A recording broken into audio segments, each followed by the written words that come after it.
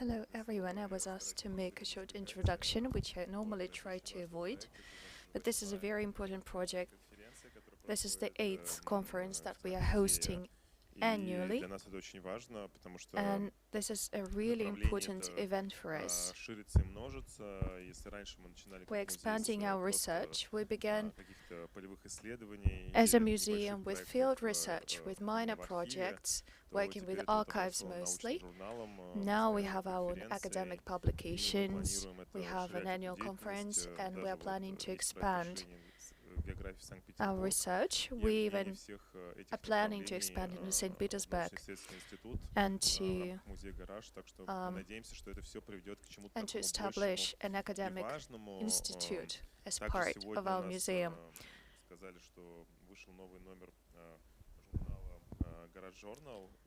The new edition of the Garage Journal has recently been published, and the topic of this edition is precisely that, a research hub, utopias of knowledge and non-knowledge. The academic consultant of the publication is Katya Inozemtseva. As for the organizers of today's conference, that is Alexandra Obukova, curator of the Museum Garage, and the team of the research department.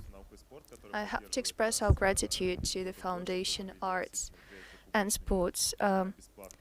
Without them, these events would not be possible. They would not be free and available to everyone. Now I'm passing the mic to Katya Suverina. She will say something smarter after me. Hello everyone, my name is Katya and I'm editor of the Garage Journal. And the first thing I wanted to say are a couple of words about our museum. We support researchers in very different areas. We support researchers who write in the Russian language about contemporary arts and culture. And we are keeping an open call for researchers to apply for funding. Please spread the word if you know anyone who writes in Russian. We also offer grants for beginning and independent researchers. We support them, we help them write articles and texts. We have a whole team that is eager to promote science and academic writing about arts and culture.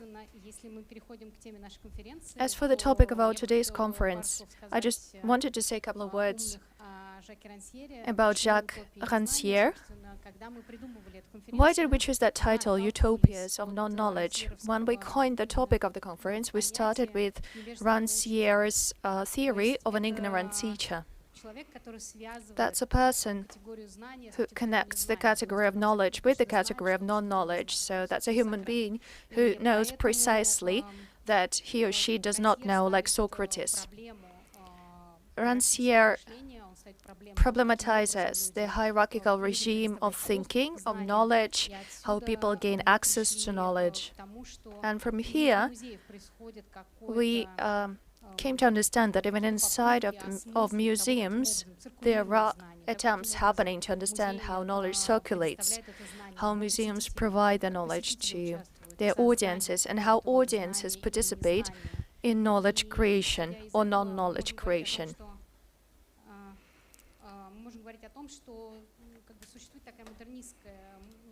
One can say that there is a utopian modern model, the utopia of non-knowledge, where all citizens are completely equal. Of course, this is impossible. This is why it's a utopia.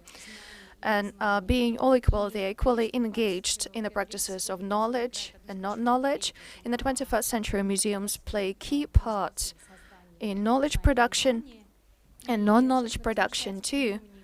Thinking about the circulation and the generation of knowledge and non-knowledge, we formulated 4 questions, or rather Sasha did that.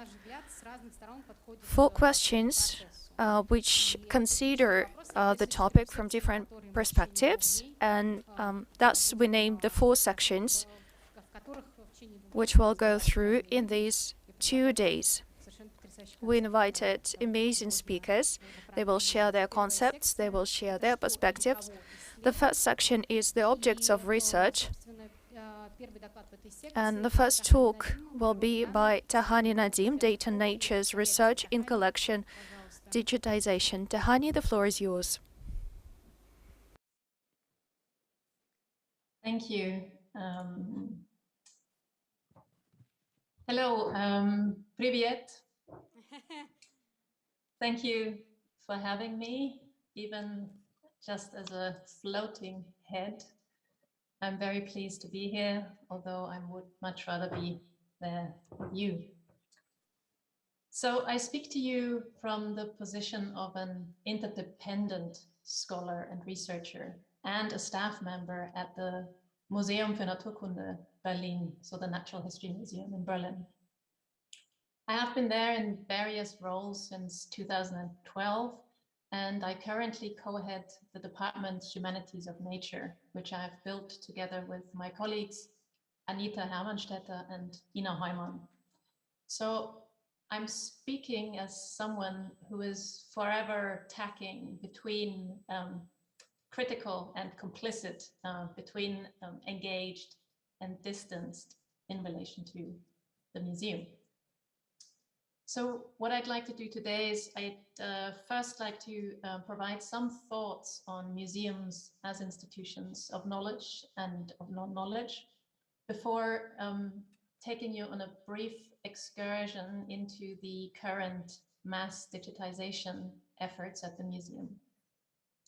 I want to argue that collection digitization offers a productive moment for research, particularly for making evident the habitual relations and investments around open knowledge and the opening of knowledge.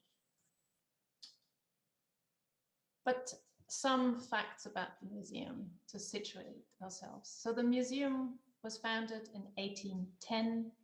It comprises zoological, mineralogical, and paleontological specimens, samples, and documentation. It counts among the biggest natural history museums in Europe. It's a research museum, meaning that half of its 500 plus staff are engaged in scientific activities in and with collections, much of it funded through research grants. So current research clusters include, for example, the development and application of automated biodiversity discovery tools, the history of the solar system, and collaborative collection developments in global contexts. Similar to ethnological museums, with which they share a history, but often also objects and collections, natural history museums have co-evolved with the sciences they serve and have along the way cemented dominant categories, including that of nature, of nation, of race, and of human. So there's always been a very lively traffic of concepts and categories between the natural and the social world. And natural history museums have been and remain active agents in how we know and how we govern the world. So they are knowledge institutions through their exhibitions, their publications, and their taxonomies. They are sites where knowledge literally takes place in dioramas, in displays, in cabinets and drawers, but also through the bodies of dead wasps and bees and leopards and salamanders. The museum as a knowledge institution is, however, and that was already mentioned, also always a purveyor of non-knowledges or of non-knowledge. Now, the connections between knowledge and non-knowledge has become in itself an object of research. And I want to highlight here the work of the sociologist Lindsay McGooey, who has made 3 particularly relevant observations about the nature of non-knowledge or of ignorance. So firstly, ignorance is productive of material and social relations. So consider, for example, how natural history museums generally do not acknowledge their implications in racial sciences, and how museums practice what Mary Douglas has called structural amnesia in relation to their socio-historical and political contexts of the collections. Materially, this means, among other things, that only very specific information is retained for collection objects. Socially, this amnesia might explain why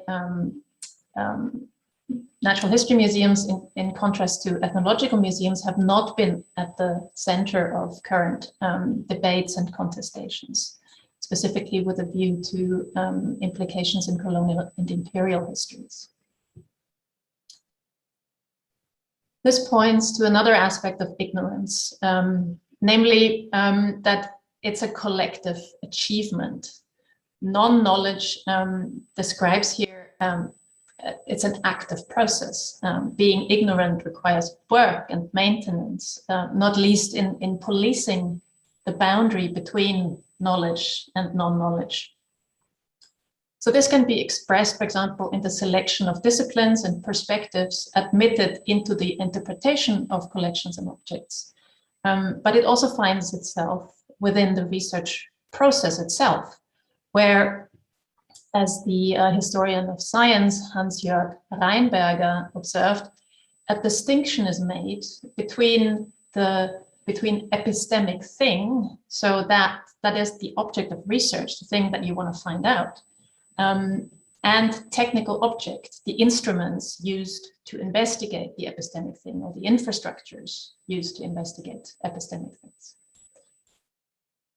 Lastly, and again I follow McGooey here, ignorance is often a privilege. Not everyone can afford to remain deliberately not knowing or ignorant. And given the current debates around colonial loot, restitution, inappropriate sponsorship, ICOM definitions, labor conditions, it appears that museums can no longer afford being ignorant to the extent that they have been. So our research at the Humanities of Nature department is in parts dedicated to understanding and problematizing the very workings of non-knowledge, the many ways in which museum and collection practices produce and distribute what is known and what is not known. In my research group, Data Natures, we, among other things, are critically engaging with the recent developments to digitize the museum's collection. So a couple of years ago, the museum has been granted considerable funds to mass digitize its collection, which, depending on how you count and what you count, includes about 30 million specimens.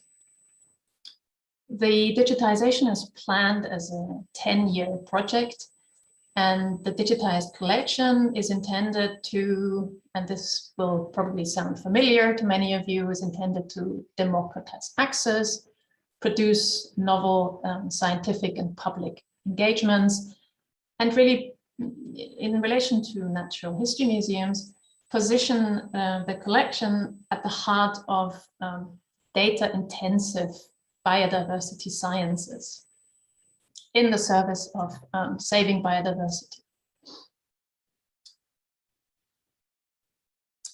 So, towards this end, the museum has recently welcomed the so-called Beast, a machine that will mass digitize the museum's insect collection.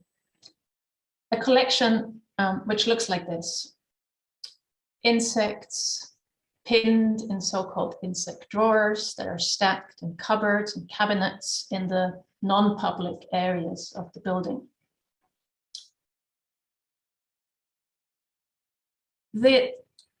Another example of insects in a system tray. This, on the other hand, is part of the beast, named by the Dutch company that conceived it. It's a kind of, as you can see, it's a kind of prototype. It's not done yet. It's custom built for this particular mass digitization. So machine, human, and insect bodies and parts are still coming together and finding their rhythm. So I now want to take you through some of the steps of the digitization workflow before outlining how digitization itself might be a worthy object of research. So prior to entering the machine, insects have to be dragged out of their cupboards and collections. They have to be mobilized and moved into the public exhibition hall where digitization is taking place. So this is a public event. They are then examined and issued with tiny labels featuring QR codes that function as a unique resource identifier in the form of unique URLs. And this work you can see being done in the background here. Once they have been merged with the code, they are moved to one of the workstations of the machine, where each individual insect is placed on top of a short pole attached to a small tray. You can see one of the poles here on the left. So this tray also carries all the specimens labels, which again, a scan operator will have removed from the pin and neatly arranged side by side next to this pole. This tray, the creature and its information, is then put on a conveyor belt, which delivers it to an elaborate photo station consisting of 3 distinct imaging moments. The first camera measures the insect's dimensions, which are then translated into the movements of a robotic arm that coordinates the 2 cameras in the following station. You can see the robotic arm here in the middle of the image. The 2 cameras here take high resolution images from 3 sides. This image data is then processed and stacked into a single continuous 3D rendition of the insect, and you will see in a moment how this looks like. In a last imaging step, the labels too are being photographed. Once thoroughly captured, the specimens are looped back along the conveyor belt to the scan operator, who will then return the specimen to a box in a drawer that will once again disappear into the physical collection. In the end, all digital specimens will have moved into a publicly accessible data portal from where they can be searched, connected, and combined. And in this image, you can see a sample of one of the images currently being generated. So this is but a short moment in the project of collection digitization. It's one of many, and this is not the only setup. And it illustrates only some of the labors involved. So how might this serve as an object of research? And how might it contribute to understanding the ways in which museums negotiate and produce knowledge and non-knowledge? I want to make 2 observations here that also reflect my in-between position. So being on one hand critical and on the other hand also being complicit. And both of these observations require that we translate digitization from a technical object into an epistemic thing. So firstly, from my critical perspective, this always comes easier to me. A central purpose of digitization is the opening up of collections, and by extension, the opening of knowledge. In the sketch I've provided above, it's interesting to see how to open primarily means to make visible. Indeed, many museums see digitization as a viable response to calls for more transparency, participation, and accountability. So digitization here means the mobilization of objects and of specific forms of openness. To be open then becomes inextricably entangled with the technology of digitization. To be open is to be digital, and to be digital is to be open. And so they enact, these digitization practices enact particular technical versions of openness that you're familiar in the form of open access and open knowledge, often tend to negate the socioeconomic and historical contexts of museums, but also of science. A focus on open knowledge as a technical achievement brackets off questions such as whose knowledge is being opened, by whom, is this access and knowledge furthering what Florence Biron and others call cognitive justice. Bruno Latour famously wrote that technology is society made durable. This means that technology is not neutral, that technology is shaped by and in turn shapes social and political relations. So researching how openness becomes performed and enacted and stabilized in digitization efforts helps us understand also more about the politics of openness on other scales, like policy. My second observation comes from a place of critical complicity. Digitization in the museum compels an openness that is not readily translated into products and policies. It's an openness that's learned, often through great frustrations, and an openness that is practiced in what organizational sociology calls articulation work. Articulation work describes the often invisible work that is required to make different definitions and tasks of digitization cohere and come together. It's done by curators, by information scientists, by technicians, but also by historians and sociologists like myself. And this work links together digitization, collections, their socio-historical contexts, informational ecologies, as well as the intentions of the technicians and data scientists. It's in these interactions that I find that really fundamental assumptions are put up for discussion. Assumptions about, for example, modes of ordering. What should be the main unit? Should it be the drawer or should it be the individual insect?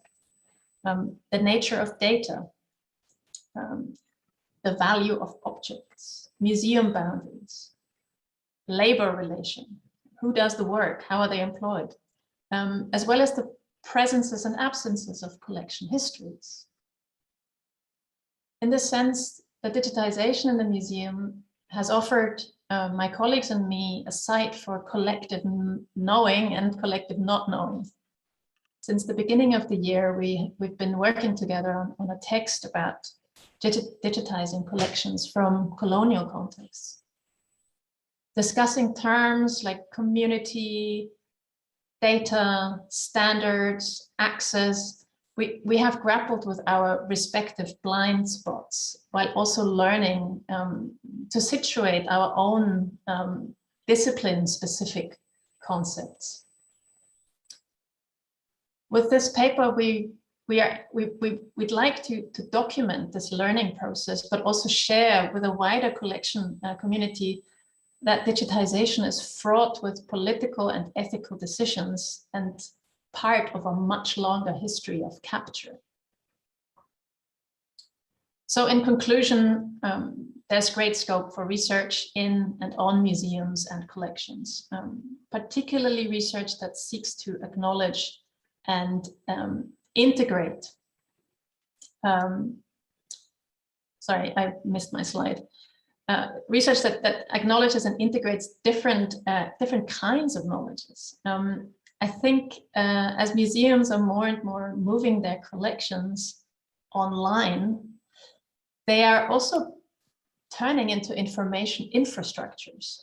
That is, they're turning into globally networked resources, facilitating research in a variety of domains and localities, often away from their authoritative interpretation. So this makes it all the more important to put some critical thought into the socio-technical systems used to do so. Thank you very much.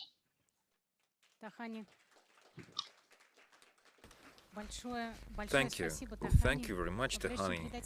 But before I give the floor to the second speaker, как ревизор напомнить, что нужно надеть маски и сидеть, к сожалению, в масках as в the MC, аудитории. I would like to потому remind что, that face masks are obligatory. Please put Да, on поскольку your face только masks говорящие till the спикеры, end. которые We're находятся gonna till the end здесь, of the соответственно, презентуют свои работы, могут находиться без масок во Those время.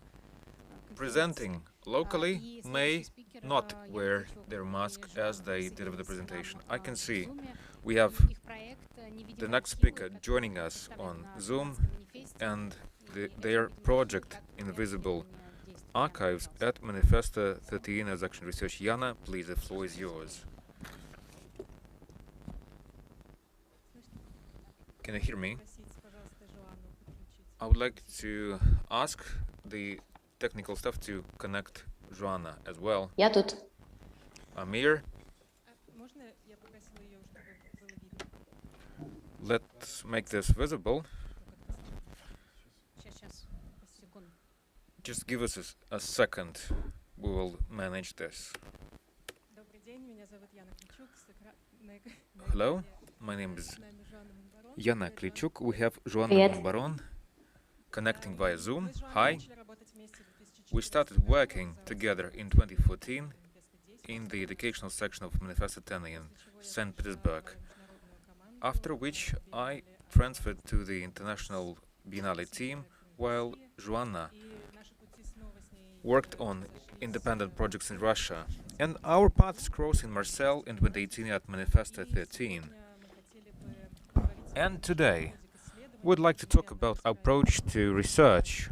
A case in point is one of the projects of Manifesto 13, Invisible Archives. This is the title. Please let us see the slide. The approach we talk about, we call this action research, or recherche in French.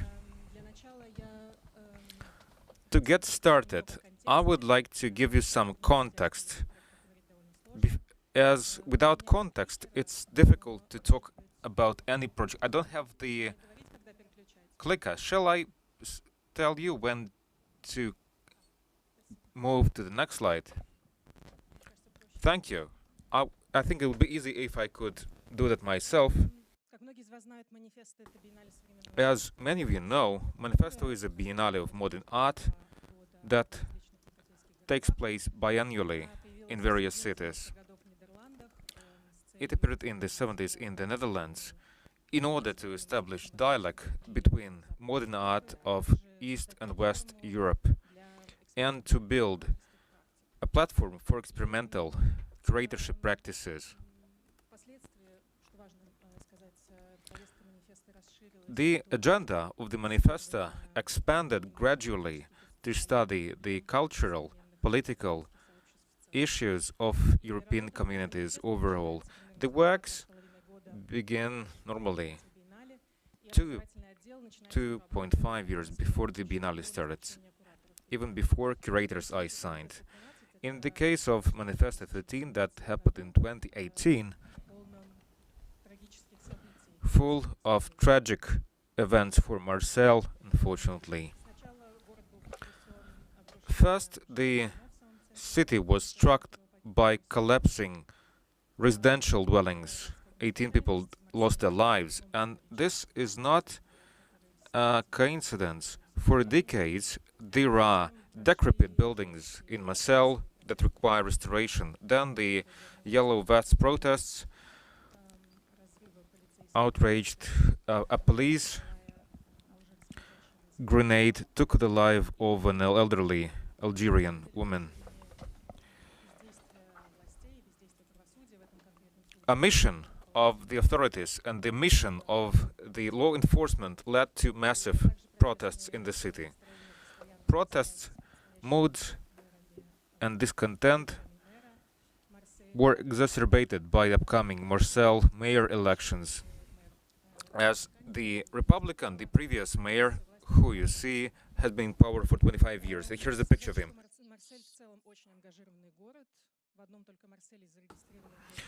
It's only 20,000 social communities registered in the city. The municipality of the city was the main partner of the movement, and the local art community was very critical about this. Everyone remembered 2013 when Marseille was the European cultural capital, and this status was granted thanks to a bid submitted based on practices of alternative street culture of Marseille. During the grant funds distribution, this was organized through large institutions. Apart from practical cooperation, they actually do not recognize the cultural importance of such practices like this. For the local art community, the manifestos seem to be a very similar alternative.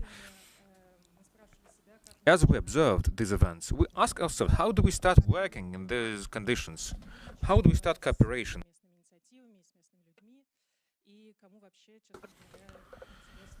Who takes interest at all in modern art in this context? So, quite intuitively, we could see that the answers to all these questions could be found by participating in this process. And by the time Joanna was a resident of Marseille, she was in touch with civil activist associations. So invisible archives became the result of this so-called field research, this communication in the field.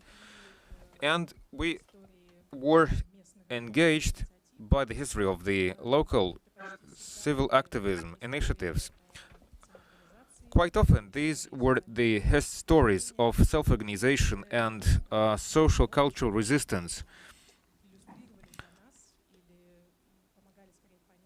Quite marvelously, they were a beautiful illustration of the inner conflicts in this city, which is important institutionally thinking.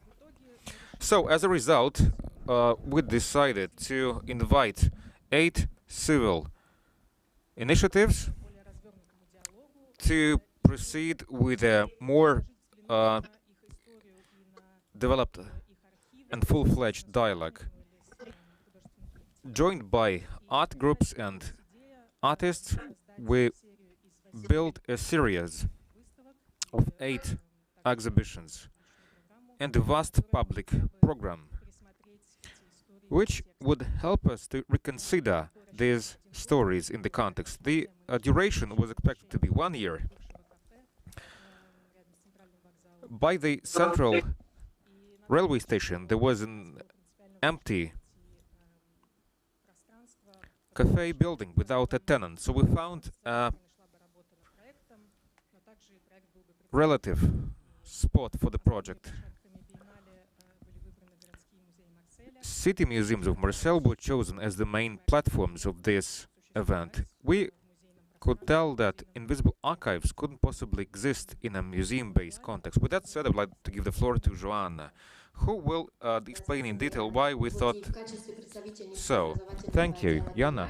As representative of the development department of Biennale, who is in charge of working with the audience, we reflected on the connection between the institutions and social networks. One of departure points were the critical sociology, social sciences, and the legitimate culture of Pepper. Продемонстрировал, в какой степени эстетический вкус In является не their только important выражением, books, they но и expressed своего рода the importance of является this не только cultural выражением, простите, phenomena. своего рода гарантом определенным This is классовым also a guarantee принадлежности. of some class И Бурдью указал на важную attribution, and функцию Bourdieu вкуса и indicated the культурного importance потребления of в целом, состоящую в том, чтобы their манифестировать и легитимировать cultural социальные различия. preferences. This helps К тому to же он не make только доказывает, cultural что институт differences культуры и legitimate. культуры является инструментами для It's разделения not общества на классы, only a tool то есть for он, следовательно, class-based stratification of the society.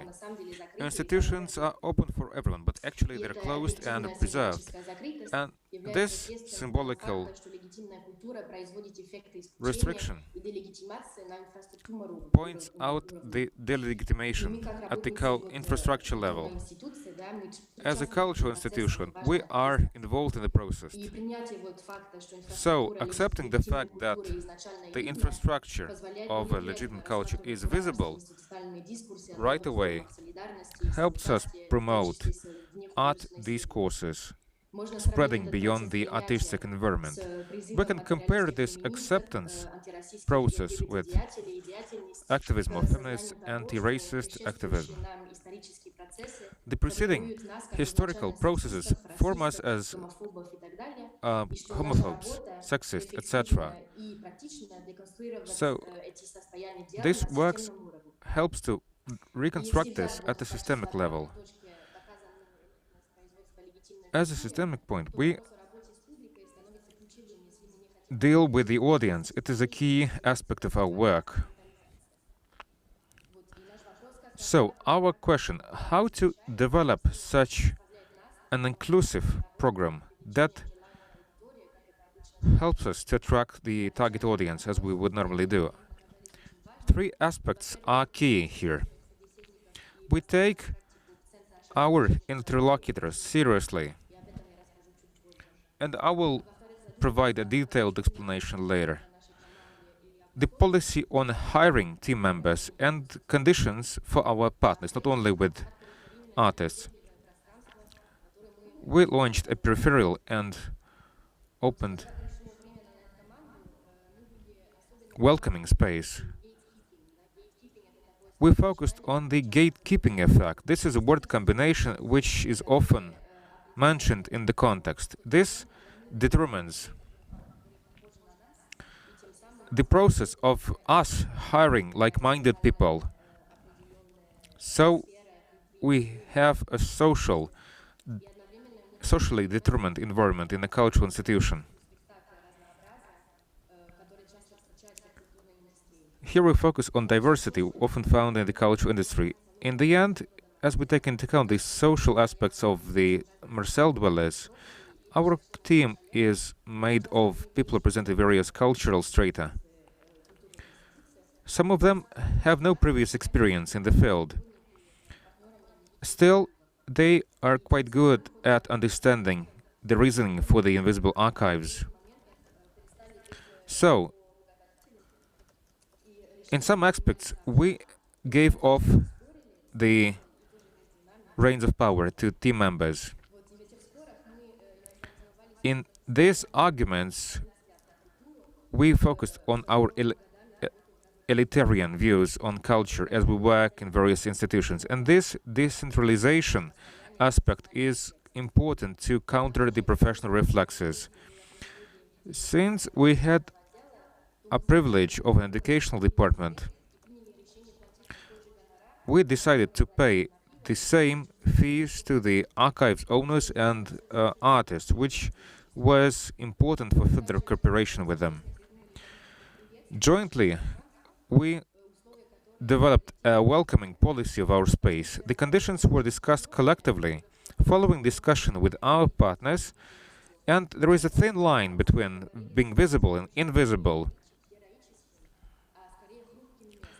It should not be a heroic space, but rather an invisible space, a very delicate space.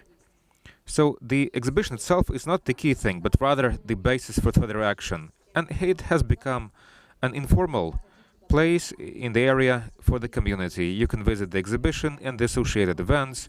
You can have drinks, you can sing, you can dance, you can do various things. This was our alternative format for housewarming party, if I may say so.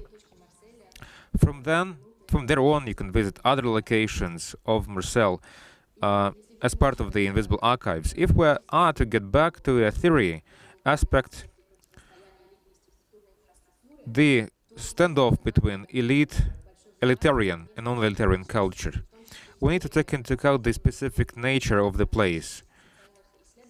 Social sciences, social research,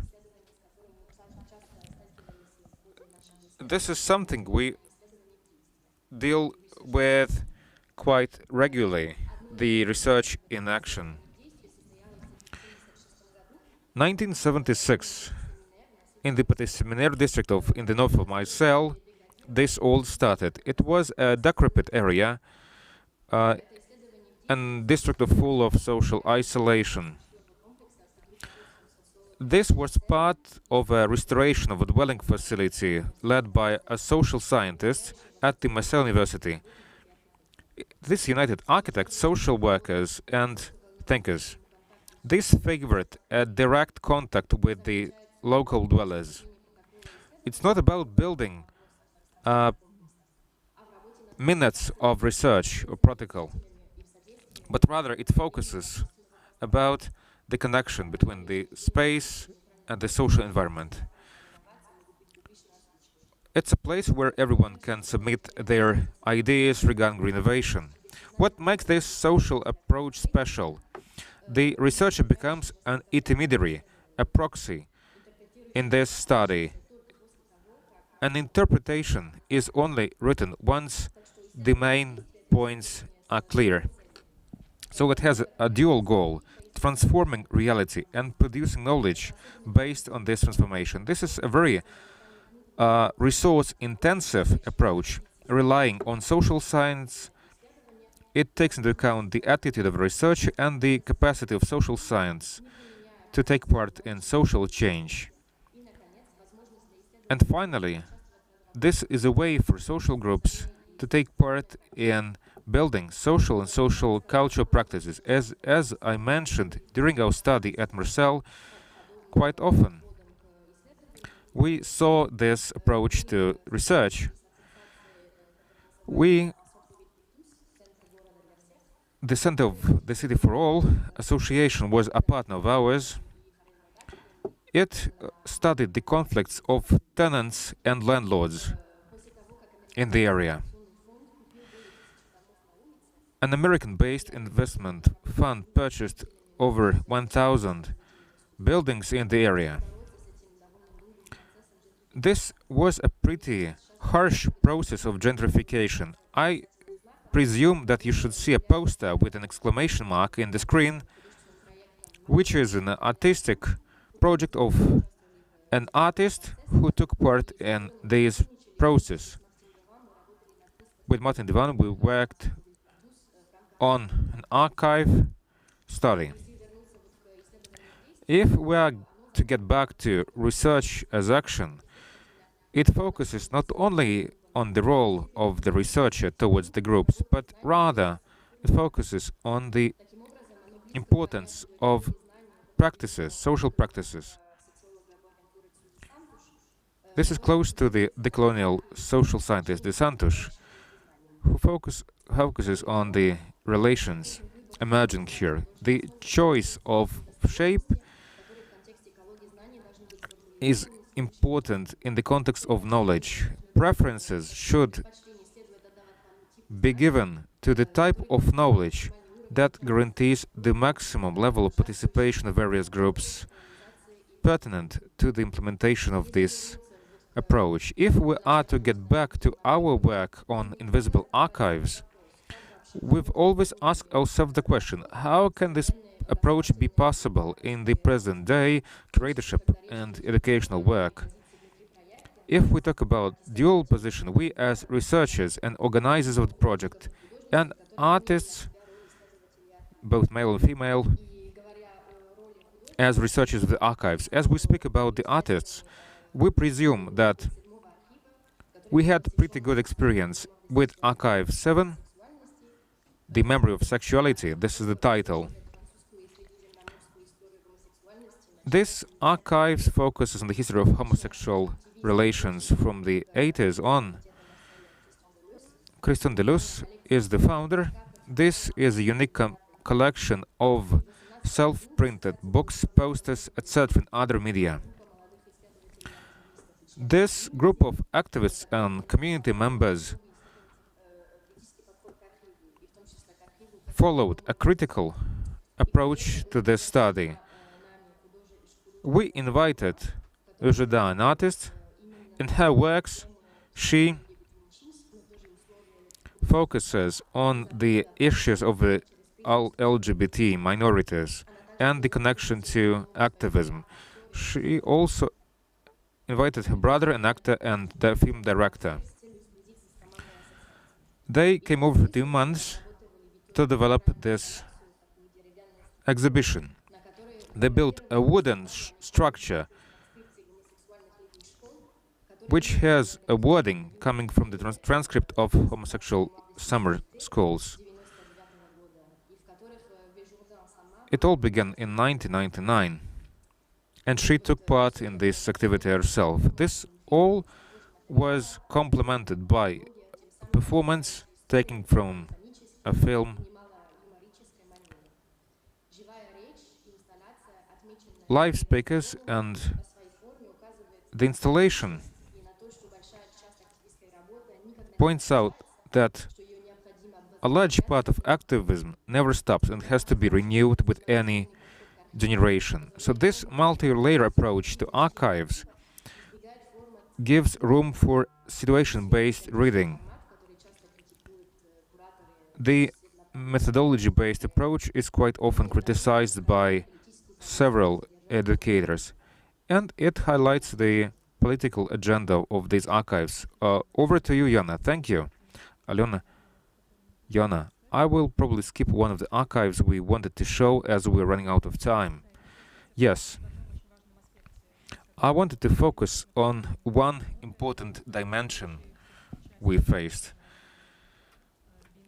Being part of the modern art biennale, we often had to think about the priority of the hierarchy between artistic and social processes. It's always presumed that the artist has the prevalence and has the authority to interpret, to retell, to convey the meaning, and thus appropriate someone else's stories or practices. For instance, the head of the emergence association with whom we cooperated working on the fourth archive, social figures.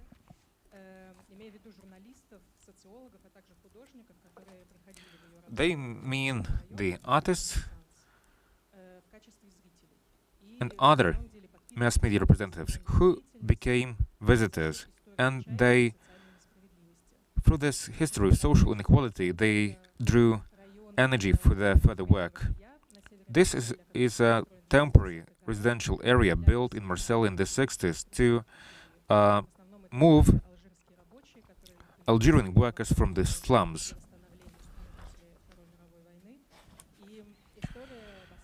The history of Bassans is quite an important sign of protest movement of worker migrants and their families who demanded acceptable living conditions. Working on this archive, we invited a young but very talented artist, Sarah Sadiq from Marseille. Her works are normally based on a Bercourt culture. This is the culture of the French young people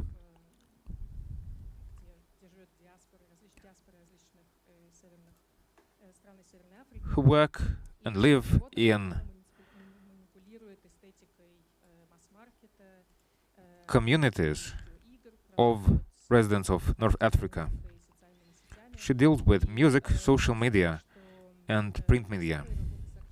For Sarah, working with the archive was quite a new type of experience. this was based on mutual trust and personal relationship between Sarah and Sherazad. I wanted to mention this example at the very end of the presentation. I wanted to quote the words of Sherazad. To us as culture workers, artists, curators, and researchers overall, we need to remember this. She would say, I've only one request to Sarah. Don't make cliches and don't take up the space owned by the Basant community and their history. That's the quote. End of quote. Joanna, if you want to add a few thoughts here. Thank you. In conclusion, Lemon Mabrov, a curator and cultural activist, we believe that we should also take into account the impact of artists in building such environments, and we to capitalize on this experience. And this researcher's action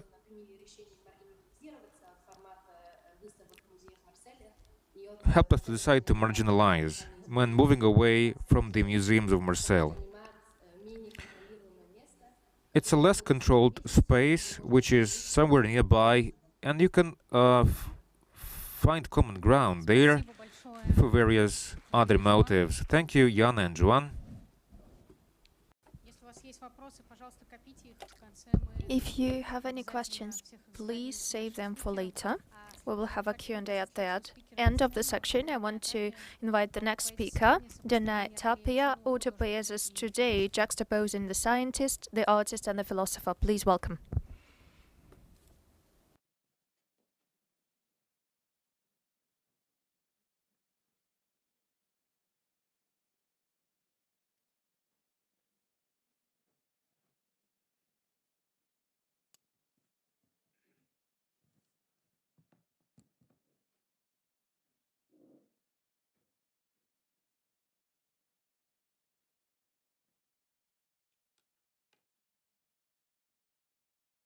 Hello. My name is Dana Tapia. I'm a lecturer and researcher at the Willem de Kooning Academy. That's a University of Applied Arts in Rotterdam, Netherlands. I'm also the founder of the Digital Witchcraft Institute, an arts organization also registered in the Netherlands. And this presentation, actually, the slides were made by Andres Tapia, not mine, the art director of the Digital Witchcraft Institute. So if he's online watching, hey, thank you. Yes, so this is the title of my presentation, Utopias today, juxtaposing the scientist, the artist, and the philosopher. This is the first part of a long research that's just starting in the institutions I'm affiliated with. And I'm super grateful to be here to share with you this first intuitions, results, and ideas that are emerging from this weird idea.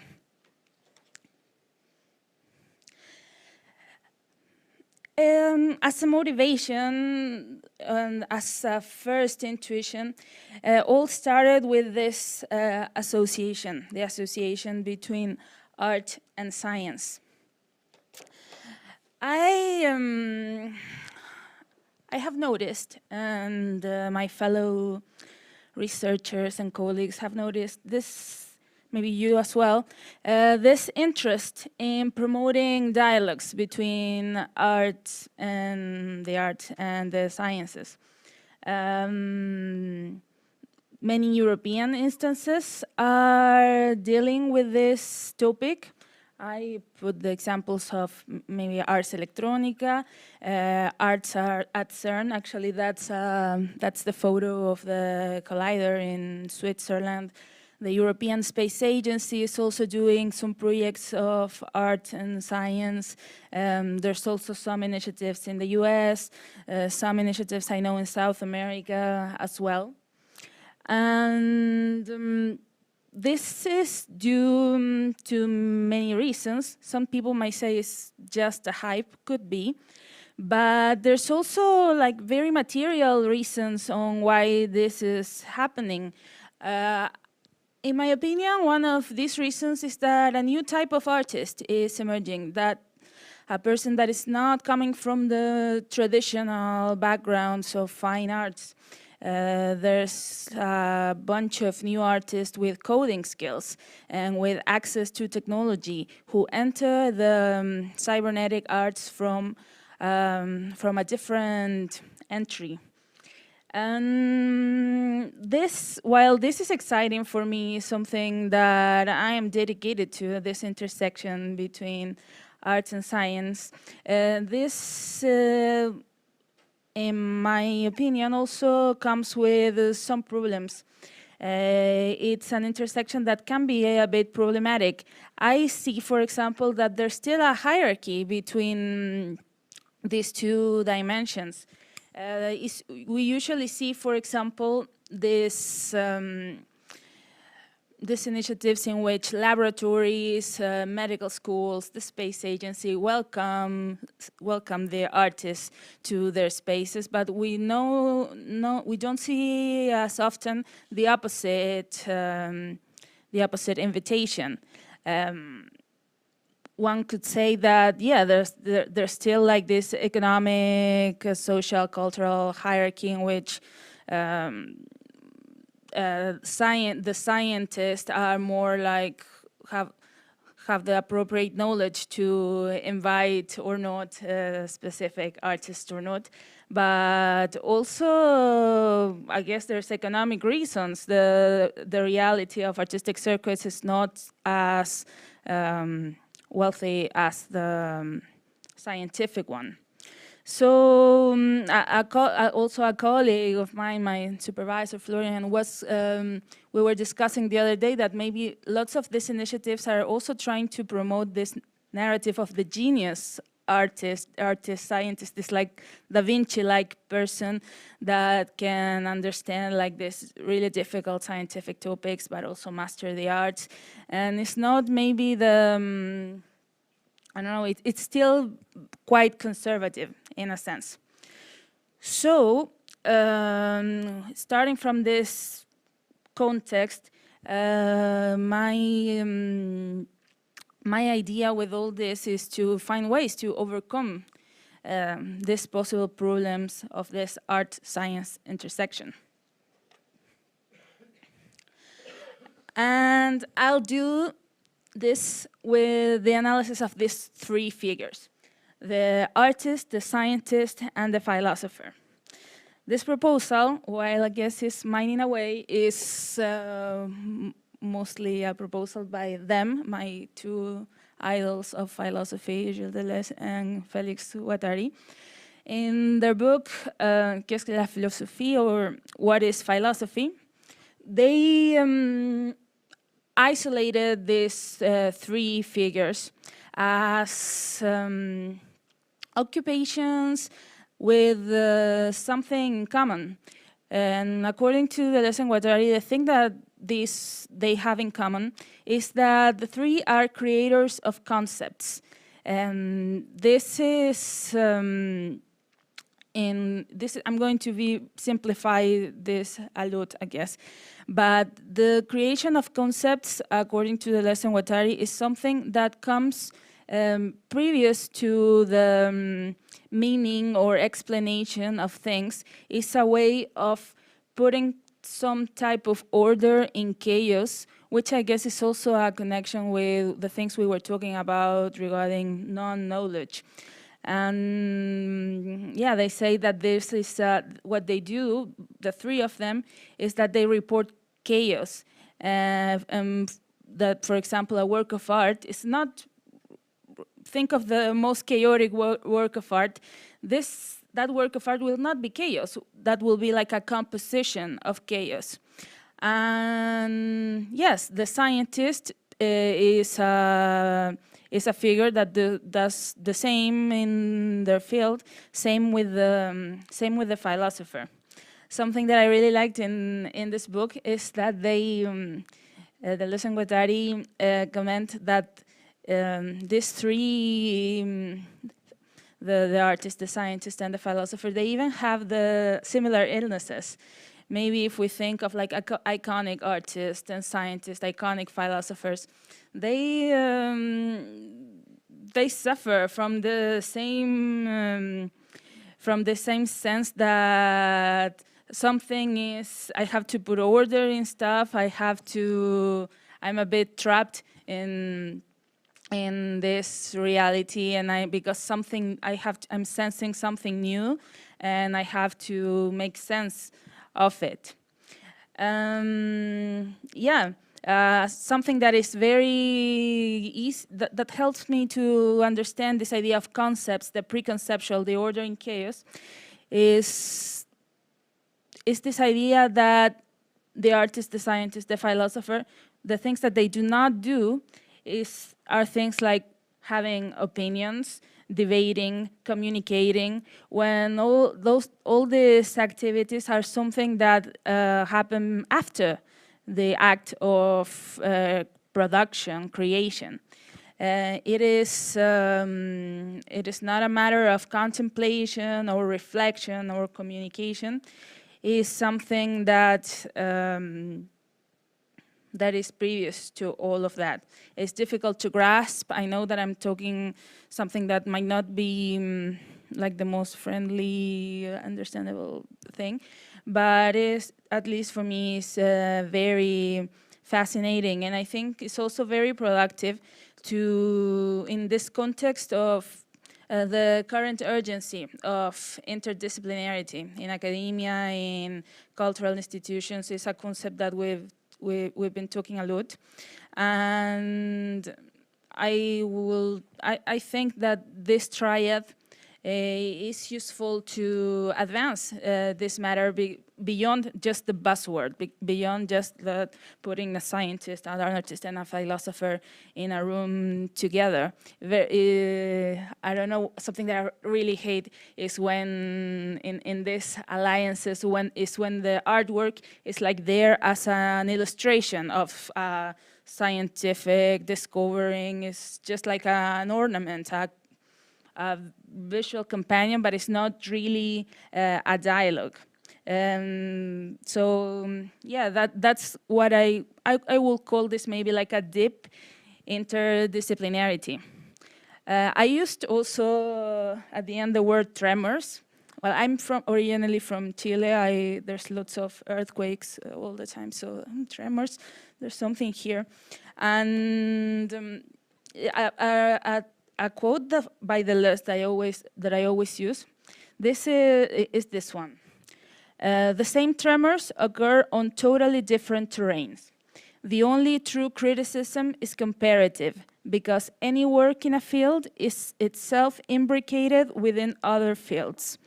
This is something Gilles Deleuze said in an interview titled "The Brain is the Screen," which was an interdisciplinary analysis very in line to what I was telling you before, like they were comparing like the brain and the neurological aspects of the brain to the cinema screen. That was part of Deleuze's cinema works. So in this reality context of interdisciplinarity, we have some challenges to overcome. And I'd like you to stay with this idea of the tremors, the same tremors in different disciplines. And I've been, not only me and colleagues and lots of researchers around the world, I guess, are trying to address this with the notion of artistic research. I don't know if you have heard of it, but it's the idea of generating knowledge through the artistic practice, through the artistic means. We usually assume that knowledge can only be generated through the traditional academic research method, but artistic research is another perspective. And I propose that it's an apt and experiential method to address scientific topics, philosophical topics, as well. This is something we do in Willem de Koning, where I teach, and we're trying to do this thing that understanding and producing and using art not as a decorative companion to scientific labor. Maybe something similar happens to philosophy, which is usually like an explanation that the philosopher gives after the scientific results are produced. So this is something that promotes a circulation between experience and cognitive science. This photo, maybe some of you will recognize it, is the Mnemosyne Atlas by Avi Warburg. And this is like, I guess, the quintessential example of artistic research. It's a big set of panels that collect like the visual history of everything. And somehow the visual, the physical experience of seeing this allows you to realize and understand things that you couldn't have understood in a traditional scientific way, which could be like, I don't know, a paper, a very academic paper of art history. So yeah, when I say artistic research, those are the type of works I have in mind, something that maybe is non-linear, but is still a structure. This, in my opinion, is also, and also in many other people's opinion, is also especially important in our current times, since we are dealing with lots of non-human problematics that relate to science. I'm thinking, of course, of this pandemic, of course, of the climate emergency. This is, and the artistic research methods can be a useful option to address these challenges. This is something that the scholar Timothy Morton says, that, for example, addressing geological events through poetry, through painting, is not an unscientific thing to do, because you're dealing with matters that are very difficult to address through rational science, matters of deep time, matters of maybe indigenous knowledge, and of course everything that is still unknown. But I use this magical word in my title, autopoiesis. I don't know if you've heard of this. It's a theory that was developed in the 70s by the Chilean biologist Humberto Maturana and Francisco Varela. This happened before the dictatorship, when Allende's socialist government was promoting the sciences in my country. This theory went major in the world, and the big question about this was to answer which type of system is a living organism. This might sound very simple, but at the moment, that was a question that had no answer. And other disciplines engaged with this theory as well. Is a theory of systemic and holistic, the systemic and holistic nature of living organism. That, for example, is an actual cell and the autonomous internal system it creates and it produces by itself. As I said, other disciplines incorporated this theory as well, such as systems theory by Niklas Luhmann, cybernetics by Stafford Beer, even literature with people like Sylvia Wynter. While this is a very flexible theory, Varela and Maturana, the authors, were quite skeptical about this mere metaphorical uses of the theory. They were really concerned about the actual living experience of organisms and the qualities of it, like patterns, circularity, auto-production, basically the physical and the chemical dimension.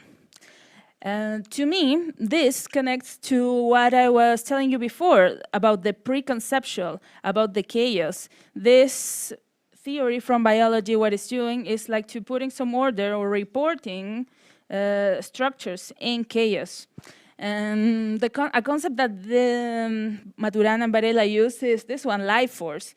That's something that really excites me, because they claim that a living organism has this autonomous life force. And it's awesome to see that biology accepts this idea of something that is that some people might think that is quite animistic or mystical. I don't know. So, I know I don't have that much time, but as my final remarks, I'd like to share with you what I've been doing regarding this theory of autopoiesis as a method to address this chaos. I want to use this theory as a method of artistic research. I am doing this through the revision of automated artworks, mostly digital artworks. This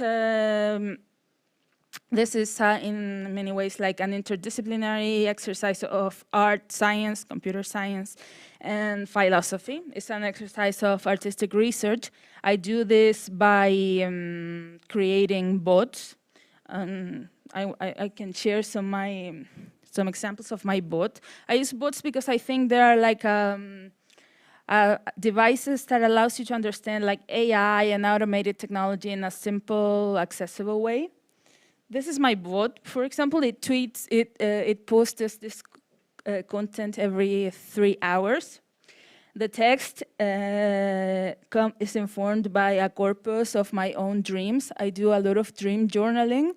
And what does this is weird. And the images behind are coordinates that are based in this geomancy session that a friend of mine, she's an Iranian Canadian artist, did. And I don't know, I guess in some ways the image behind and the text can dialogue.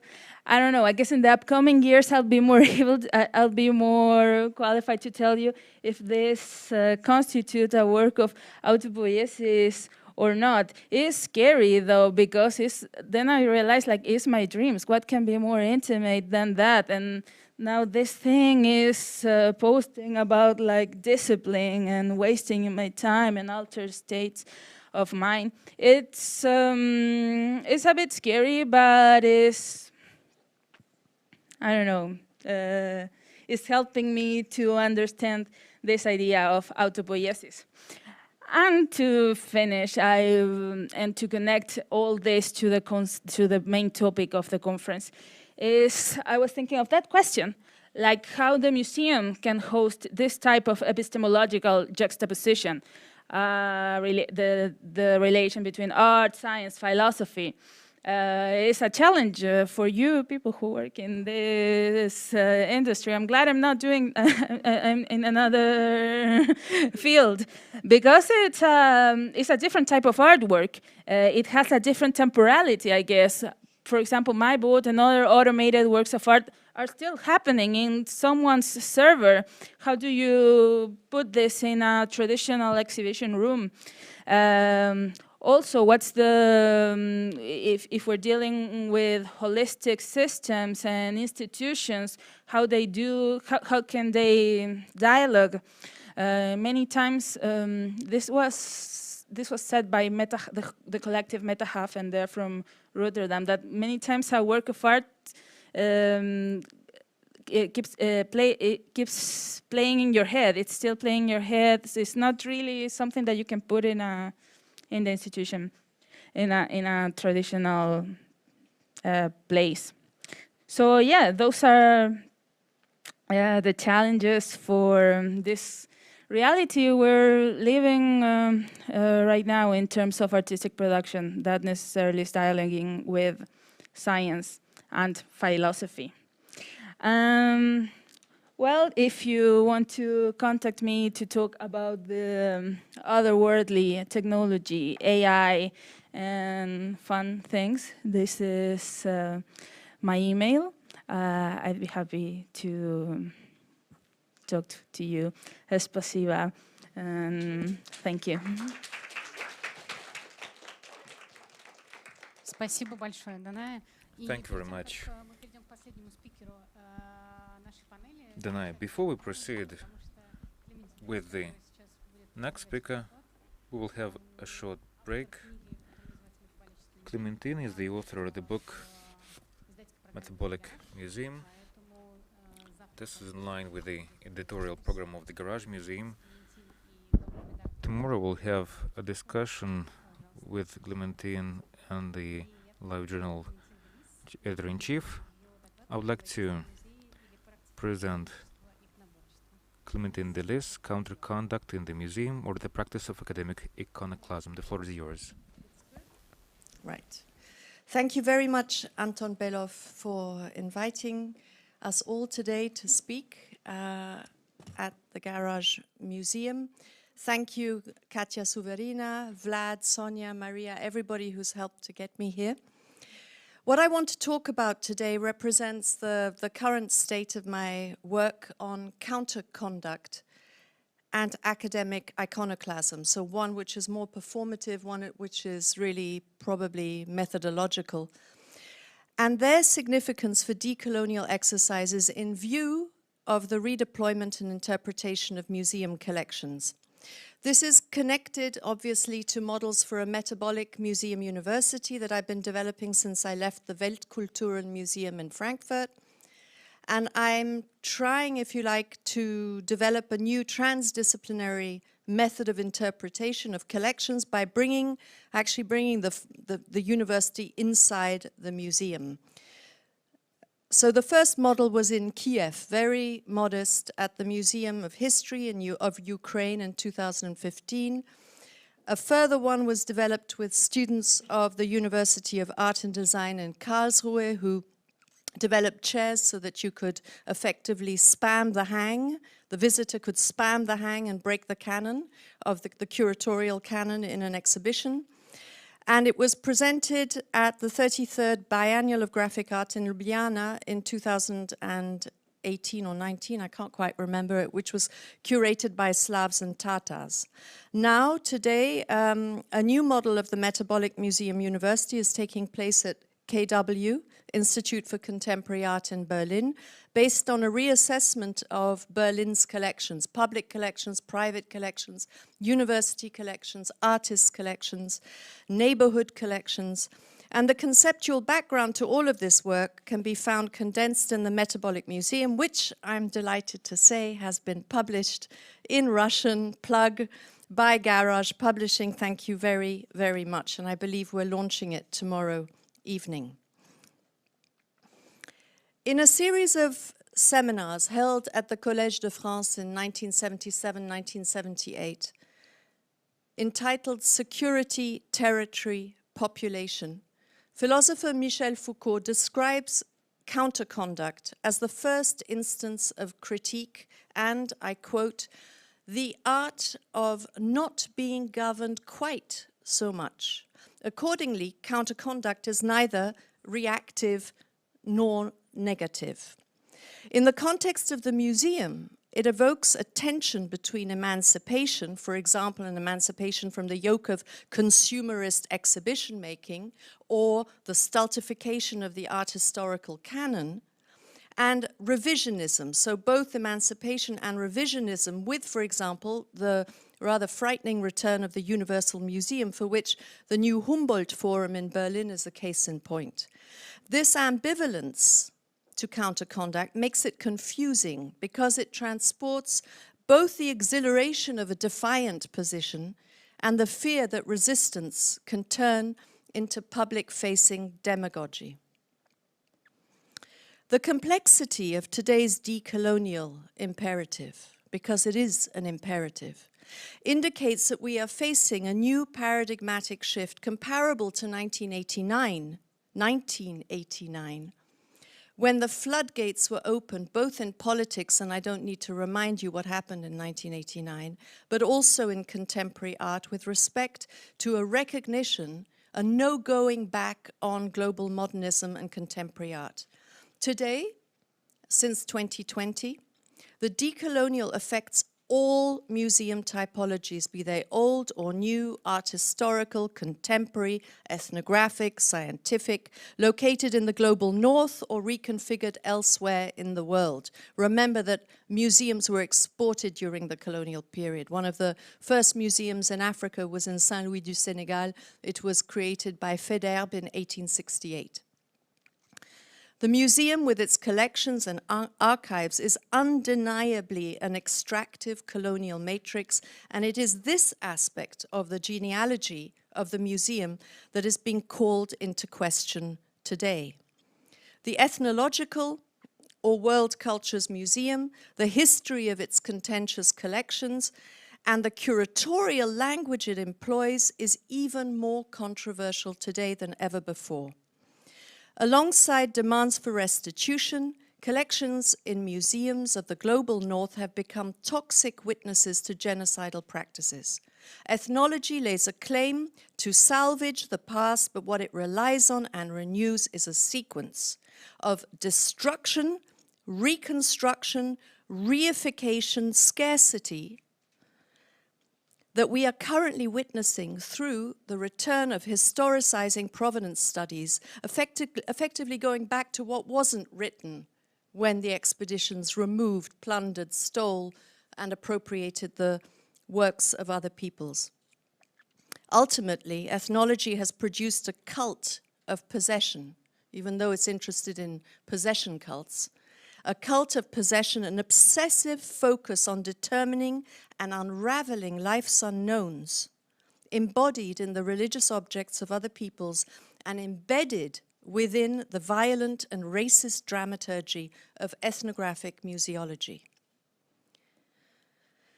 Recent biomedical analyses of collections, I think actually I'm one behind. So this for me is probably one of the most gruesome, just to give you an idea of what this is. This is from around 1904. It's from the Weltkulturen Museum. And what is particularly repulsive about this photograph is what you can feel. You feel it in your body, is that this mannequin cannot stand up. And so you have the brutal economy of the designer of the vitrine who thought, well, it's not going to stand up anyway, so let's just make it, let's like force it to remain pretty much prostrate. Here we go. Recent biomedical analyses of collections are currently being performed in ethnographic museums using the same equipment deployed for human beings. This new, I quote, inner voyage reveals initiate knowledge about quasi-digestive tracts carved or incised into solid wood by the artist, small ducts chiseled out and filled with content by a shaman or priest. I would argue that this is an infringement of ethical and intellectual property rights for which the museum is to be held responsible. This is a Musée du Quai Branly, bought itself a CTI scanner, MRI scanner that they have at a hospital, and is pushing all the heavily ritual objects through it, including some that are 1.50 meters, like the Sanguier statue that you see here. The effects are clear. If you feed the sculpture, it defecates. If you pour oil into it, place it into the sun, it sweats.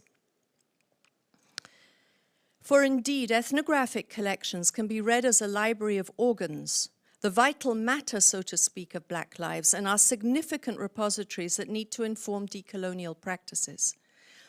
From art to design and engineering and their respective epistemologies. Sadly, most museums, if not all, hinder physical access to their collections, thereby denying contemporary remediation and defining the conservationist role of the custodian and curator more than ever before.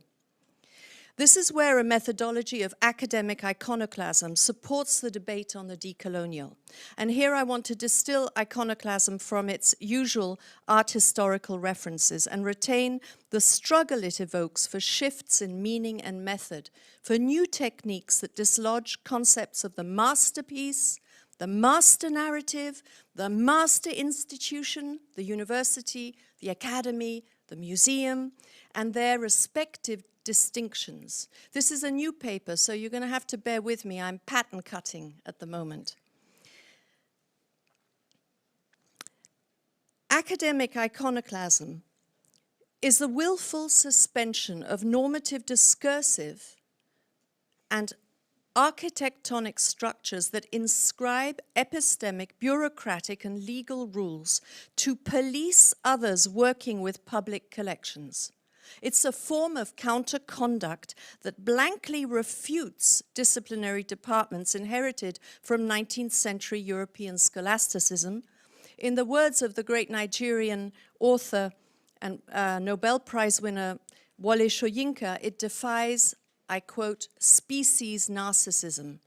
Or in those of the young British-Nigerian artist Onyeka Igwe, it requires, I quote, finding illegitimate ways of knowing. As a mode of research, academic iconoclasm seeks out heteroclite, unexpected sets of artifacts and artworks, and constructs methodologies of adjacency that incite disorder in existing taxonomies and promote discordant readings of history, body politics, gender, race, ethnicity, and diversity. It creates assemblages or constellations of such material that together, and this is where it becomes really like Rancière's ignorant schoolmaster, together work to suspend the canonical reliance on context, this idea of context, and the specialism of the expert. At KW, I've put together a faculty that includes artists working in different media, situation designers like Bless, a composer, Augustin Morse, a lawyer, a novelist, and a feminist anthropologist. And we work to develop a new set of analytical parameters by observing what is there and discussing aggregates of ambiguous objects, artworks, and ephemera from different collections in Berlin. Meanwhile, just as strategies and forms of control, war, are updated and technologized, dissidence can acquire an anachronistic tinge. Terms like underground or subculture lose their salience and colloquialism, no longer evoking the seditious zeitgeist of the moment. If the European avant-garde and the institutional critique of the 20th century deployed tropes of conceptual and performance art alongside agitprop, today's broader manifestations, the broader manifestations of the decolonial, are affiliated to ever-increasing demands for accountability and self-representation. Art has become an extended debating chamber, voicing controversies beyond walls and across disparate worlds, yet with very palpable consequences. Museums are urged to negotiate acute disparities in employment equity, to respond to demands for the returns of significant cultural heritage extricated not without controversy from an original environment and system of ownership. The removal of monuments, which we just saw, the defamation of board members and patrons, disputes over divisive appointments, petitioning, the wrangling around the new ICOM definition of the museum, the competition in Europe for being the fastest driver on the track of restitution politics, all of these situate critique within the broader public realm. Increasingly under scrutiny, the tax-funded museum monitors itself in relation to tightening protocols of behavioral management, economic imperatives, curatorial normativity for which communication with consumers is regarded as paramount. At a moment when artists are pushed to provide transparency and follow a common standard. Transgressive, even heretic exercises in radical dialogical thinking are necessary, but they cannot be easily shared with the public in the first instance. Not responding to the command of public visibility and institutional accountability constitutes another form of counterconduct, potentially suicidal when it comes to grant applications and funding, both individual and institutional. The refusal to respond to public transmission as required can constitute a stance, a Haltung in German, conceptual, aesthetic, and form-giving, not to mention political. The museum in a post-pandemic moment dispenses social medicine, but it requires protection backstage, not front of house, in order for this complex institution to survive.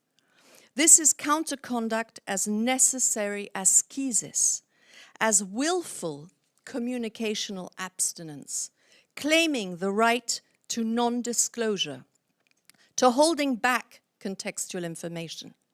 As Luke Willis Thompson, artist and faculty member of the Metabolic Museum University, asks, I quote, "Does digital hypervisibility serve the decolonial work we undertake?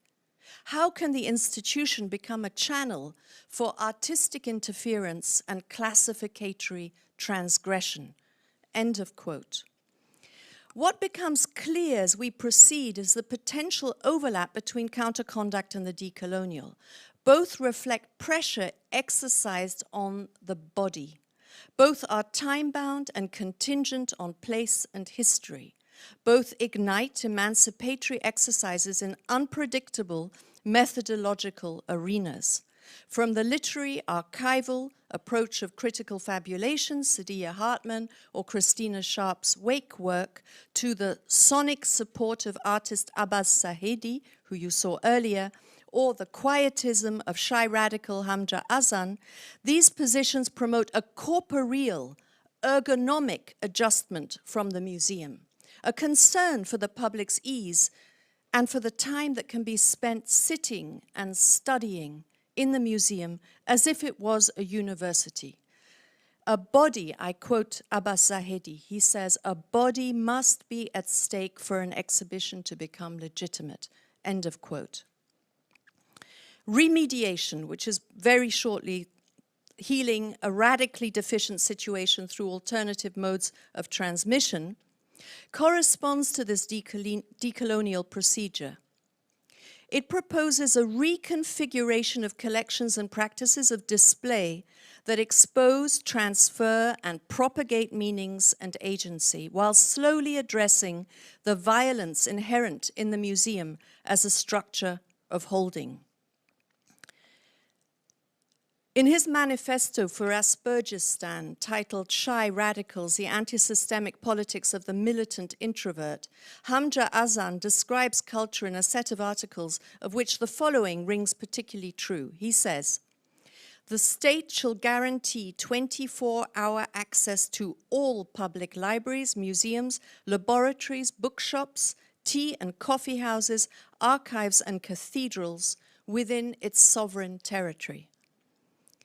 These are, to quote again Foucault and Lorenzini, practices of freedom aimed at giving rise to an other conduct.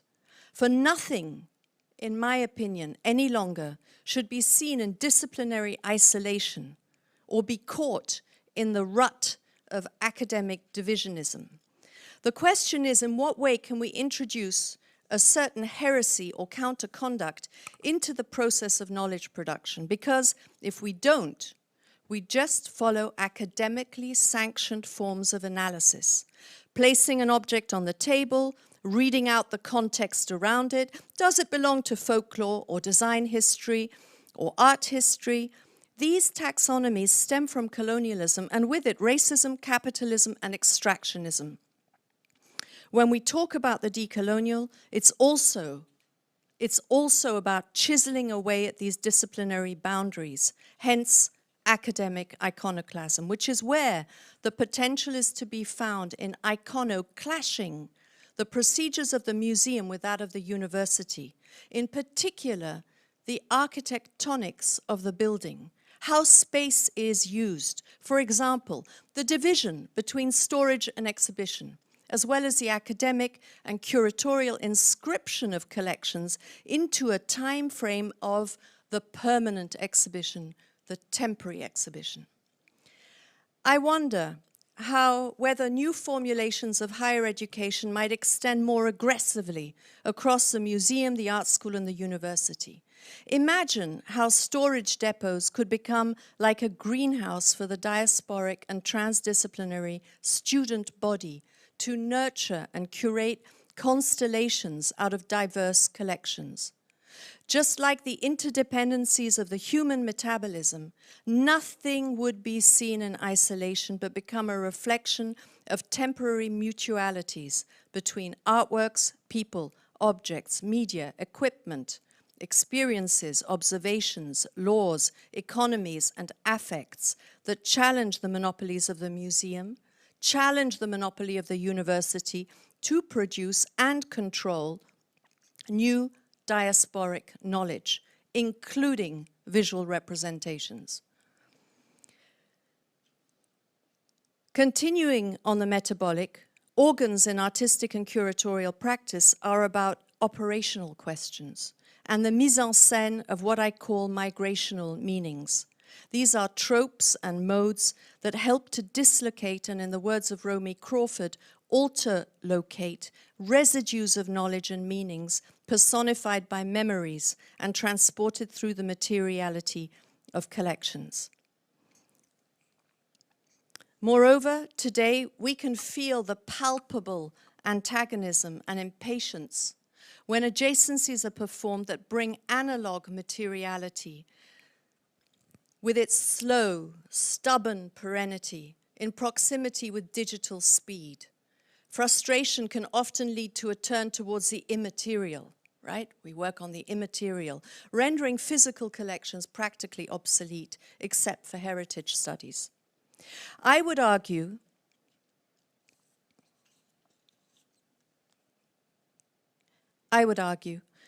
that all museum collections are like liver, the earliest divinatory medium known to humankind.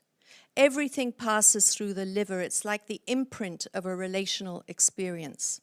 To be read as divinatory, liver, like collections, needs to be excised from its existing original body or discipline in order to acquire contemporary intersectional meanings. For these to emerge or to be revealed, the liver has to be placed within a set of circumstances that can provide a symptomatic analysis of the future. For example, a country goes to war, a person battles with another, a family seeks solace after death. All look for a route to the future. The organ, removed from its pulsating environment, becomes a testimonial that will lead to the enactment of human agency outside of the body. Collections are vital organs for future knowledge too. Their value lies in their mediatory potential and their diversity. While collections may denote the nomenclature of a given museum, an art museum, a natural history museum, an anthropology museum, a design museum, hosting and transmission can surely be reconsidered. The museum may hopefully become a museum university, but right now it has to be a therapeutic space, translocating its functions into that of a collective crucible of survival, a foyer d'expérience, in Foucault's words. So finally, academic iconoclasm as one example of the practice of counter-conduct in the museum incorporates both a diagnostic, ergonomic, and agonistic stance. The diagnostic stance is the subject's alertness to changing conditions. The ergonomic speaks of the awareness of the subject's body, and the agonistic refers to the subject's mood of engagement and critique. Aspects of counter-conduct can be read in how we deploy ourselves in the museum, how we are made to engage with existing curatorial models and their underpinnings in the canons of art history, ethnology, or the sciences. Counter-conduct also incorporates the subjective, the unfinished, the diffuse, the question of blind spots, and the desire to stimulate another kind of focus, in our case, on what can be done with historical collections, how they impact on different people's lives, and how we can coax or coerce museums into becoming agents of inclusive transdisciplinary knowledge production for future generations. The democratic intellect is embedded within this process. It positions itself against specialisms. Perhaps the questions we are looking for will come up once we have brought sufficient contentious materials together in both a prophylactic and iconoclastic manner. With contention, there is something that goes beyond the classified and which shouldn't be seen or shown. And this goes to the heart of the colonial problem. Thank you. Thank you very much, Clementine. And I will switch into English because it will be easy to speak with all of us. And I invite all the participants to take place around the table. And we have, I think, some time for 4 or 3 questions if you would like to ask our participants. I will also ask our digital team to display our other participants, Tahani and Joanna. Oh, they're here. Thank you. So, and I will be the bird who is flying around. Hello, my name is Andrzej Zawadzki. I am one of the co-curators of this conference, and I'm very happy. I would like to thank all the presenters, fascinating talks. Thank you. And I actually have a question for each of the presenter. The first one would be for Tahani. So you spoke about the digitalization of objects as a way to democratize them, and you said that by scanning insects, you will, after scanning them, you will then put them online onto this web resource that you're producing, right? So I wanted to ask you, how can this resource, can this website be used? How will it be used? By whom? And on what conditions? I mean, of course, for example, can an artist, as a researcher, use this resource? Can they use, for example, the images? What are the copyright? I mean, it's also a question of copyrights and everything. And once you want to use an image, it becomes, usually in today's world, it becomes incredibly difficult. So could you say more about that, please? My second question would be for the other 2 presenters, for Joanna and Jana. So at the end of your presentation, you spoke about this difficult, this necessity to, this existence between the social and the artistic. I mean, it's a question now in museum studies, in museology, but also in museum among museum practitioners. The question of how to incorporate activist practices into their work. So I was just wondering, maybe you could say more about that. What do you propose about that? How to balance this, and how to explain that? I don't know, how to explain to the general public or to gatekeepers or whomever that kind of the social matters. My third question would be with regard to the notion of autopoiesis and the bot that you created. Fascinating. Could you say more about me as a user, or as a, I don't know, as somebody who wants to engage with it? What do I do with it? What does it do to me? Just say more about that. And My last question would be for for Delise.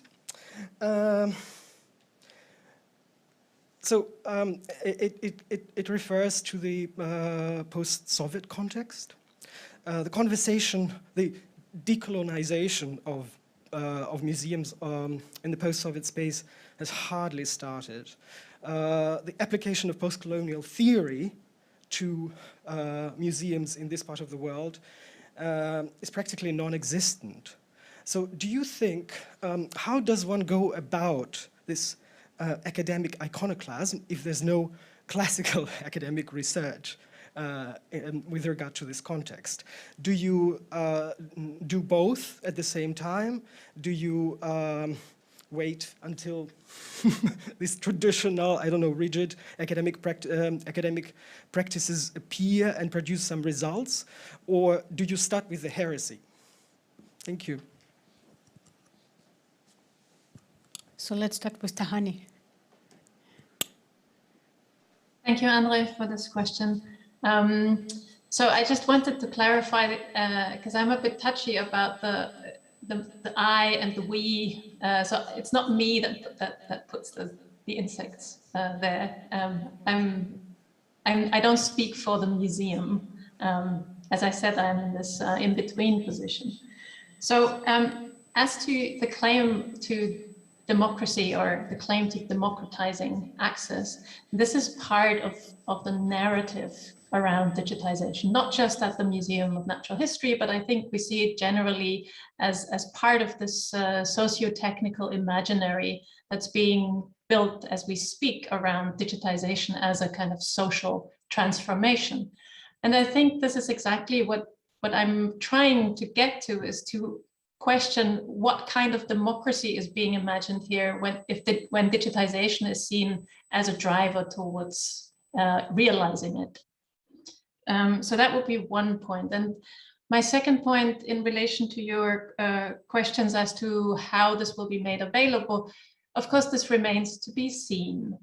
There are great interests in the museum community, in the natural history science community, to make these collections available for the creative industries. This is an expressed and declared aim. There have been workshops and gatherings to attract the creative industries to these digitized 3D models of insects to be used in computer games or in virtual realities and so on. So while, of course, there is this drive, and we can talk about how this kind of implicates museum collections also in novel digital economies in a way.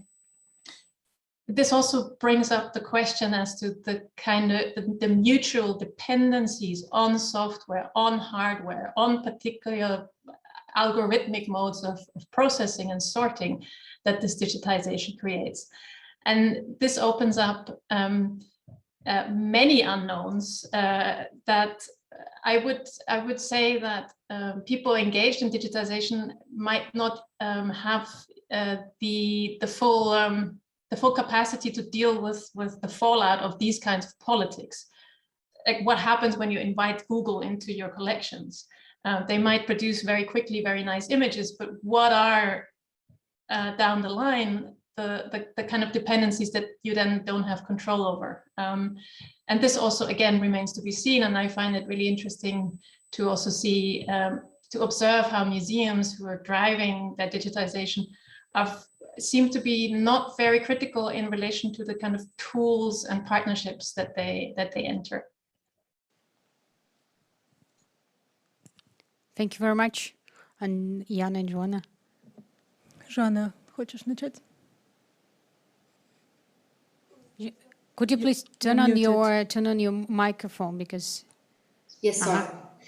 Thank you very much for the question, Andre.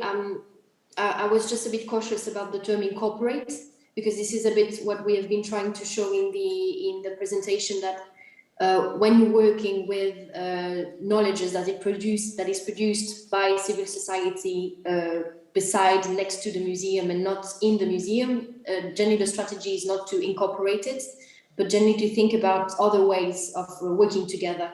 And for instance, we've been reading and very inspired by the work of Eric Chauvier, who's an anthropologist, a French anthropologist, who speaks about the process of désinterlocution. I don't know how to translate it into English. And he's talking about this moment of the negation of the observed as interlocutors in the history of Western anthropology. And so this is something that we've been very aware of while working with different groups that have been producing knowledge about themselves, and how to not incorporate it, but on the other hand, to think about the other methodologies that involve ourselves as researchers and as museum workers, so that we avoid this moment of incorporation, exploitation in the capitalistic museum, as has been taught and described by other participants today. Maybe I will also add to this that I think the question is also, why should they participate or be incorporated? Why should they collaborate? Basically, what do they get out of this collaboration, especially if we talk about activists and civil society? And for example, when we were working on the Invisible Archives, we had some conversations with activists who just said, like, we don't want to work with you. Like, why? And I think that's very important that you treat them as interlocutors and collaborators, because what I notice a lot working with curators and institutions, for some reason they assume that these initiatives should be happy to collaborate, that they should be happy to be part of Manifesto Documenta, and actually they don't want in many cases. And I think this is very important to acknowledge and not to approach them with this kind of assumption that they're going to get visibility, or they're going to be, I don't know, they're going to get recognition. And I think in our cases also, some of the associations had very pragmatic reasons to participate in our project. So that was always a very transparent conversation if they are interested in collaboration or not. Thank you. Thank you very much. And Danaya, I will pass the mic to you. Yes, bots. There's a bot community out there, people doing bots and consuming bots. As I said, it's like an accessible way to enter the world of automated digital technologies. And regarding the question on how do a person can connect with this type of work, I thought of two things. One is as a consumer, maybe a spectator of the bot. I also have other bots, for example, that post lyrics of artists I like. I have one of Gilda, this cumbia singer from Argentina who died tragically, and it became super popular, and people for some reason like talks to the bot like they were going to the cemetery and ask her things at the bot, and the bot replies. Is that type of exchange happens. I also have a bot of George Michael lyrics, and I remember that the first day of the pandemic, the first day of lockdown, the bot tweeted, "Let's go outside." And I was like, no, that won't happen today, George Michael. Or my bot, the one I showed, which is a bit more complex in its coding. Once it tweeted something like, your grandmother will never die. And that day, a friend of mine called me telling me that it's sad that her grandma died that day. And for some reason, it was like this weird coincidence, but it was like a happy coincidence too. So I guess the role of the spectator is very intimate in the bot world. Of course, I also expanded it to other instances as well. I've done several workshops on bots in Hackers and Designers in Amsterdam, in the Control Shift Festival in Bristol, UK. And there's a site with instructions if you want to build your own bot. It's not really that difficult to code it. I've done this with my friend, the visual artist Annika Kapner. And interesting that we have connected this work on boats to the practice of divination. And the authors I quoted in my research, like Deleuze and Guattari and also Maturana and Varela, also reach this connection as well. Deleuze and Guattari, for instance, says that animism is not as different as seeing the life of biological organisms, like finding a meaning in a tiny microscopic biological organism. Maturana and Varela, the biologist, says that they say that divination can be possible when you use this autopoietic framework, because you, in a way, you're establishing logical patterns. So my practice with bots led me to this, and led us, to everyone who has participated on this, to this connection with the otherworldly, which I guess is what interests me from the work on artificial intelligence. Lots of the research and the development that has been done now in technology attempts to that AI tech, machine learning, imitates what a human can do. I don't know, the self-driving car or the novel that will be written by a machine and no one will notice the difference. However, I think that that's not the right approach to use this fascinating technology. AI should do what a human cannot do, and things that are not really easy to access, which is like the otherworldly, the unconscious, the things that do not have an answer yet. So yeah, this is what I see as the connections between users and bots. Thank you for the question. Clementine, please. Yeah, it's a big question, Andre. And I just want to come back to the subject, which it began with the question of counterconduct. And I got interested in Foucault's understanding of counterconduct when we were living in the pandemic and the museums were shut. And it seemed to me that if they had become rehab centers at that time, people would have been lying down, they would have, the ceilings would have become a curatorial space, the hang would have gotten lower, the role of the curator would have had a different temporality to it. They would have become care workers more than they ever have been before. So it was this question of counterconduct in the museum that interested me then.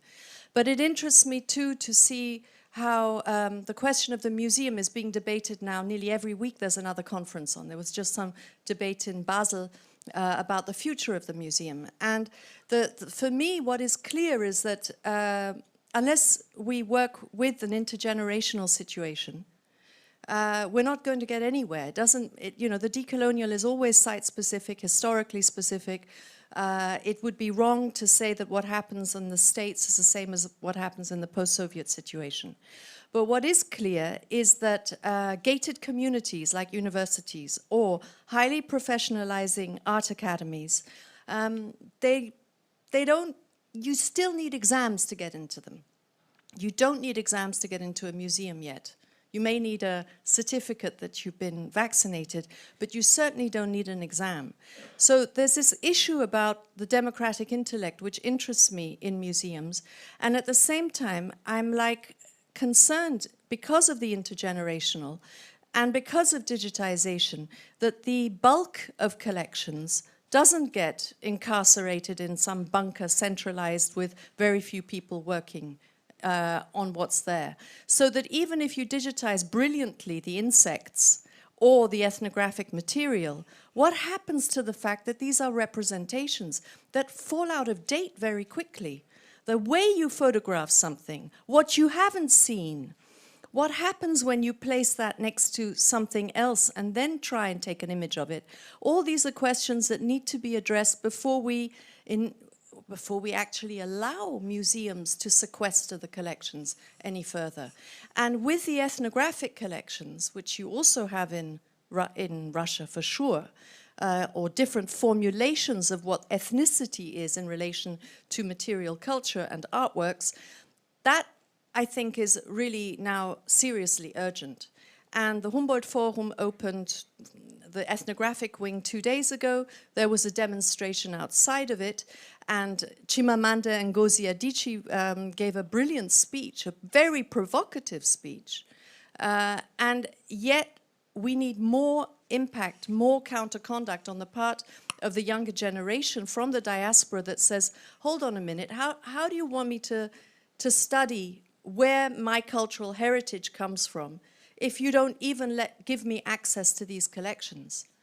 And the kleptomania, the seriality of collecting by the colonial anthropologists, the expeditions that took place, they were so expansive and so encyclopedic that, frankly, right now you need to go into these collections in order to be able to readjust within a decolonial framework what it is that cultural heritage can provide in the future.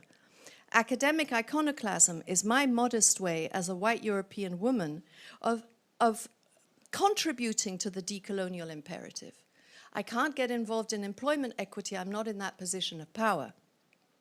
But what I can do is elbow out these divisions between anthropology, art history, design history, and say, look, a museum, maybe the most, in quotes, liberal museum is the Contemporary Art Museum. Let's fill it. Let's fill it with collections. Then you don't even have to begin to say there's a temporary and a permanent show. It changes.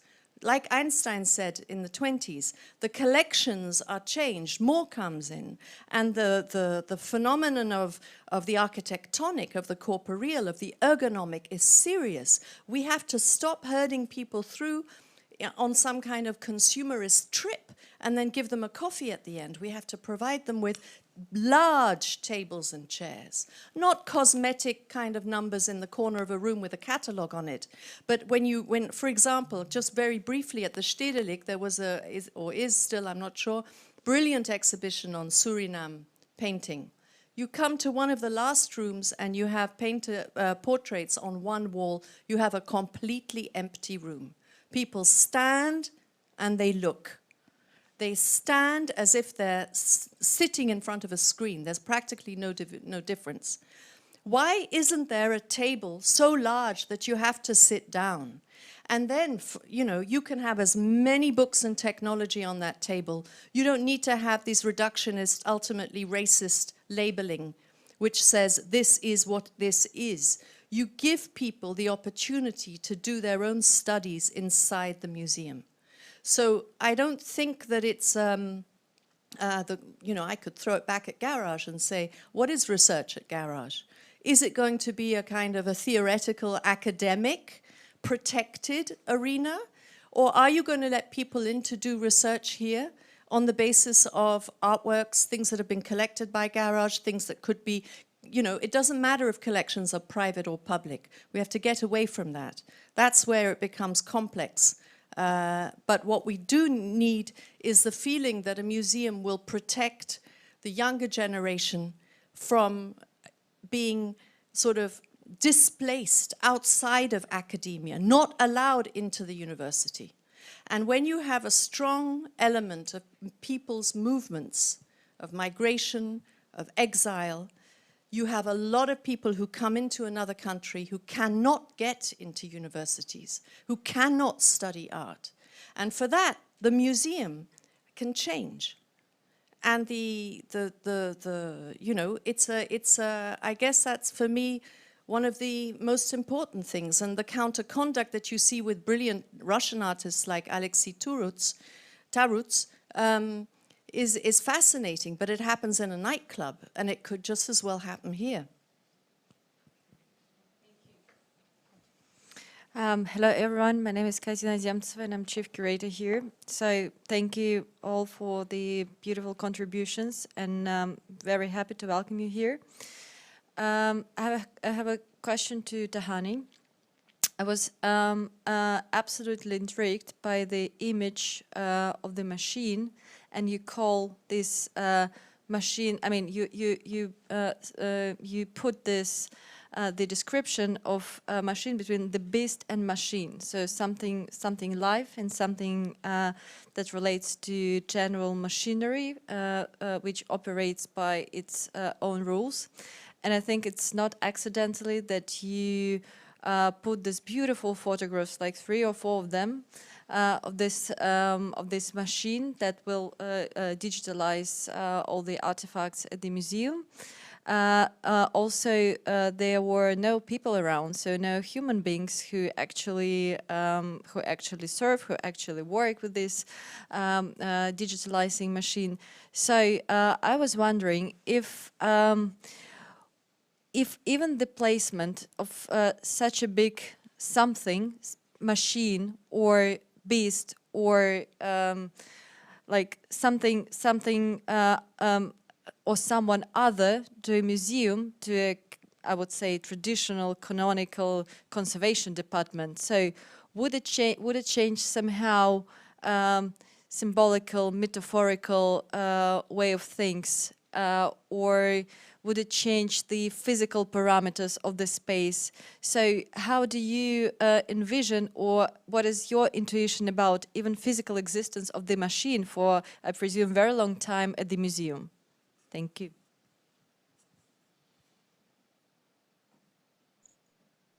Thank you. So I should clarify that the beast is the colloquial name given to the machine by its makers. It's not by case still. So it's for them, it's something more significant than just operational tool for serious process. So it's a kind of significant, no? No, I totally agree with you that it matters. The metaphors matter. The metaphors matter in the ways in which they carry a specific imaginary, in the way they structure certain receptions and uses of this technology.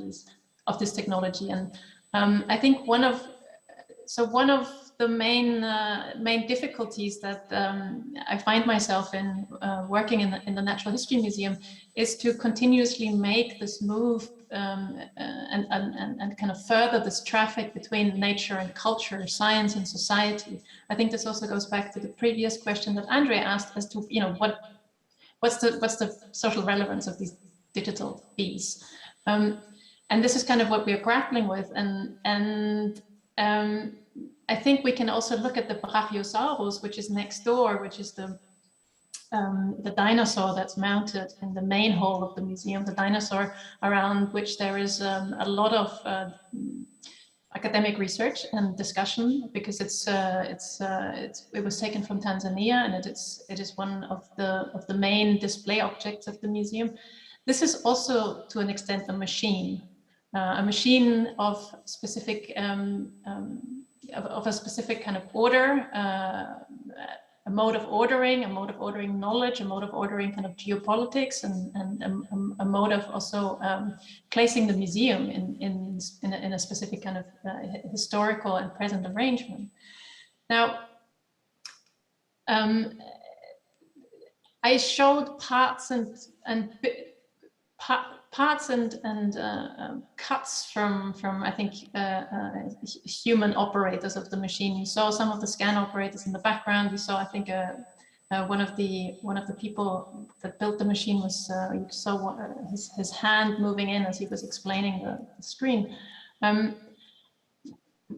One of the things that this machine also makes evident, and that we're also trying to work out, is the role of the human in the machine, and the way in which the machine helps to displace certain decisions into a black box, where you say the machine gives us certain parameters, we just work to these parameters. And what this removes is exactly the questions of the politics of the decisions that are being made as to, you know, why is what being digitized, where and when and by whom. And how, yeah. And how, yeah. So I think there's still lots to be said about it. It's just being set up. So I haven't seen it work as it's mental work Yeah, yet. because sorry, just at some point it reminded me a lot. Like I think we all remember quite well a famous canonic, discussable, critically acclaimed show, Machine Art by Philip Johnson, obviously at that time at MoMA. So and like looking at this new machine in its beauty, in its technical beauty, that at the same time reminds you, I don't know, about early Ford experiments or about something very mechanical and at the same time with very digital functions. So to say, you realize what is a result of the activity of this machine. So for me, it was like, you know, already, I mean, almost an exhibition situation, almost a display. So where the machine represents itself, so to say. So thank you for this insight and for this visual experience. May I add something to this question on the digital? The images I showed you of the large sculpture being put into a CT scanner, yeah, noticeably as if it's a corpse, because when you go into a CT scanner, you don't go feet first, you go head first to look at the nurse. This is being done without any consultation with the countries of origin and the key people who might have something to say about whether you can do that. Not for mystical reasons, but because actually there's a kind of a question of the ethics of knowledge transfer. What they find out inside this sculpture is not something that was meant to be passed around and advertised. So there's one ethical problem there that comes up. We didn't know about these internal tracts. We didn't know about this. This is really important, and it has to do with the fact that it's an artist who made it, and that artist is not named. So the rights fall away immediately. The second biggest problem is that without acknowledging the countries of origin and the key people in those countries, this kind of procedure allows a museum to have the most succinct digital representation of the object from the inside through to the outside and back again. And that is in the possession of the museum, okay? So if it decides to say, oh, Benin bronze, we'll send one back, but hey, we're gonna make one that's 20 meters high and we're gonna place it outside the Humboldt Forum, rather like a huge Jeff Koons, this kind of kitsch can be done because the images belong to the museum. So you have a kind of a nano-digital colonialism taking place, which of course, and I'm sure Tahani will say so, also extends to botany and to insects and to the natural world, because now more and more artists are working on those connections, not just with objects, but also with nature. And so there's a kind of a problem, I think, on the part of Western museums, and that is this acceleration towards the digital and the digitization as a way of getting past the problem of access to the collections that is necessary today, right? And whether they say the objects are toxic because they've been sprayed so much, or in the case of ethnographic collections, they can say, there's DNA in the human remains that could, you know, unleash a new pandemic that we haven't seen before, etc., etc. I think there's an ethical and political question there on intellectual property rights and ethical rights that's taking place, certainly around the ethnographic collections. I just wanted, if you remember the work, the photograph of Candida Höfer. So when two guys, like before every pandemic, two guys in these, you know, white protective suits, working with exactly colonial. I mean, in a, I think it was the photograph was done in the German museum. So they are working with the objects of colonial, like origin and the past. So and their suits like completely covered, including masks and white protective suits. So this is a very precise, I would say, allegory, or if we continue, metaphor of what actually should be changed, because still we are in the same convention, basically. Yeah, thank you.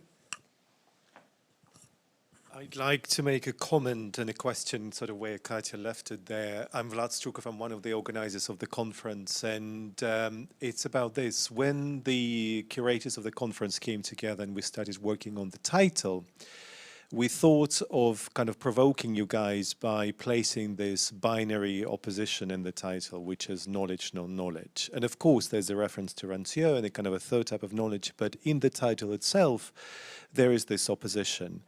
And I feel like it was carried out in all the papers this morning. So we had, for example, you know, the opposition between human and the machine, you know, the kind of an object and a digital copy.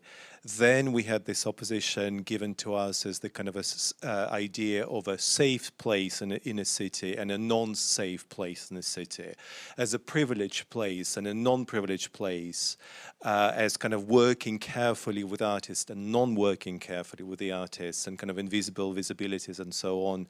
Then we had, you know, the organic and the artificial intelligence, of course, in the third paper, leading to a series of metaphors in Clementine's paper, including that striking blank slide that you had, right? But also body, non-body, inside, outside, ethics, and so on. And so it's just a kind of a comment about how that binary has been carried out in all the papers. But then I felt there was a solution offered in the last contribution, and that was the idea of the mode. And I believe that the actual interpreters are probably struggling with the translation of this word into Russian, because I can't think of a kind of equivalent. So I wonder, Clementine, if you could speak more about that notion of the mode, and then Tahani also used the word mode in your response to the question, right? So what is this thing, mode? What does it do? Why should we actually use it in curatorial practice or research practice or artistic practice? You name it, whatever other kind of practice. It's up to you, whether you wish to go first, or Sahani, if you would like to take the question.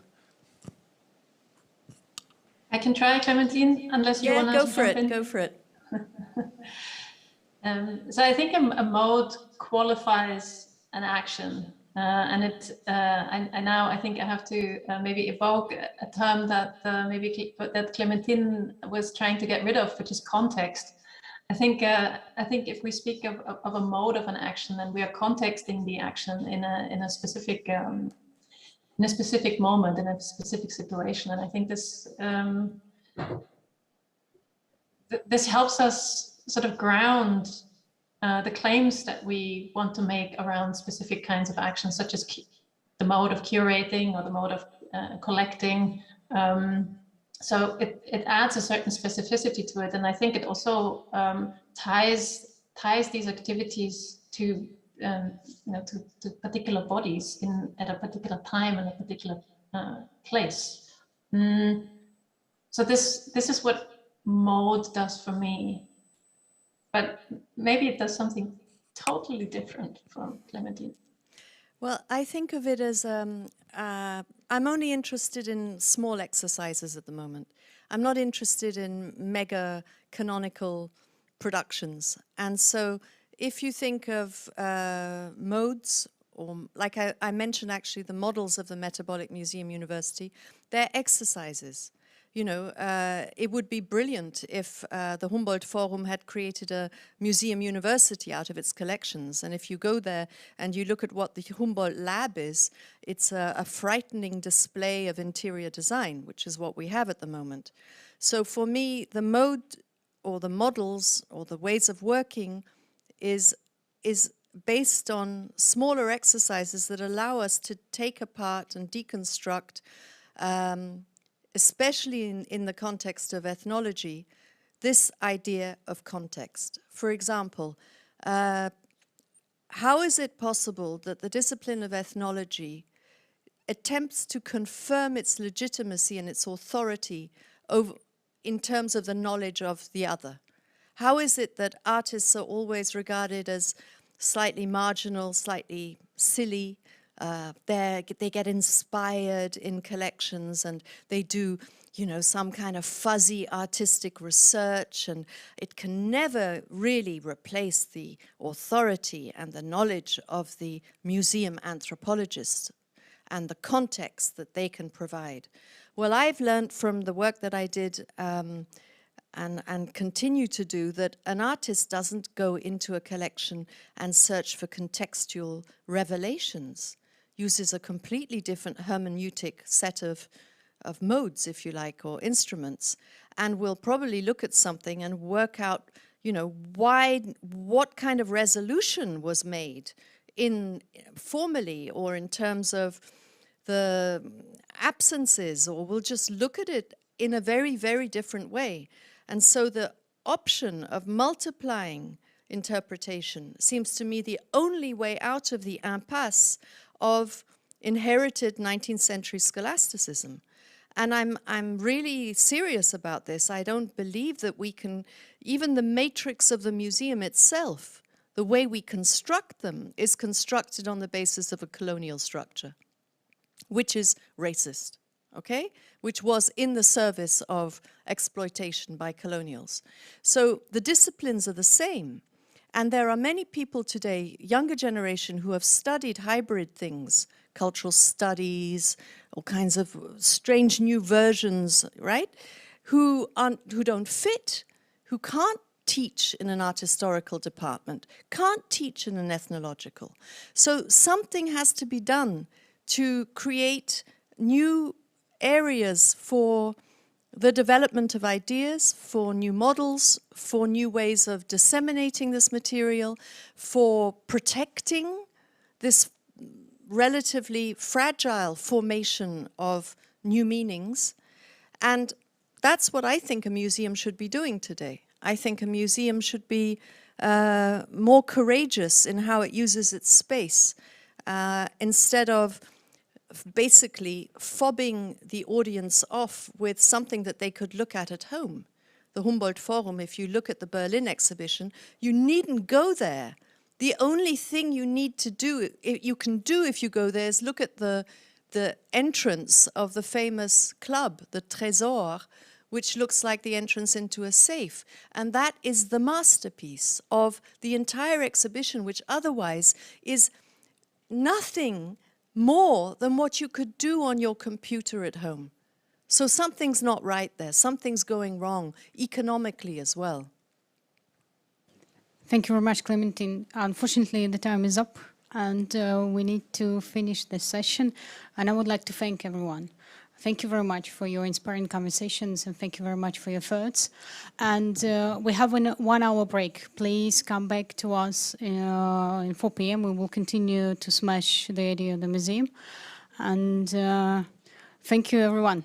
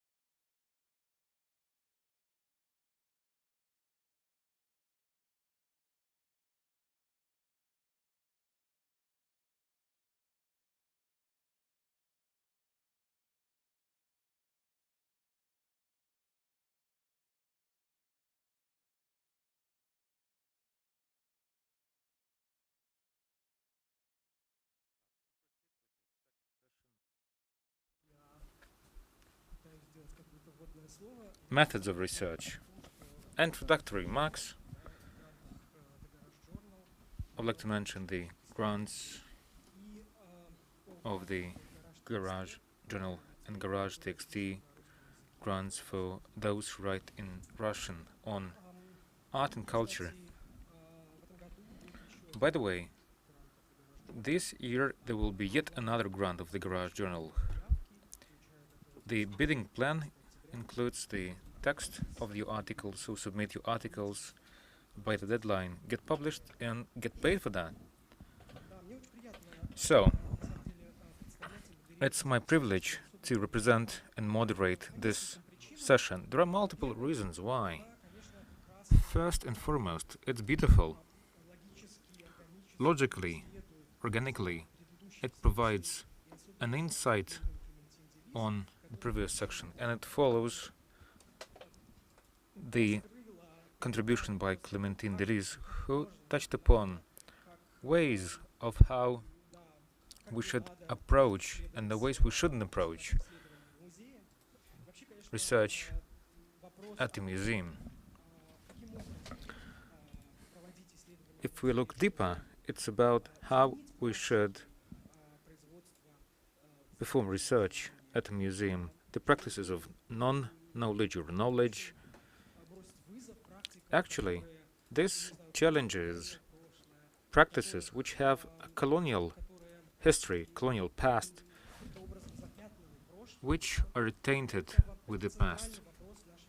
This is the central issue of our conference today, and in this regard, the contribution by Clémentine Delis, and by the way, let me tell you the following.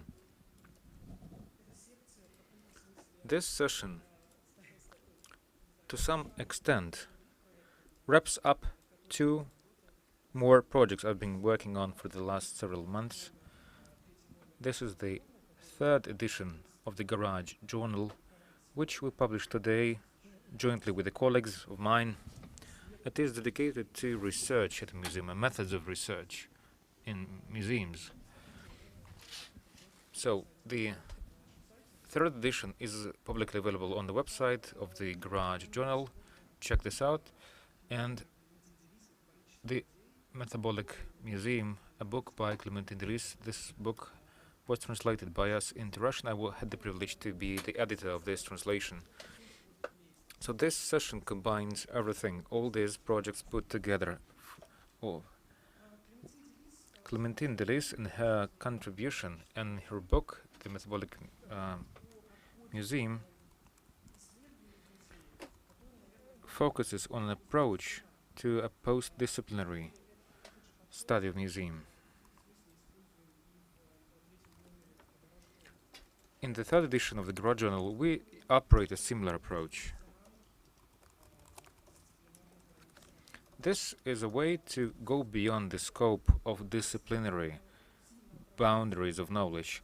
Simply put, in a nutshell, we can say that apart from the researchers who belong to various areas of research, the interdisciplinary team of researchers operate a post-disciplinary approach, which implies a co-participation in the research process of artists, writers, curators, and probably even people who actually have nothing to do about research, and they start this initiative. For instance, Kali Message, the author of the Disobedient Museum, which literally translates in Russian as a disobedient museum, she talks about a consciously selected interdisciplinary approach. This approach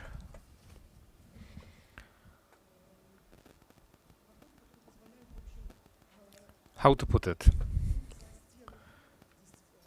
enables you to hit the wall of so-called disciplinary boundaries, and this makes you feel conscious about what you do.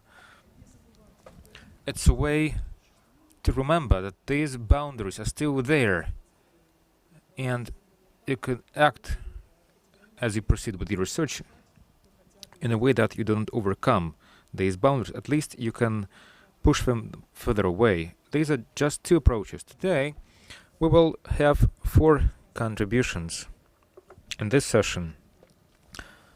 These are 4 approaches to museum studies.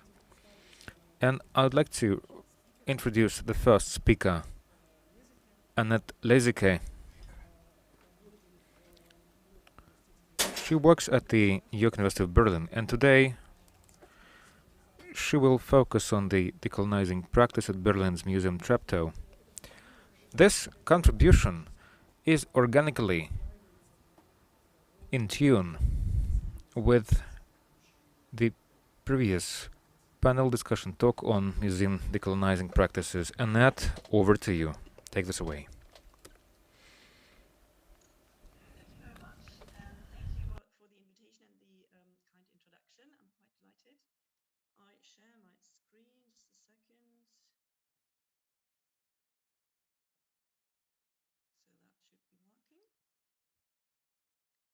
This paper takes a new exhibition, as you said, in Berlin as a case study to address ways of unlearning and to explore the opportunities and challenges of a collaborative research approach aiming to decolonize existing curatorial research and practice. Berlin's Museum Treptow is a small municipal museum that narrates the history of the local borough Treptow-Köpenick in the southeastern periphery of Berlin. The museum section I will explore in this paper is about the first German colonial exhibition, which was located, I'm just checking my slides, which was located in nearby Treptow Park in Berlin's southeast and took place in the late 19th century in 1896. The new gallery section I'm going to talk about has been open to the public since 2017, and it is called Zurückgeschaut in German, which might roughly translate as looking back or looked back. Conceptualized in collaboration with German activist initiatives, the new presentation is the first permanent exhibition in Germany to critically engage with Germany's colonial past and post-colonial present. I shall argue that the new permanent exhibition is of crucial importance in many respects, since museum curators and activists have closely collaborated to question well-established Eurocentric approaches, unlearn colonial perspectives, and avoid implicitly racist language. By identifying institutional bias and challenging hierarchical regimes of knowledge production, they were able to effectively change the research perspective, reconsider historical curatorial perspectives, drawing on exploitation and exposure, and return the Western gaze literally. The co-curatorial team has been successful indeed in looking back on colonial contexts with fresh eyes. By shedding light on blind spots in established research on colonialism, they were able to uncover various forms of agency within colonial as well as post-colonial contexts. In order to explore such forms of agency within colonial and post-colonial contexts, this paper builds on a broad, low-key notion of resistance, as suggested by scholars such as Iris Derman in a recent publication on forms of resistance in contexts of extreme violence, such as colonialism and slavery. Instead of considering resistance primarily in terms of impact or efficiency, she pleads for an analysis of resistance as a practice that comes in various forms. Low-profile forms of resistance might include practices such as escape lines, for example, from enslavement, or body politics and passivation, such as self-injury, abortion, or even suicide, that is, resistance against the exploitation of bodies. Acknowledging that resistance actually happened under extreme conditions paints a more nuanced picture and pays tribute to victims' potential agency in contexts of extreme violence, as Derman argues. While the forms of resistance explored in my case study are different from the ones examined by Iris Derman, her low-key notion of resistance proves to be fruitful for the analysis of protest within the context of German colonialism as explored by the Museum Treptow. My paper further draws on Ariela Azulai's conceptual framework for alternative memory politics as explored in her recent book, Potential History, Unlearning Imperialism. In a publication from 2019, Azoulay develops alternative perspectives to writing imperialist history in order to uncover subaltern dimensions and aspects within imperial contexts. Through this, she manages to dismantle imperial historiography and produce a potential history of what has been overlooked or sidelined by established historiography and academic research. The concept of unlearning employed by Azoulay is particularly suitable for a critical re-examination of established, often Eurocentric museum presentations of colonialism and the development of decolonial curatorial practice and alternative knowledge. Now, some quick facts about German colonialism and the first German colonial exhibition in Berlin in 1896. The German Empire was a colonial power from the 1880s until 1990, when, after the First World War, Germany became a republic for the first time, the so-called Weimar Republic. In 1896, the so-called First German Colonial Exhibition took place together with the Berlin Trade Exhibition in Treptow Park in the southeast of Berlin. Among the German companies and traders that presented their products on the First German Colonial Exhibition were companies from the chemical, engineering, or weapon industries, such as Siemens or Daimler, plantation owners, ivory traders, or railroad and shipping companies, such as Wörmann or Meyer, gold mining companies and traders, such as Deutsche Bank, or companies of the luxury food industry, such as the chocolate company Sarotti or the biscuit company Balsen.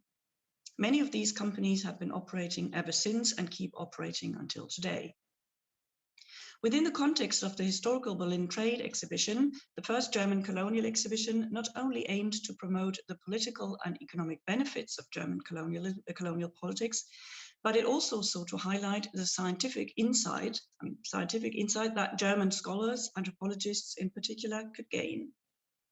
In order to raise public interest in German colonialism and promote its proclaimed benefits for the German society, a range of mock architectural features were reconstructed on the ground of the historical exhibition in Treptow Park. These reconstructions included a so-called Arabic quarter, a mock Egyptian pyramid, a mock African village, and a mock Polynesian house. In order to enliven the colonial trade exhibition and attract large numbers of visitors, over 100 women, men, and children were recruited in formerly colonized regions in Africa and Polynesia and the Pacific and brought to Berlin. They were under contract with the organizers of the first German colonial exhibition and supposed to perform traditional cultural practices within the context of the colonial exhibition in Berlin. Apart from attracting revenue-generating crowds, the historical exhibition organizers, together with German scholars and museum experts, aimed at demonstrating the scientific progress of the German Empire. Felix von Luschan, for example, a representative of Berlin's Ethnological Museum, welcomed the live performances in the context of the reconstructed mock villages, considering them as authentic material for his anthropological and ethnological studies. In addition to the performed cultural practices, he was also interested in studying the performers themselves and measuring their bodies, often without their consent, and even against their will. His racialized anthropological practice is well documented on historical photographs. So this was a little bit about the historical background of my case study. The new exhibition on German colonialism at Museum Treptow is unique in its multi-layered curatorial concept. The exhibition is divided into three main sections. The first part addresses the history of the first German colonial exhibition and highlights the intersection of the political, economic, academic, and cultural motivations of the various European stakeholders involved. One could say that the new exhibition explores German colonialism through the prism of the first German colonial exhibition. However, the new exhibition in the Museum Treptow not only explores a specific local aspect of German colonialism, but it is way more ambitious. In the second section, the exhibition addresses the whole range of stakeholders involved in the historical colonial exhibition. The curators of the new exhibition not only address the European companies, scholars, and organizers of the colonial exhibition, but that it also include the contracted representatives of the colonized regions in Africa and Polynesia that had been urged to perform their culture in the context of the colonial exhibition in Berlin. Apart from the commercial and ethnological areas of the historical colonial exhibition, The new exhibition addresses the living and working conditions for the contracted representatives. A particular focus of the new exhibition is thus on the exploitation of the 106 women, men, and children and their experience in the environment of the mock villages from Africa and the Pacific Ocean region in Treptow Park. Recruited in their home countries, the women and men expected to be able to forge trade relationships with German partners in Berlin. Once in Berlin, however, they were urged by the German organizers of the colonial exhibition to perform their assumed cultures in the context of the mock villages. Many of them protested against such an abuse, writing letters to the exhibition organizers, claiming to respect their contracts. Some refused to wear the mock traditional costumes the colonial exhibition organizers had prepared for them, and some vehemently protested against the regular medical examination of their bodies and the racializing anthropological studies they were subjected to against their will by scholars such as Felix von Luschan. In a context of the new exhibition, their protest and resistance against such an abusive treatment by the German colonial exhibition organizers is being addressed in one of the galleries, which is set up as a portrait gallery. Each of the 106 contracted women, men, and children is portrayed in this section. In lack of any other portraits, as the co-curators acknowledge, the curators often use the documentary portraits that anthropologists had taken in the context of their racializing anthropological studies. Each portrait is complemented by a short biography. If no portraits nor biographical information were available, blank sheets of paper are put on display, which literally indicate the blanks in historical research. One of the contracted people portrayed in the gallery is Kwelen Jumbe from Cameroon, also known as Bismarck Bell. In order to protest against being exposed to visitors of the colonial show in Treptow Park, he bought himself some theater binoculars in order to stare back at the audience of the show. These binoculars are on display in the exhibition, together with a drawing commissioned for the new exhibition that you can see on the slide. The drawing shows Bell using his binoculars and returning the gaze of the viewer. With great irony, he performed his protest within the context of the show he protested against. The curators of the current exhibition took inspiration from his ironic gesture and made it the motto as well as iconic visual of their exhibition, Looked Back, Zurückgeschaut. The two historical sections on the historical colonial exhibition on one hand and the perspective of the contracted representatives from formerly colonized regions as well as their resistance against exploitation on the other hand.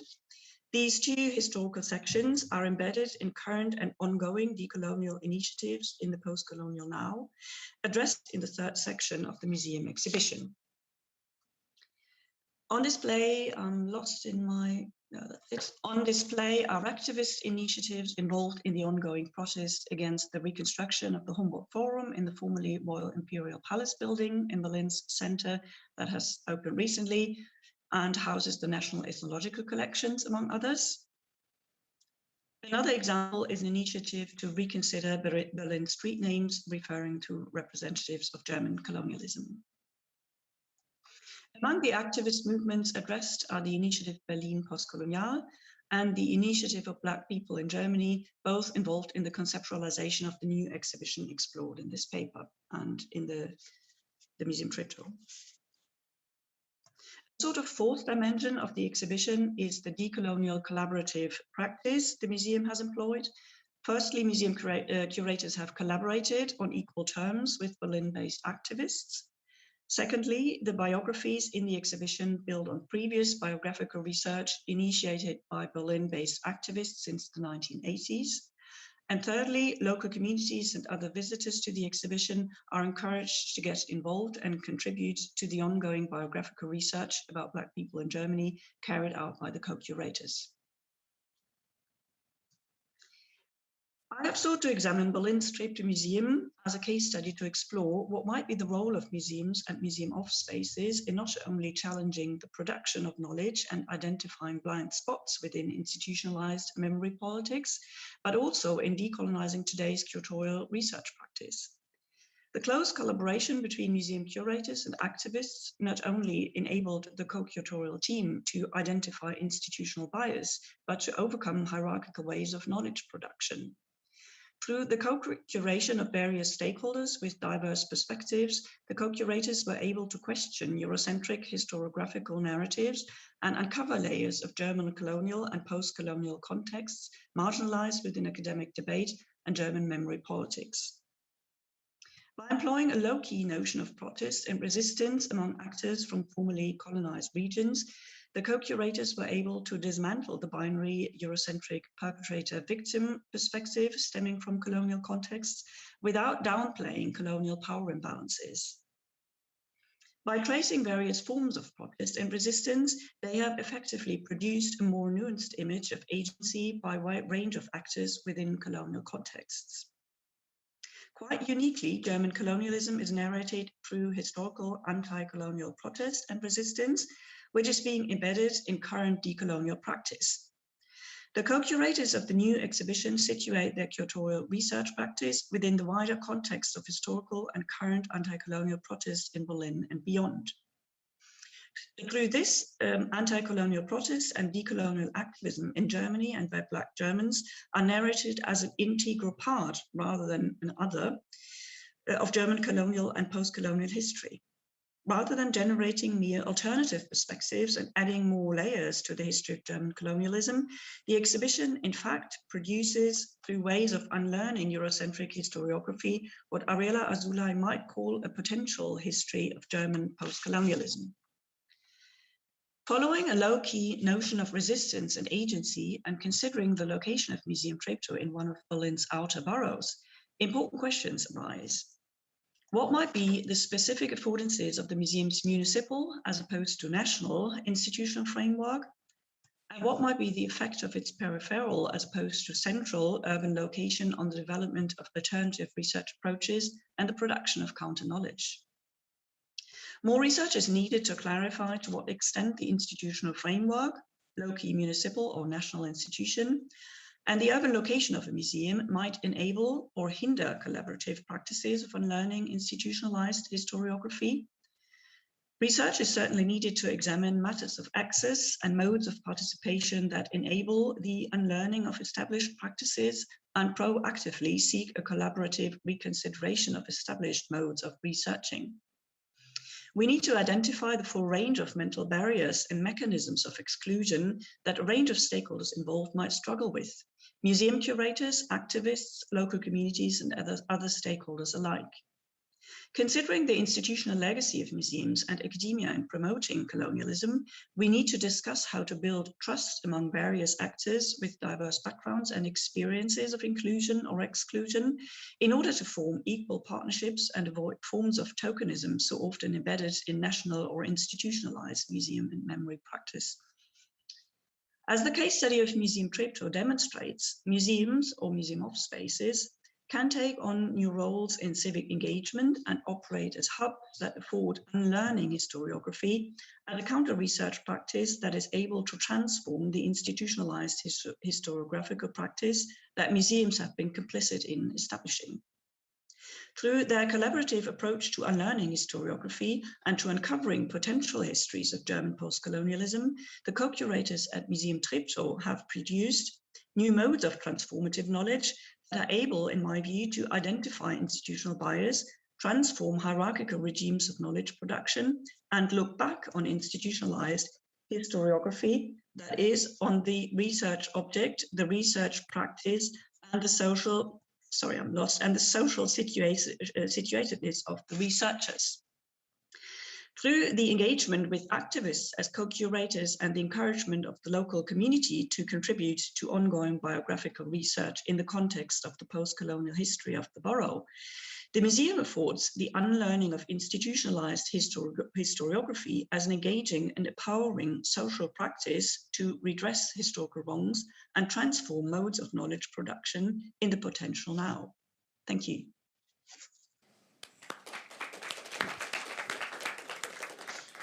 Спасибо большое, Аннет. А сейчас я хотел бы предоставить слово Анастасии Тарасовой, старшей хранительнице архива музея «Гараж», которая расскажет о своем опыте создания реляционной базы данных, о том, какие данные востребованы в институциях, институциями и вне institutions and beyond them. Please welcome. I think that this talk will continue the discussion that began during the first panel about the openness of archives and the access to them. Thank you very much. Just a quick reminder that we have an archive on Russian art process, Russian visual art mostly, first of all, from the second half of the 20th century, including underground art of the Soviet time until now. My talk is rather about how else we can use archival materials beyond what we already know. This is just a quick reminder about our audience who comes to us. The first group is researchers. These are people who are interested in multidisciplinary research, not just art historians, but also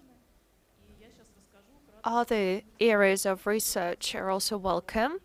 And I will quickly explain how it was done before. We have the catalog and how we can do it now with the database at hand. And I will go through API, which we have, and hopefully after today's talk we will know how to use it. The first probe, which we did in 2015,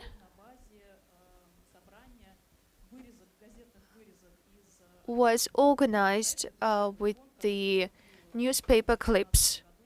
That's the piece that made it to our collection 2015. Sasha Orbakova, head of the academic department, collected it.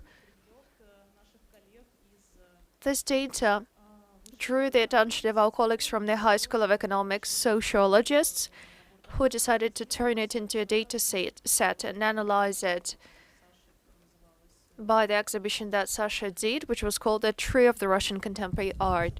And the whole message of that exhibition was about the interconnectedness, the network which connects all artists. Archives proved their collaborations, testified to their shared projects, made the communities visible, and thus they could be easily analyzed. The workshop organized by sociologists was also about that. Here is what they used. They used our collection of newspaper clips, as I said before.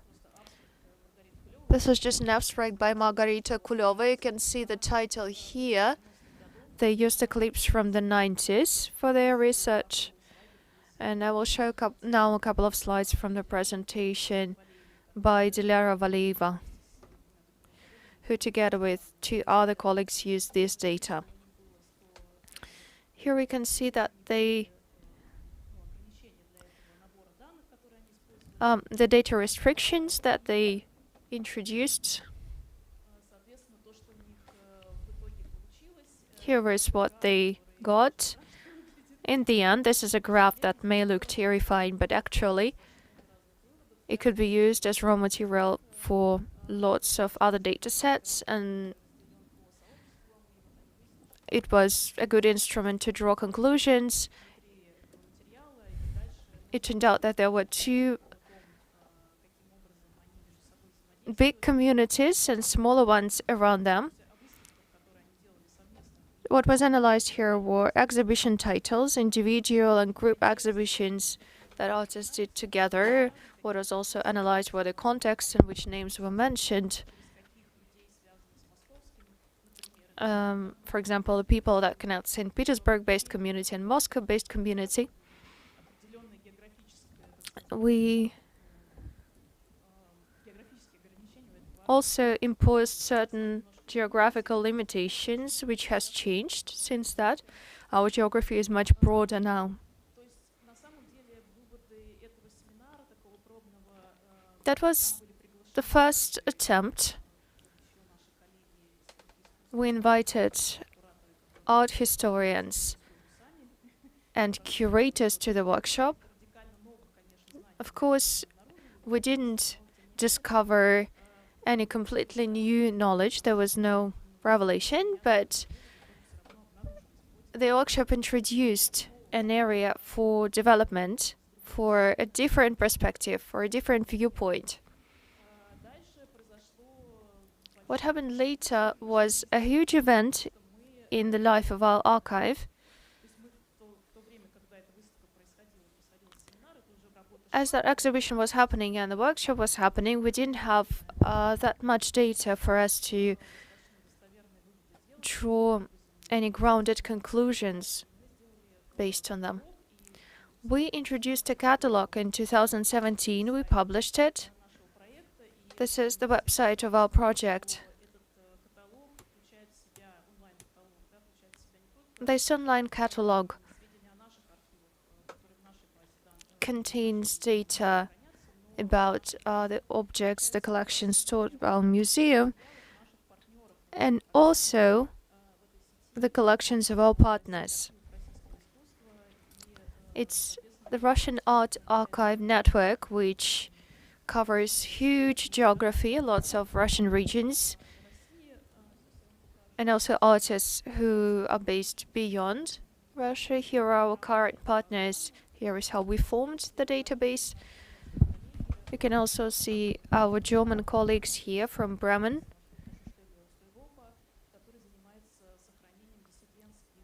Beautiful archive who works on the Warsaw Pact art.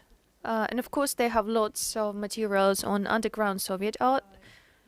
This is why we're very happy to have the Research Center for East European Studies as our partners. One more comment to make is that they have their own database, and if our project grows, I think we will keep expanding. We will keep partnering with institutions who already have their own databases.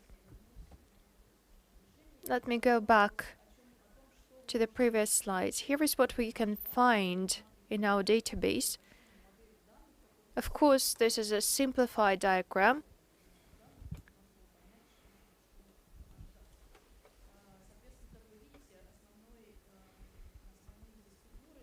As you can see, the main agents here are persons and events.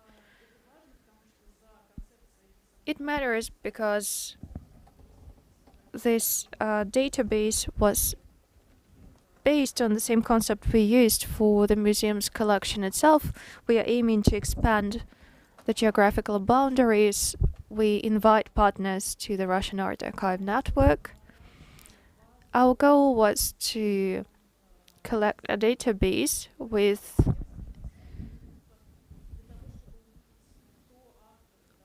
the initial works, with the primary works on the scene, to establish the chronology. Why did it matter? In academic schooling, in academic research, contemporary art, including Russian art, is studied from different perspectives, but there were times when it wasn't the case yet.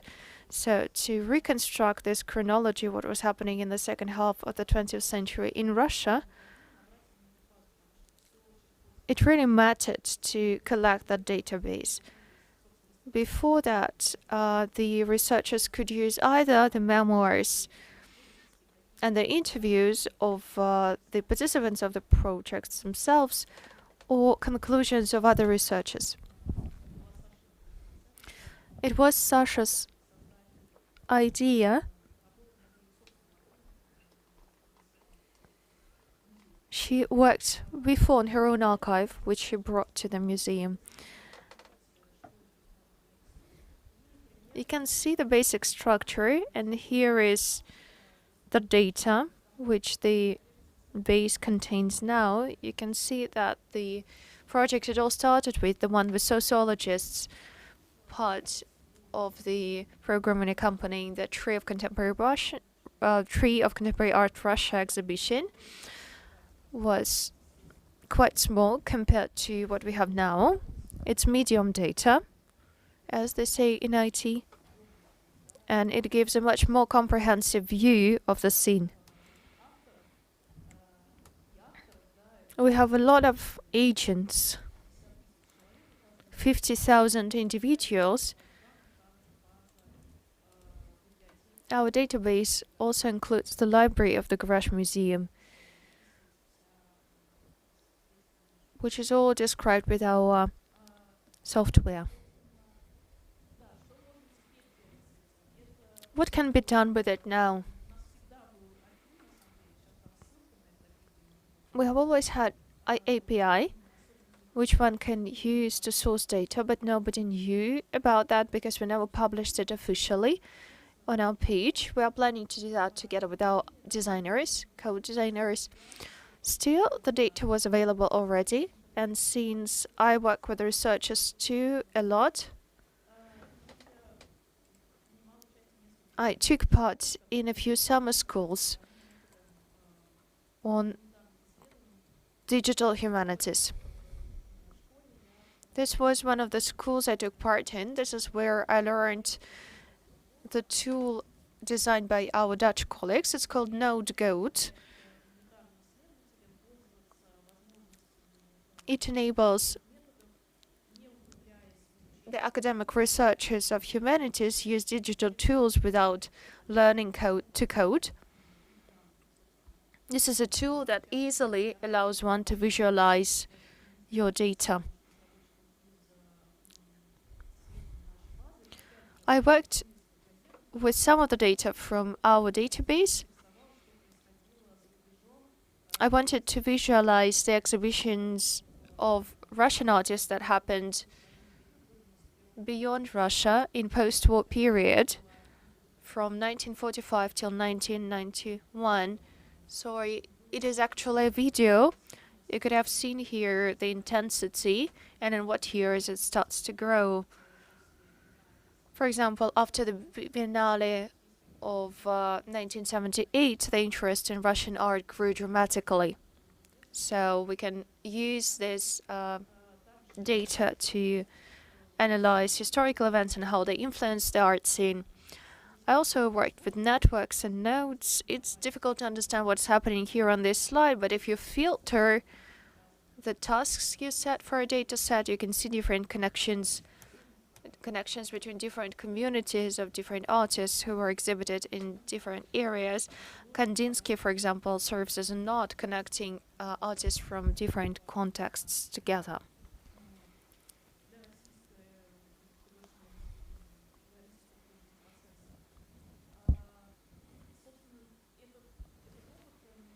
This experience taught me to take a different perspective on the data to understand what their drawbacks are, where the gaps are. It helped me move forward, understand where to move. Before the conference, I received the first request for our AN dataset. These are PhD students that are trying to understand at what age artists get into museums' collections. This is a request from the Tallinn University. This is the first request that we received even before we published the data openly. So a warm invitation to anyone who knows how to use API. You are welcome to use our materials. Here is the about info. You're welcome to follow the link on the slide. And since we designed the database ourselves, we designed it in 2012, 13, 14. On our market, on the Russian market, there were tools that other museums use, commis, for example, that all federal and municipal museums use. There was no single tool that would be relevant for a contemporary art archive. We had to design it ourselves. This is why I'm anxious that maybe some of our data may not fit into the processes of the unification of data. So here I quote our bibliography, the resources I'm going through to become more competent in the area and to advance the database we suggest to researchers. If you have any comments or suggestions, I will be very happy to hear them. Thank you very much.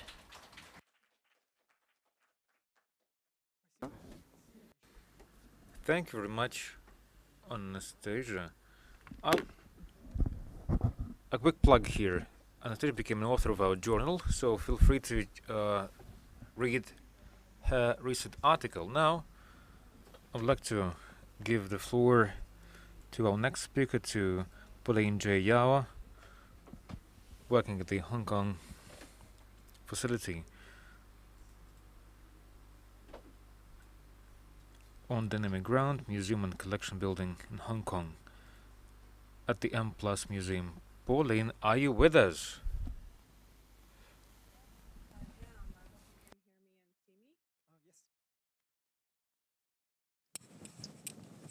Everything working okay? Thank you very much for inviting me. I'm so pleased to be here. Well, to be virtually participating. I really hope to be there in person, of course. That was my dream, but alas, have to suffice with this kind of a virtual presentation. Also, I think many of you may know about M+, may not know about M+. I'll give you a bit of background, but we are really working very hard towards our opening, which will be very soon on November 12th. So it's a kind of race to the finish line that we have right now. But I'm very happy to be here to be able to present on this topic relating to research and museums. Something that means a lot to me. I think that is very closely connected to the work I've been doing at M+ over the last several years, particularly with relation to collection building. So that's what I'll be speaking about today. M+ is a new institution based in Hong Kong. So I think also I can tell so far from the proceedings, I'm one of the few speaking from Asia. So I'm also happy to be able to do that and to have that represented within this conversation. Hope I can add something to the different perspectives on this particular topic. I think also because M+ is a new museum, so it's a museum being formed right now. We haven't even yet opened to the public. And so, you know, this is also a very rare, highly unusual set of circumstances where we have a completely new museum being built at the scale and sort of ambition of our institution, and with a collection being built as well in the last several years. So indeed, you know, I wouldn't say we're completely free of any sort of museum baggage, but it's certainly a very different position than a lot of other institutions and a lot of other, you know, museological studies, which you know, focus on the museums that have a much longer history. So my talk will be, let me share my screen just a moment.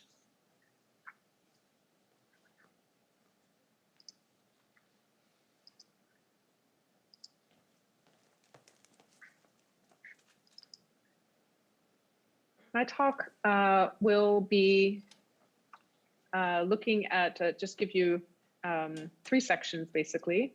So I'm going to give you a little bit of background on M+, just the kind of who, what, where, when, because I don't presume that people here know that already. And I'll also share some thoughts on collection, a bit of kind of maybe a little historical look and thinking about collections and museums in this particular region where I'm speaking from, and then to speak more as well about the collection building process at M+. So sorry, this is still not quite exactly as I wanted it. Okay, I think that's better now.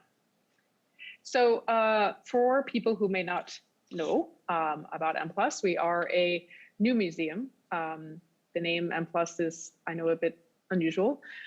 We're a new museum for visual culture. We're slated to open in Hong Kong in November. On November 12th, be our first day open to the public. It's a very ambitious, far-reaching museum project. And as you can see here, we have this kind of very broad mission statement of being dedicated to collecting, exhibiting, interpreting visual culture from the 20th and 21st century. I think it's very conscious that we use this term of visual culture to widen the purview of our institution beyond just art, visual art, and to encompass other practices that we do. Also have teams that are specialized in design and architecture and also moving image. So it's really these different disciplines that make up visual culture within our particular institution, but we really wanted to use a wider, kind of more broad and encompassing term. And then 20th and 21st century is also relevant to mention that we kind of consciously, I mean, the people who set up the institution consciously tried to avoid using the terms of modern and contemporary, which have, come with different kinds of associations in Asia. So the building of M+, which you just saw there and which you see here with the sort of night view, we have this gigantic facade, which is an LED facade on the exterior of our building. I'll come back to that in a minute. So our building sits on a very large swath of reclaimed land. So this is, we're a part of a larger cultural district known as the West Kowloon Cultural District.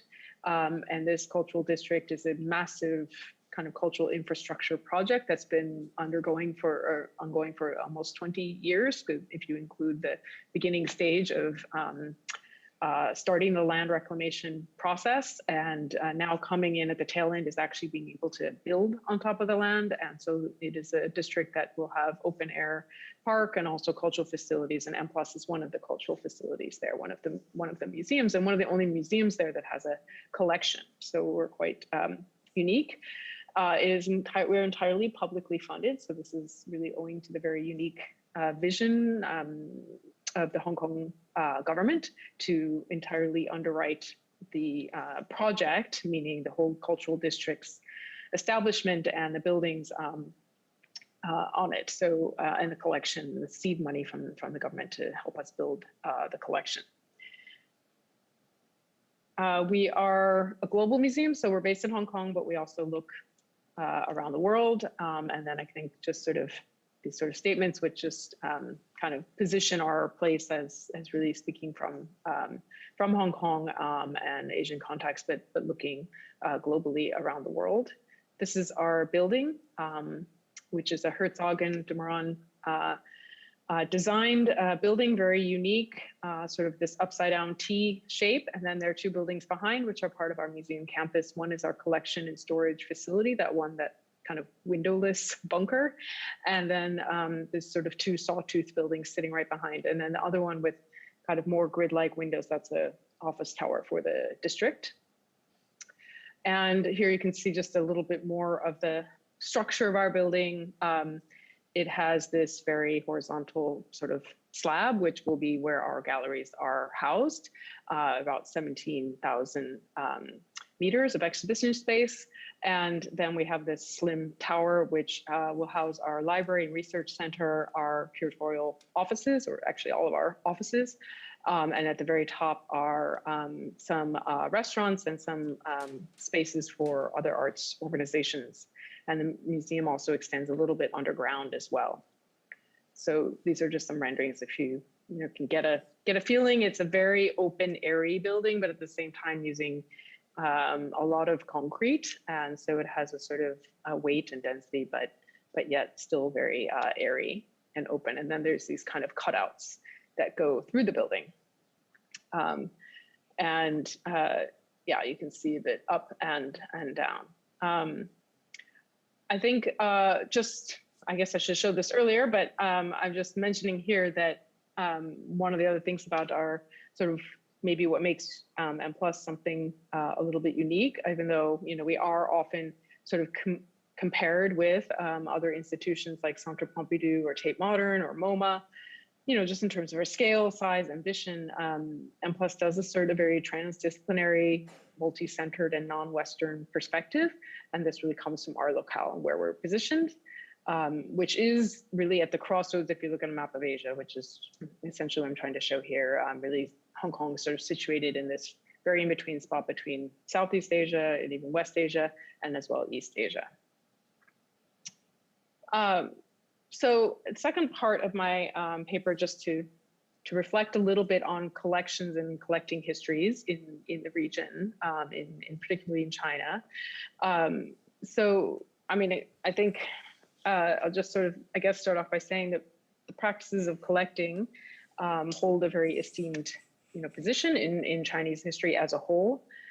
Some may say that the notion of China's sort of very continuous 5,000 years of history has to do with the fact that there was very strong imperial collecting traditions from the Tang Dynasty, which is around the 8th, 9th century, up through the Qing Dynasty, the last dynasty, and ended in the 19th century.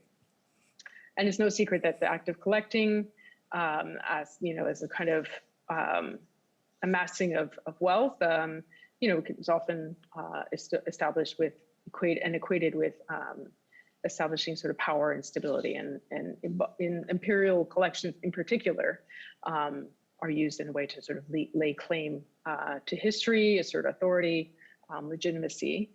In a place like China, there's I would say a little bit kind of a somewhat unique kind of a context, being that the attitudes towards collecting and thinking around building a collection, either at the sort of imperial kind of practice, or even if it happened in the sort of more personal, private way, is that Chinese collections often are not ones that sort of celebrate social mobility, but rather stability. So it sits quite differently than, for example, American industrialists or others who are building collections to kind of celebrate maybe this myth of a self-made man, or this sort of sign of arrival, a sign of wealth and power. In China, collections were often much more philosophical exercises, maybe even ambivalent about associations to power, but most certainly there to sort of bolster personal, tastes and display sort of depth of one's intellectual sort of merit. So there's always this kind of aim at demonstrating education and culture, maybe more than power and wealth.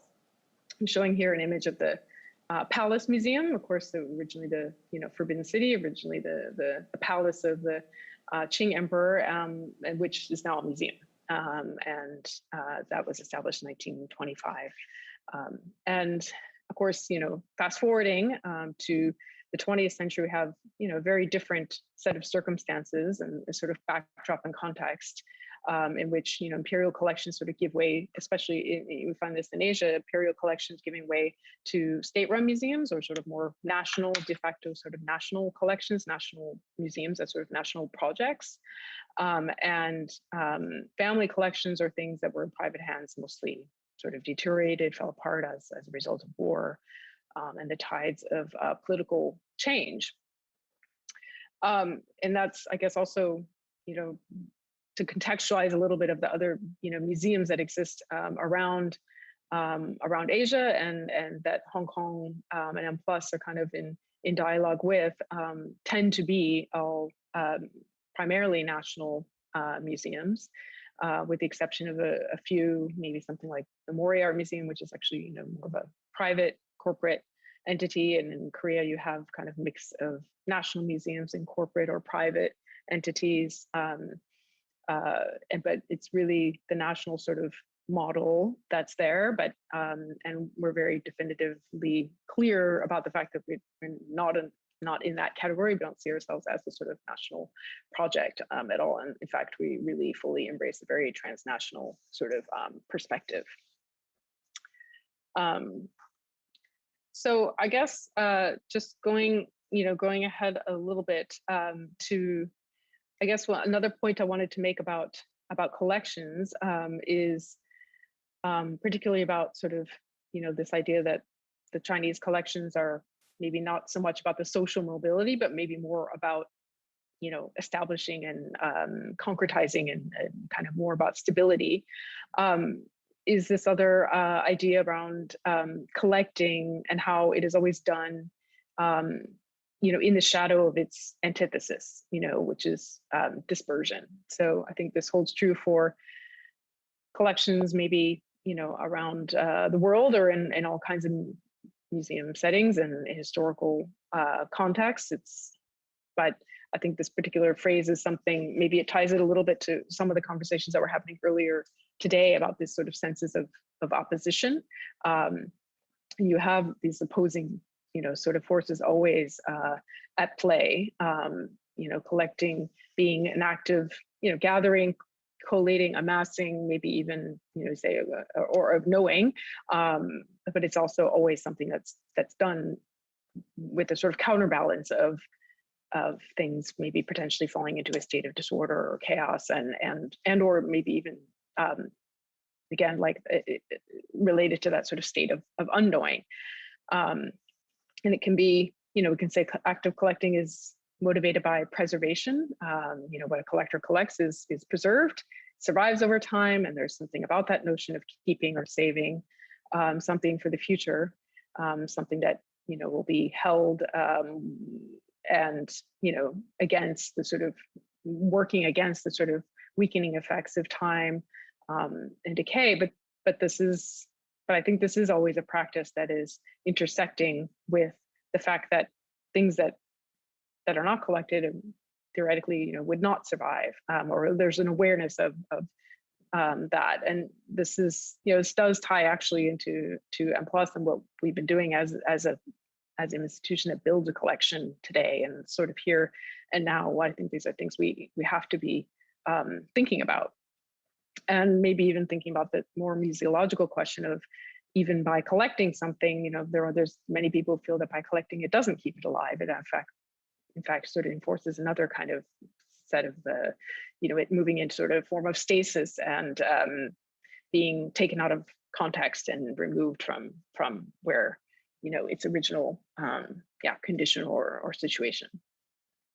But regardless, I guess, without collectors or without collecting institutions, there would be works that may not be able to sort of enter into that long arm history, nor would they be around for audiences to see and learn about, which is really something that brings, I guess, for me, to the next point, which has to do with what collections do, and particularly for a museum like M+, the collection is sort of the backbone or the spine just of our institution. It's like this, we sometimes say it's like the sun and with the planets or stars like us curators or maybe audience members sort of revolving or moving around it. It's in some way a source of knowledge, but it's also takes knowledge to bring out that information and to make that available. It's not something that's immediately apparent and visible. So here you can see a little bit of some statistics. There's some numbers here. It's actually quite a bit more by now. I think these numbers are a little bit old. So if we look at the total, I think we're probably actually closer in our collection right now to around 8,000 items, and probably over 40,000 in terms of the archive materials. And these are just, when we talk about visual culture, these are the sort of categories or sort of groupings, and this is, because people often ask what that encompasses for us.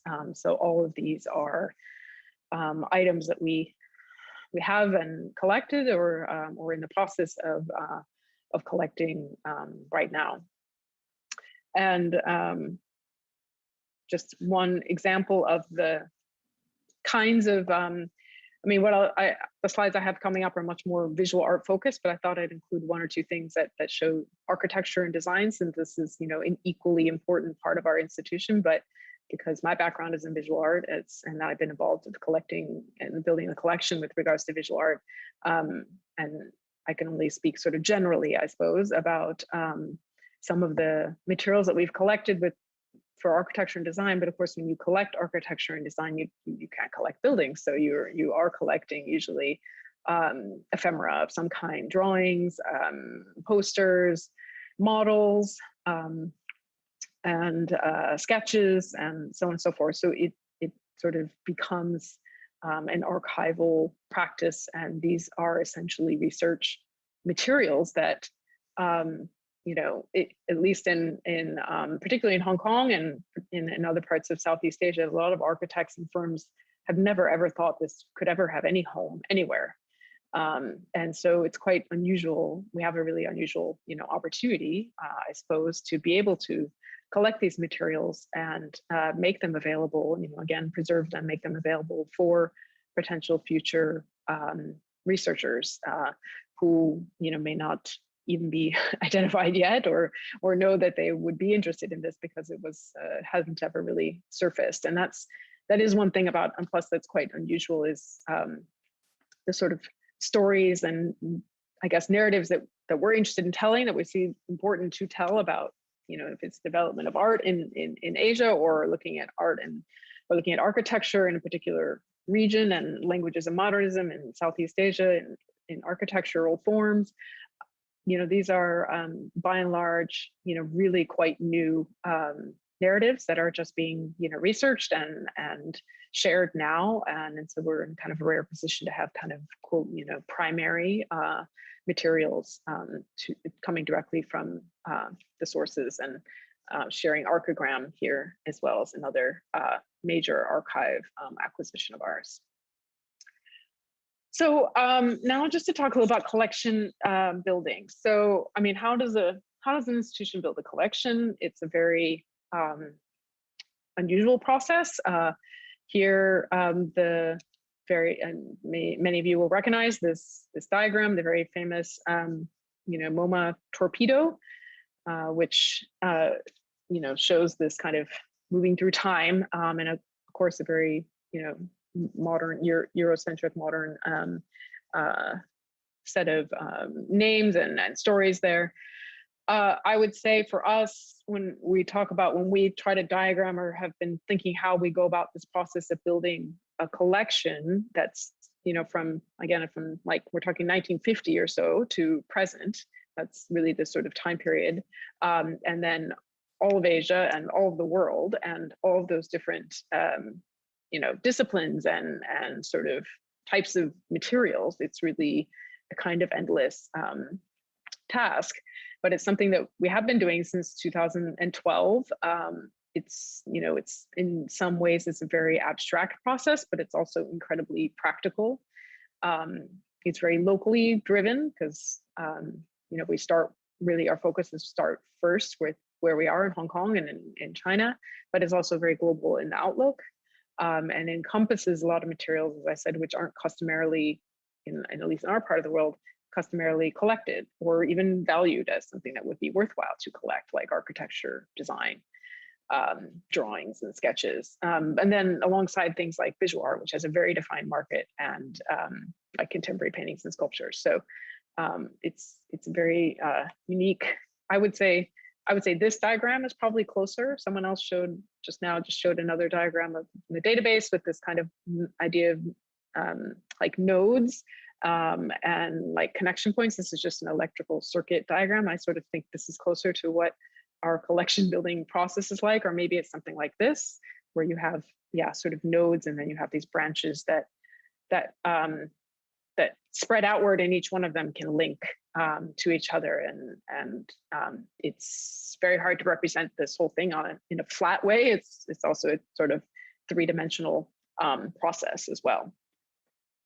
So I'm aware that I'm going over time a little bit, so I'm gonna just move through some of these images where I just have probably a handful of slides that are to highlight some of the key parts of our collection. It's 8,000 works. I can't obviously show you everything, and we have a website where you can search our collection online. That is all active right now. So if you are curious, please invite you to take another look there. But I'm just highlighting some of the kind of like core building blocks, I suppose, that really each one of the things that we collect, of course, it informs the next sort of thing. I mean, collections, I think, are really much more than a random grouping of things. They're kind of they kind of have their own ordering and form and integrity. on themselves. So the M+SIG collection is a very comprehensive, over 1,000 works of contemporary Chinese art, donated by Dr. Uli Sig. And here's a summary of that. Our collection covers the sort of post-war, really sort of begins in the post-war East Asia, a lot of the major art groups that were instrumental in experimenting new languages for art making and abstraction. From Gutai to Monoha to Dansekwa and these are some of the more well-known ones. And there's another big part of our collection which looks at sort of diasporic identities.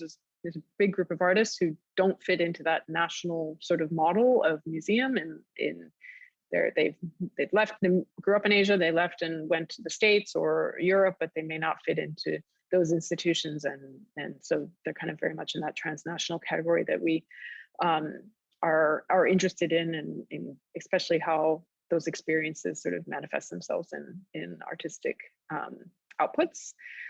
Conceptual art in Asia, there's a lot of interesting ways to think about developments of contemporary arts, of conceptual art from within Asia, and the major figures who were part of that, who are also, some of them maybe living or working in other areas, and this kind of flows back and forth. And then we have quite a number here in this sort of transnational flows slide that's really just to touch on some of the more maybe international voices that have done work or been in conversation with Hong Kong and Asia throughout their lives and their practices. Zaha Hadid, Alfredo Yar, John Cage, so on and so forth. It's a group of artists from the growth of the 1990s, when the Asian economies in East Asia were booming, and a number of artists were exhibiting in biennials, and the sort of biennial growth of biennials, and having Asian artists wider exposure. That forms a pretty big part of our collection. Hong Kong visual culture is another area that intersects all these different disciplines, but just looking at the geography of Hong Kong. Cities and urban futures, of course, this has a direct relationship to our world, today, and environment and sustainability and so on and so forth. So I just thought that would be interesting to put in here. And then the last one is this slide on digital culture, which just highlights some of the works that are in conversation with, which used to be called new media, but I think now it's kind of a more broad understanding or thinking of, digital life, digital culture, and sort of screen-based worlds. So I will wrap up there. I think I'll just, end maybe by saying that in response a little bit to this museum, to this topic overall of the conference, and this idea of the knowing and not knowing, it's something that really resonated for me particularly, and it's something we talk about a lot in our curatorial team, is just this idea that we are building this collection. Of course, there are many other people and factors and filters and so on. It's not solely our decision, but at the same time, it is based on, the knowledge and experience that all of us have in the curatorial team. And it's just a very interesting process, because it is really like, we don't know what we don't know, or we can't know what we don't know. We're building something from scratch. It's always going to be in some way a subjective process. And we try to really kind of mitigate how far that goes.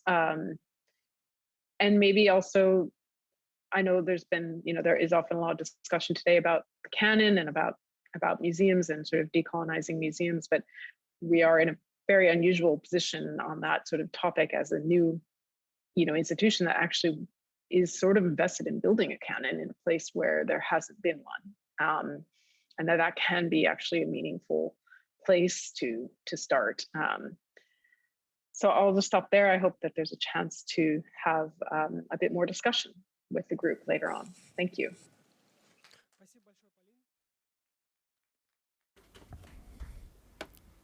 Thank you very much. And now to the final speaker for today, one of the contributors to our journal, Sela Kojo Aji.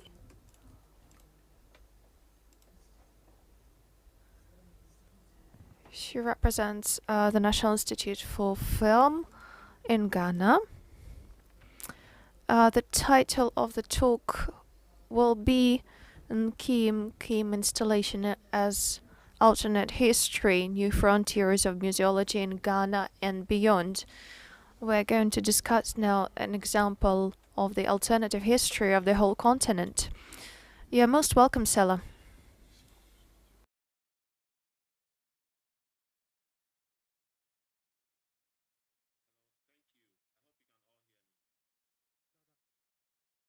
Yes, we can hear you perfectly well, thank you.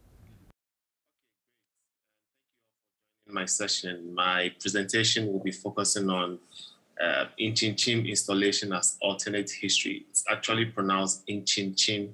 Okay, so next slide. So I'll first begin by introducing what Inchinchim installation and its core objectives are. Inchinchim installation is an evolving museum established by the award-winning Ghanaian artist Kwame Akoto-Bamfo, who is also my colleague. And Inchinchim derives its name from the Akan Edinkra symbol known as Inchinchim. And Inchinchim installation essentially captures the many twists and turns in the racial journeys of Africans on the continent and Africans in the diaspora communities. It directly relates to the travels made by African ancestors and their journeys from where they migrated from. So it recounts the lived histories of Black people, the Black experience, and the contradictions and distorted narratives embedded in Africa's histories. And monuments and statues commemorating slavery generally lacks proper documentation and historical cross-examination. Consequently, there has been a culture of silence around the lack of monuments, not only the lack of monuments and sculptures, but art installations erected within African communities to preserve the racial memories of the slave Holocaust. Slave monuments and visual narratives, which serves as alternative source to deconstruct the horrific episodes of the transatlantic enslavement, has largely been neglected by Africanist scholars. So this academic gap creates the avenue for all kinds of misconceptions around the social realities of the slave experience. So it's then becomes important for artists and curators to take up this task of filling this knowledge gap, creating more artworks, and also conducting their own research to document their practice and to also tell their own stories through artistic research and creative production. So documenting and telling our own story is what Inchinchim is all about in a nutshell. Next slide.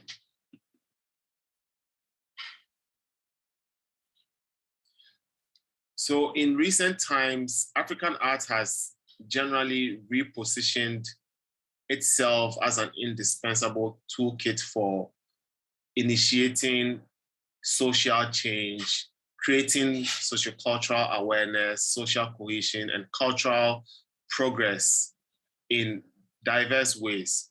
And with the development of artistic research and potentially lucrative art markets and a pedagogical turn towards curating exhibitions and art festivals, modern curatorial practice in its most expanded sense focuses on art education and art historical canons and sociocultural position of art for more education and public engagement. So the social responsibility required of the artist does not permit him or her to separate creative expression from sociocultural dialogues and the political realities eminent within his or her immediate social settings. And of course, most galleries and cultural institutions and creative hubs in Ghana are increasingly supporting and promoting creative works by artists who are using their creative practice to initiate critical dialogue, to solve problems, tell their own stories within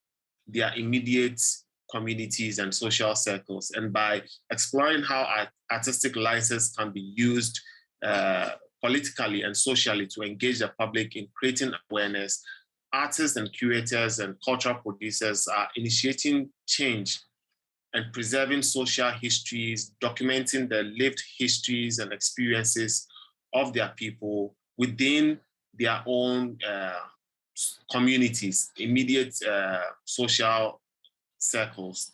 And next slide, sorry. I just want to show you a few pictures.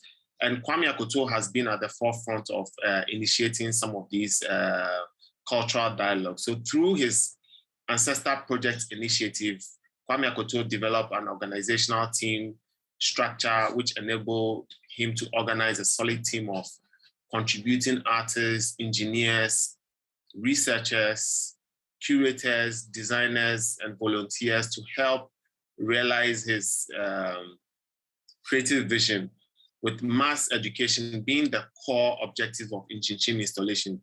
So the research team mainly employs historiographical methods and mixed method approaches to art-based research for data collection. And primary data collection is done mainly through workshops, structured interviews, informal community engagements like the pictures you are seeing, focus group discussions, and participatory activities by the volunteers, contributing artists, and community groups. So in this slide, we can see the principal artist, Kwame Akoto Banfo, interacting with members of his community and members from the diaspora community to understand how indigenous narratives about the slave experience can shape creative production to give a realistic representation of slavery. Next slide, please. So there's been a growing academic interest in whether artists could double as curators and researchers at the same time. And the answer is always yes, because working in museum spaces involves some deep level of museum scholarship and curatorial focus. But how or where do we draw the line between curatorial research and pure academic research? There might be a difference, but some people might also place them in the same category. But the question now is, because curating art or organizing exhibitions used to be a very straightforward endeavor, mostly curators were, should I say, highly educated and perceived to be well-read in art history. And based on their research skills and knowledge expertise, they will put together what they saw as the best artworks of a particular movement or historical period. And a curator might be a great writer, a great catalog designer, or a builder of great collections. So the critical question here now is how should curatorial research methods differ from a purely academic research? Because I'm speaking in a social setting where people from non-academic community form the greater part of the audience coming to appreciate art, and they might not necessarily be interested in reading or hearing about all the boring academic jargons that we use in our circles. So they simply want to experience great art. So now, where do we draw the line between museum scholarship and academic institutions, curators and straitjacket academics? These are some of the questions and things we think about when we are putting together art festivals, workshops, and exhibitions in Inchinchim space. Next slide, please.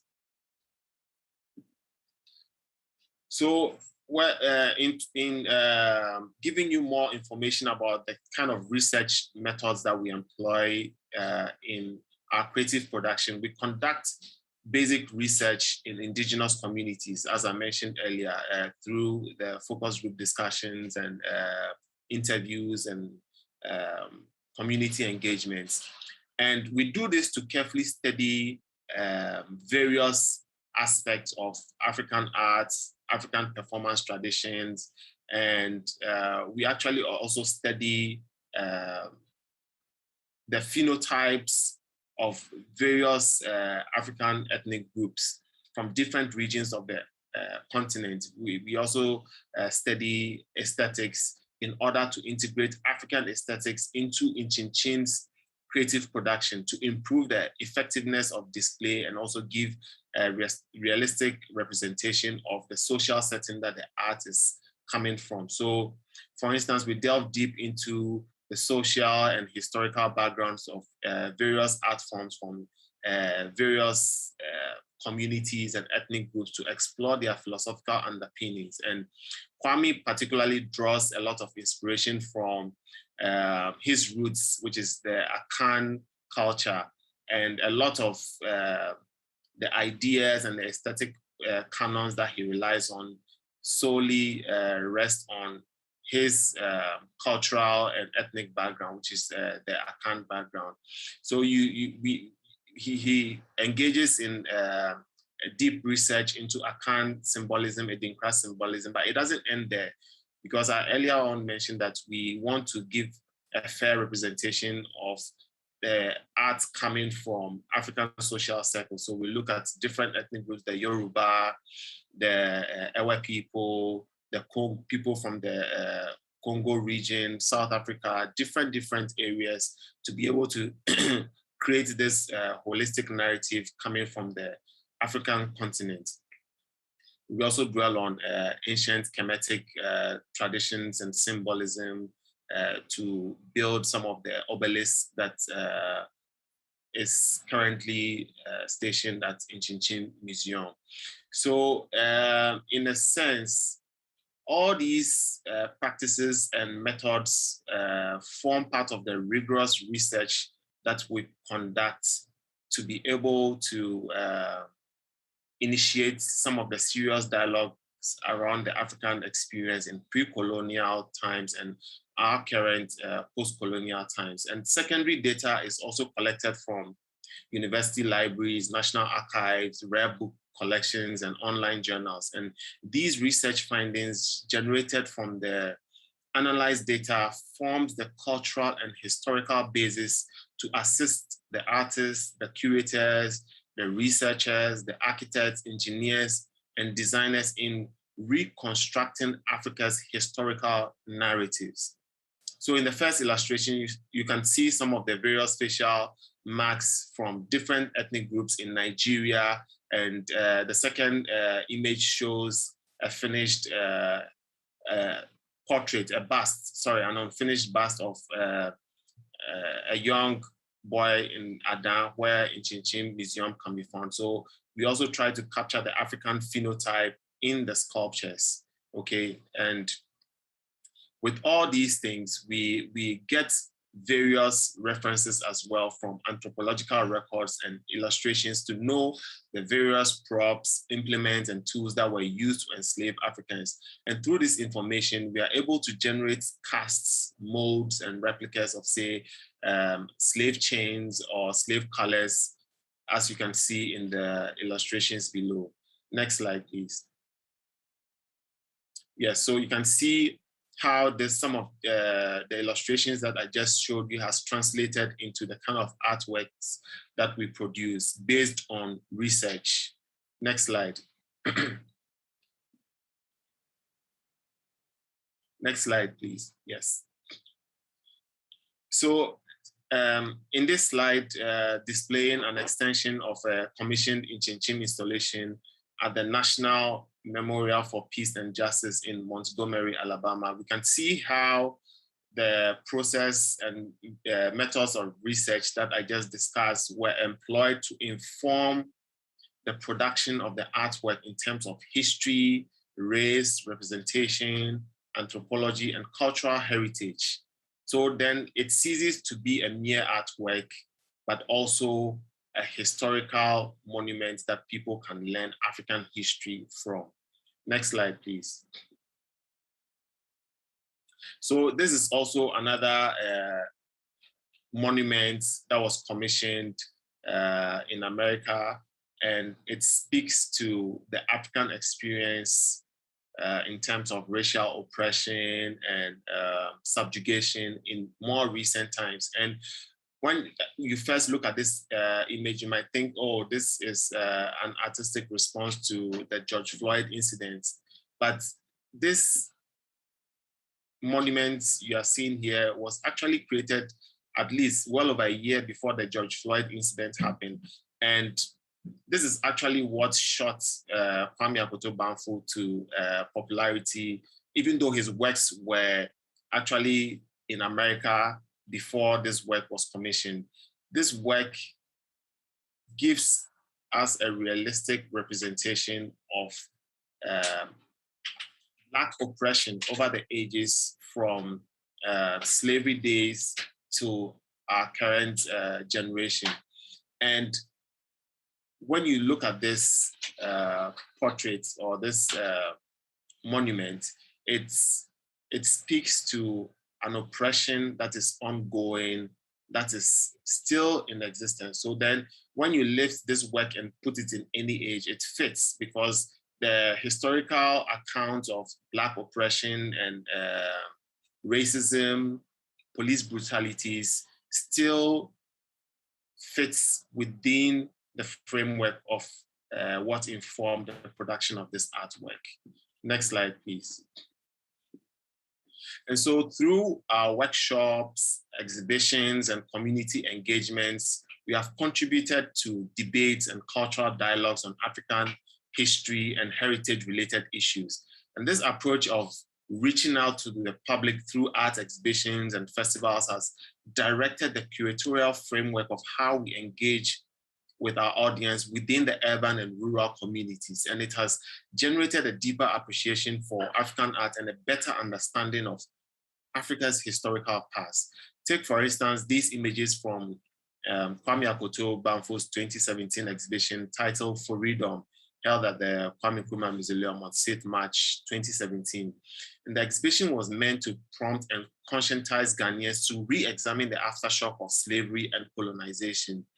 The exhibition also questioned African independence, African autonomy, and freedom from slavery and neo-colonial bondage. Kwame's sculpted bodiless heads evoke an impending mass murder, generated discussions on how Western hegemonic forces still have members of their former colonies in a political chokehold and neo-colonial schemes like foreign aid, IMF loans, and all that. So here, art becomes a social commentary and historical documentation. History also becomes art in so many ways. And as an artist, this is what informs Kwame Akoto's practice. And Kwame draws inspiration from his African heritage to contribute to the global political dialogue of race and power. And as a creative interlocutor, his creative ambition has been geared towards mass education, healing, and empowerment of Africans through the continent and the African diasporan communities. And his work is critical in bridging the gap between Africans on the continent and Africans in the diaspora. And all this is achieved through constant research. Next slide, please.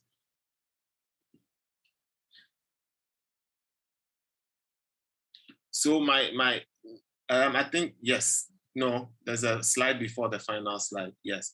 And this slide also gives you an account of how research informs us to improve our museum experience at Inchinchim, because since we are interested in broadening our visitor profiles and improving how frequently visitors return to the museum space to interact with the works again and learn about their history, we take inventories of visits and time duration in order to conduct basic research with the data collected.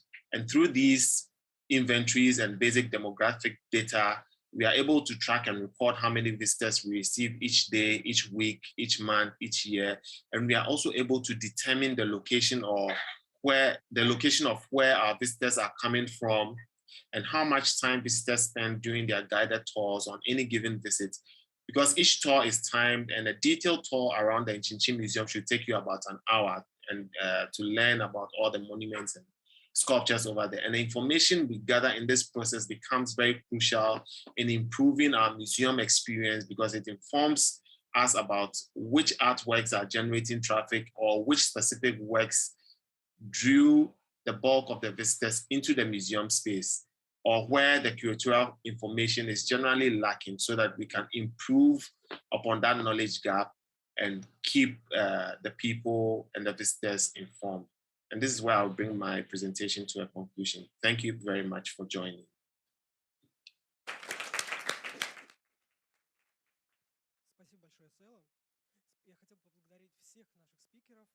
Thank you. Thank you. I would like to thank all of our speakers, Anastasia, Annette, Pauline, and Sela. We have half an hour for Q&A.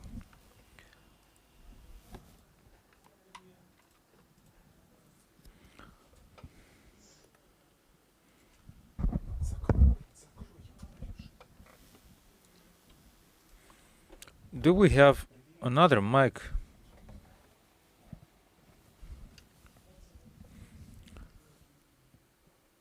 Please feel free to speak in Russian or English at your will. Since we don't have questions at the moment, I will ask a few questions from my side. As the moderator, I would like to use this opportunity to hear more about participatory and collaborative practices used during the creation of the exhibition. Annette, you talked about what role did they play as the exhibition was built. In a nutshell, could you please provide more context for this Berlin located exhibition in the Berlin-based landscape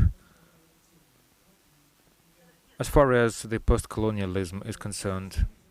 Could you please compare this with the creation of the Humboldt Forum?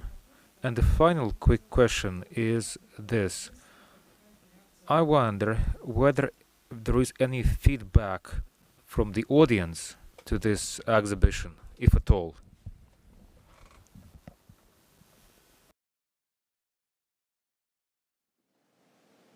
Yes, thank you very much for the question. Can you hear me? Dada. Can you hear me? Yes, I can hear you. Yes. Okay. The collaboration, or what I find particularly fascinating about this project, is that I had a brief talk with the curator, with one of the curators employed at the museum. So it was a mix of the team was a mix of curators, museum curators, and activists in Berlin. And he said that they, at the museum, they had started to conceptualize that exhibition, and at some point, which is already great because it's the first exhibition or museum and exhibition in Germany that critically engages with German colonialism. So that is already unique. And then they started among the museum curators, they started conceptualizing the new show. And then at some point, somebody from the team said, well, let's get engaged with activists. Berlin Postkolonial, a very well-known, well-established activist initiative in Berlin, and the Initiative of Black People in Germany is the name as well. And then they approached the curators, and the curators said, well, the conceptualization is done, basically, and you have done it, you've started, and now at this stage you ask us to give our consent, or what is your concept behind? And they refused to collaborate with or sort of collaborate then in secondary terms with the curators, and suggested to restart and to reconceptualize the exhibition from scratch. And the museum and the curators, museum curators consented, and they literally started from scratch again. So I think it's really, at least from what I got from the curator, that is a collaboration on equal terms. And I guess that showed, because I tried to highlight that, in my view, they managed to really change the framework and the perspective away from this Eurocentric or colonial perspective to a broader perspective, which I find fascinating. And if you compare that to the infamous Humboldt Forum that literally opened 2 days ago, or yesterday, officially 22nd, but that was closed to the ordinary ordinary visitors. So I think yesterday was the first day, finally. So really highly contested project, and really weird and bizarre project overall. I'm trying to speak, I mean, I'm really concerned with this. So an entirely different approach. And what one of my questions was, and definitely researchers needed to figure out why it is, or what are the affordances or the circumstances of institutional framework. So I found interesting that this Treptow Museum is a really small museum, and it takes you about 1 hour if you take public transport from Alexanderplatz, so basically from the Humboldt Forum, 1 hour to get there. And there's basically, it's a residential area, so you really need to make an effort to get there. In terms of access, that is quite interesting, I find. And the Humboldt Forum obviously is located in the political historical center of Berlin. And I asked the curator at the Treptow Museum as well if, for example, the Humboldt Forum or the German Historical Museum, similar, they have nothing to do with the Humboldt Forum and the German Historical Museums. It's entirely different entities, but still they're located both in the historical political center of Berlin. If they perhaps contacted the Little Treptow Museum because it's such an interesting, inspiring, innovative exhibition, and he said no, not yet. And that is quite telling, I think. And the show opened in 2017, so quite a while ago. Even if you not consider the pandemic, so it's quite a while ago that they opened. And as far as I know, no collaboration has taken place yet. And I don't really see it, how the Humboldt Forum might collaborate with such an approach with a museum like the Treptow Museum. I hope I'm too pessimistic, but I think I'm just realistic. And then what was the second part of the question? The response by the audience, right? Yes. I'm pretty sure that no visitor studies or empirical research, proper research has been done on this, because that is just not an established field in Germany, in German museum sector. But the curator said that they're basically overrun by visitors and bookings from school teachers that visit from the entire country. So apparently that is, it's a very popular, people are very interested. Then you must say that German colonialism is just not really, or it just starts to become part of German identity politics and German identity or memory politics, and up to very recently that has not been taught at schools, etc. So that might explain. It. I find it very interesting that they get a lot of interest by schools. Other visitors, that would be interesting to know. I have no data about that. I'm sure there are no data.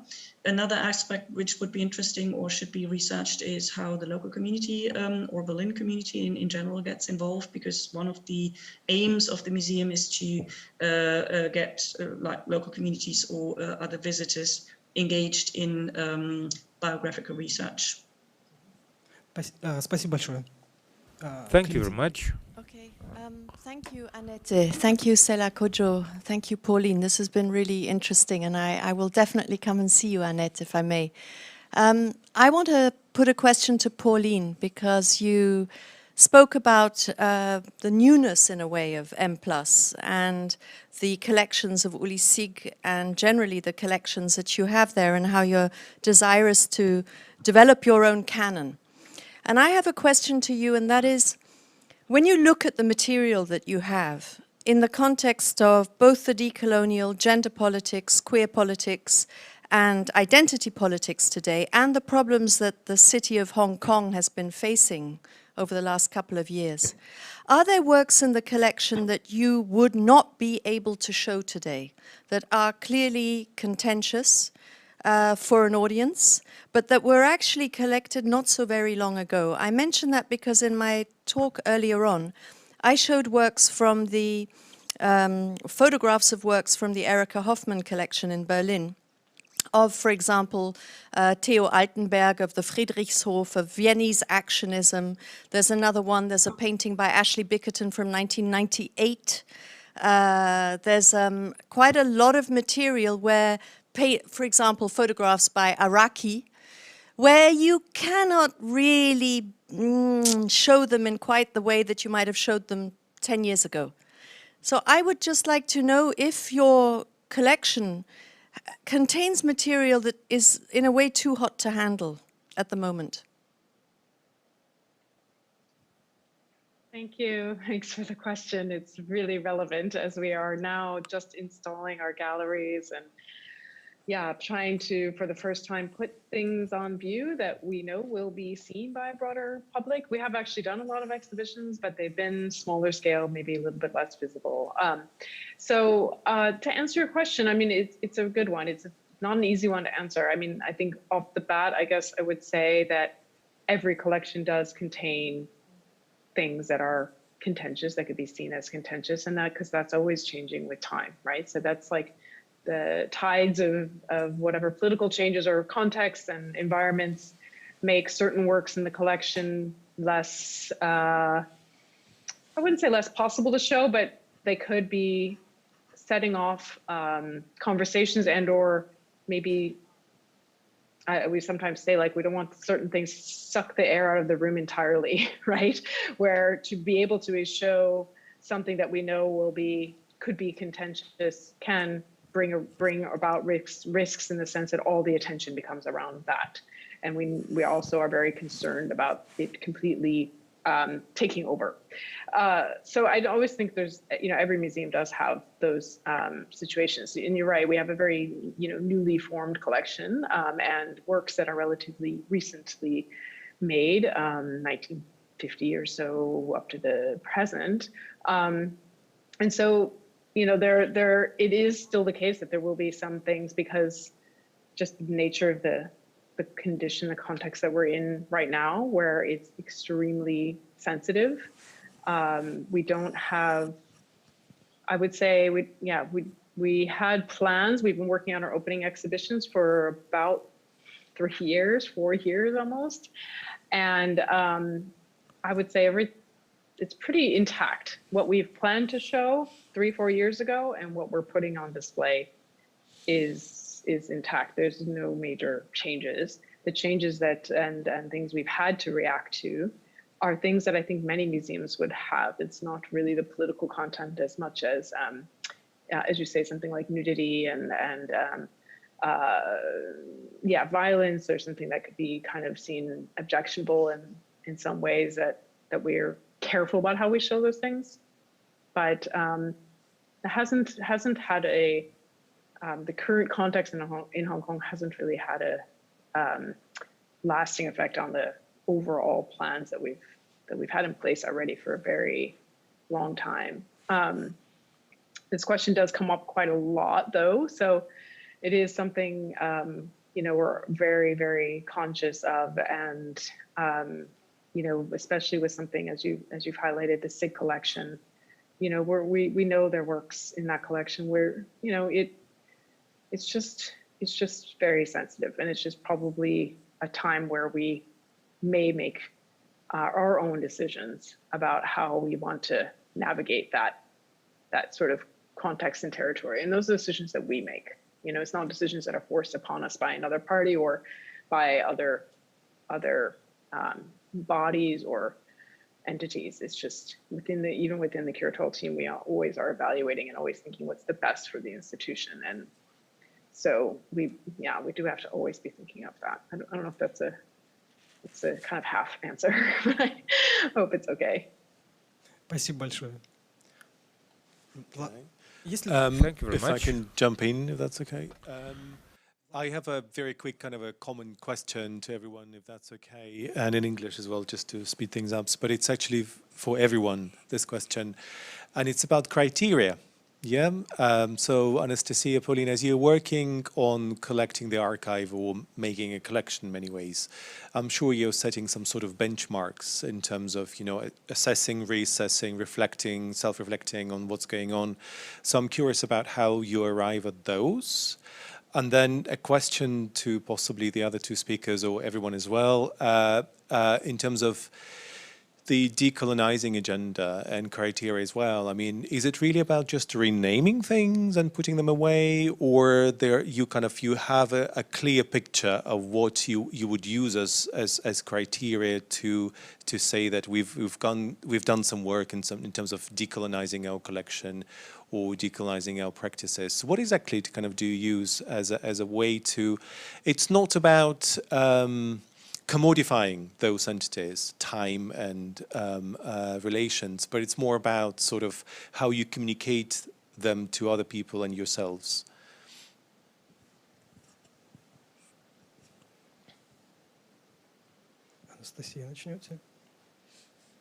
Anastasia, please take this question.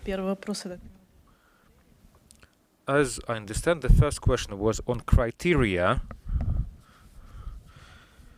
For the archive collection, I already mentioned several criteria. I already mentioned the concept that stands behind this. I mentioned this in the article just published in the journal.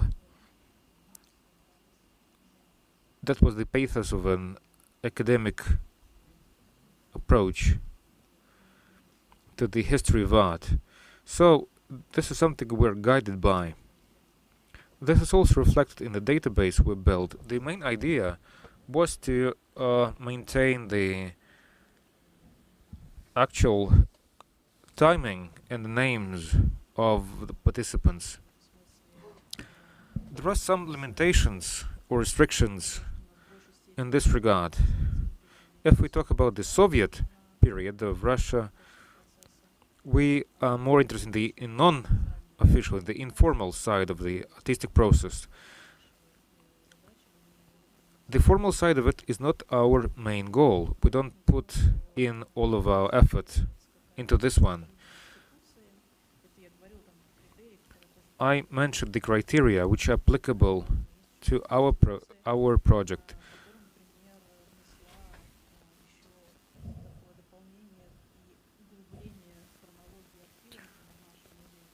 The chronology of the timing of the archives of our museum. The life of a museum is inherently connected to the architecture legacy of the city of Moscow, so we have plenty of materials in this area as well. Inaudible. Mic not in use. Yes. So, the goal of the museum as you build your collection, if we artists studied the genetic art in the Soviet Union, so the kinetic art, if we study the history of performance, we try to grasp as many phenomena as possible in this area. This is similar to what Pauline showed, this three-dimensional connection which grows on its own. This is something we didn't care about before, but once we focus on this, this becomes visible. And this is a horizontal process, I should say, in some way. Yes. Okay. Pauline, Sela, would you like to add something?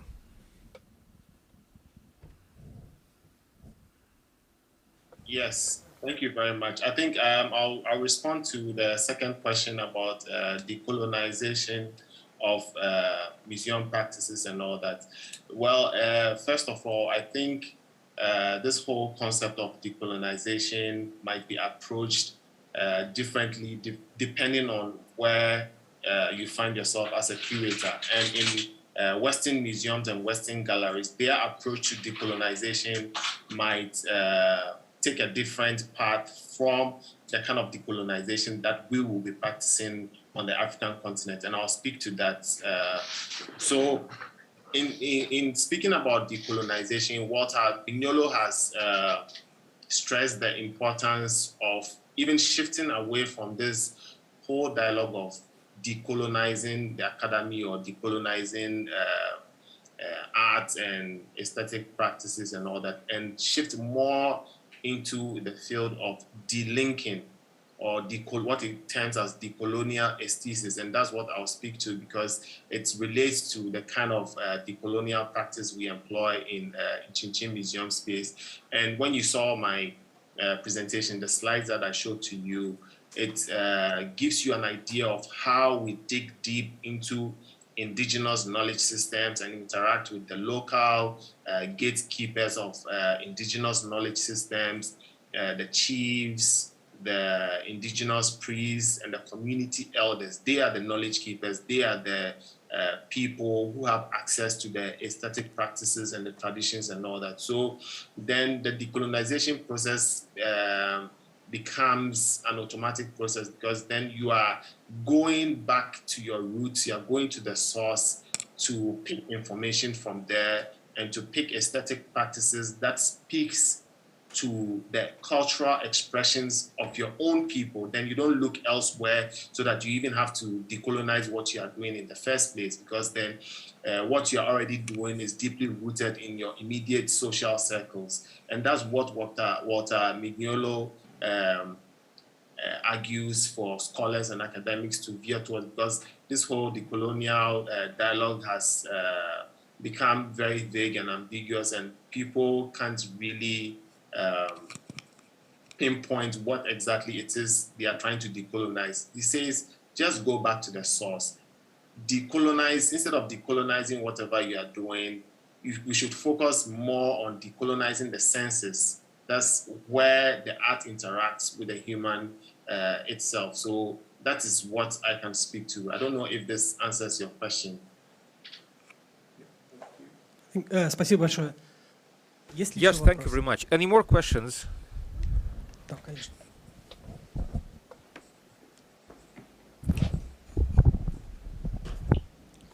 Я хотела задать вопрос Анастасии. I wanted to ask Anastasia a question.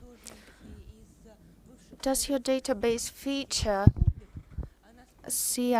artists from CIS countries?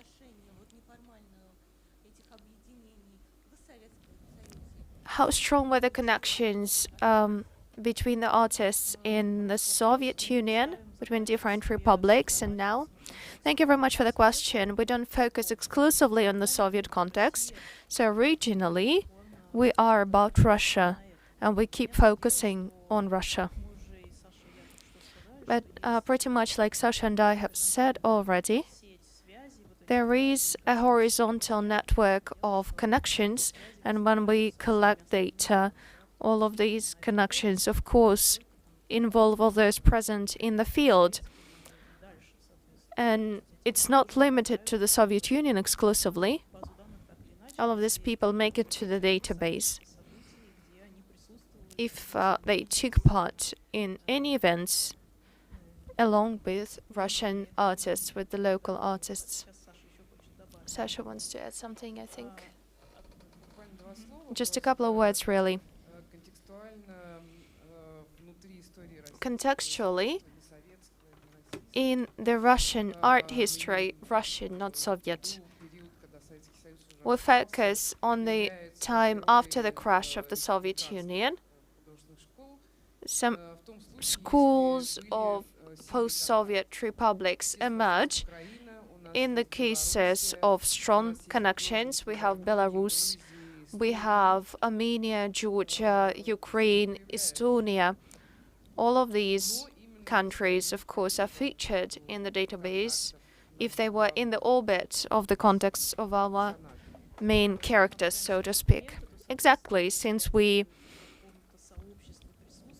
use documents and we are quite loyal to documents, these connections can be found. This is what we researched, and hopefully there will be other people who will carry out their own research about that. Just recently, our colleagues from Kazakhstan, who are going to digitize their archives, and their project is quite ambitious. They have already consulted with us, and they're interested in aligning these connections in their project. So this is what I have to say. Thank you. Any other questions from the audience?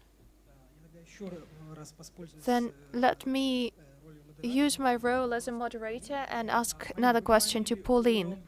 Pauline, your museum, M1, seems like a mega project. that can be regarded in the framework of the museum boom over the past decades. At the same time, you spoke about creating a canon on visual culture of the Asian region. So my question is, the scale of the museum, I mean these 3 buildings, is it part of a strategic project of creating the canon? Thanks for the question. I think I can answer this in a little bit in relation to what Vlad had asked around criteria, because I was thinking about that statement that I made about the canon, and I mean, you know, it's a bit of it may sound strange. I understand how it may sound strange to people to say that we're very consciously doing that or building that. I guess to just contextualize a little bit more. It's in part because this stage of the museum building project, really, which is, as you said, it's a huge project. It's a huge building, but it's not just the building, right? It's the process of having the funds and all the structures in place to build a collection from 2012, even though your building is not going to be open until 2021. So I've actually been at UNPLUS for almost 9 years now, and so I've been involved in the process of the collection building from quite early on, very beginning, right after the SIG collection was given to the museum. It's right around the time that I joined. And so I mentioned that because it's really the money that we've had and the funds and the resources and all the work we've done on the collection has been this first initial phase of collection building. And it's about building the foundations, and it's about putting those foundations into place. And so that's sort of where this idea of the canon kind of comes into the sense of, like, if we are, you know, doing a narrating multiple kinds of narratives for the region and for our audiences that are in Hong Kong, that is about defining a sort of and outlining a kind of story of art and visual culture's development, then we need kind of essential building blocks there. And there is no other institution in Asia that does this, because most other institutions are all looking at a sort of that sort of national model, the nation-centric sort of model. So for us, as a sort of, you know, putting the nation model aside and looking widely, you know, it's the only place where you may see all these things in conversation with one another. That's where this idea canon is something important, because it has not ever really existed, and it's it's something that is, I think, essential for the process of the foundation of the collection. So having said that, like, the collection now that we're opening our building, we will continue to collect, of course, but it will be a different type of process. We'll be continuing to add on over time, but it will be slightly different sort of focus, less towards those essential sort of building blocks, which is what we needed to get into place. And I guess addressing this kind of question around criteria, it relates, because in this phase of the collection building, we've been constantly asking ourselves certain kinds of questions. I mean, you know, there's no objective criteria where everything you can be so 100%, you know what enters the collection. It's always a mixture of the, you know, subjective that plays a role there. And I would say there's some, you know, questions we constantly ask ourselves, which is, you know, what is the relevance of the work? How are things sort of relating to now? And how will people find certain things, you know, relevant? So it tends to be very, like, audience driven, I would say. In that sense, we're very aware of the fact that we're a very unusual museum in Hong Kong, in the sense that scale wise, it's bigger than anything else, but also that very global outlook and the global nature of our collections is very unusual. All museums in Hong Kong up to now just feature Hong Kong, you know, artists and Hong Kong sort of stories, so to speak. And then also that we're going beyond a visual art, you know, focused and or contained sort of set of stories. So yeah, the criteria is, always changing and always, we're constantly kind of asking ourselves every step of the way. And I think we're now on this kind of an interesting point where we'll actually be able to sort of be in conversation with audiences a bit more and get to know how they respond to things and how that sort of process goes, what people are, taking to. And I think that will actually be something we have to factor into the next future stages. Спасибо. Hello? I don't know quite how to put this, but I would like a little bit of a discussion around law. Law, the way the ethics and the legal differences between a museum in Hong Kong and what it can and can't do. The museum in Treptow, how legal structures have framed the museum. I think also of the Ghanaian situation. I wonder what can and cannot be done in a museum. And I just wanted to ask you, really, each of you, how far you feel that certain norms are placed upon the ways in which you can work in the museum, how you use a space, I mean, outside or inside, right? When people can come, are you allowed, as Hamza Hassan said, to open for 24 hours? What happens if people want to retrieve things they might have donated to the neighborhood museum in Treptow? What happens if students want to access the collection more than you have reckoned with? And I'm talking now about Hong Kong. I'm very interested in this question of the differences, the specificities of how we change museums in each place and what that has to do with law, and how we can bring lawyers to work with us in museums, not on the side of the executive boards, but on just to think through this question of access, ownership, intellectual property rights, etc., etc. Спасибо, Клементин. Кто начнет? Who wants to begin? I'm happy to dive in on that since it's been part of my world for the last several years. I think what you're speaking about is really important. And for us, the way that we talk about this is just really in relationship to governance. Sorry, I realize my cat is here. Governance and the sort of systems that are in place to, as you say, to sort of legally, operate, but what determines that? In Hong Kong, I guess I can just say it could be a very long story. I'll try to make it brief. We have set up in Hong Kong because we have public funds and we are using public money. Then there are certain sort of governance structures that we need to have in place in terms of how we spend that money. So that means boards and committees and so on, and other boards and committees who decide who gets appointed to the boards and committees. So Hong Kong has a lot of bureaucratic structures. It's very comfortable in its bureaucracy and it finds it very hard to stray from. We've tried the best we can to streamline it, but systems are obviously there, and they actually need to be there because we will need to ensure as well the collection. Going back to the collection, people often ask, can we deaccession something, so on and so forth, and we have all these policies which are, we have a legal team from the very beginning and all that have set everything into government, papers that are now, kind of essentially irreversible. So we don't have a deaccessioning, plan, policy. It works that come into the collection are in the collection for the long term, and they're held in trust, and that trust has a board of people, and essentially the collection belongs to the people of Hong Kong because it's public money.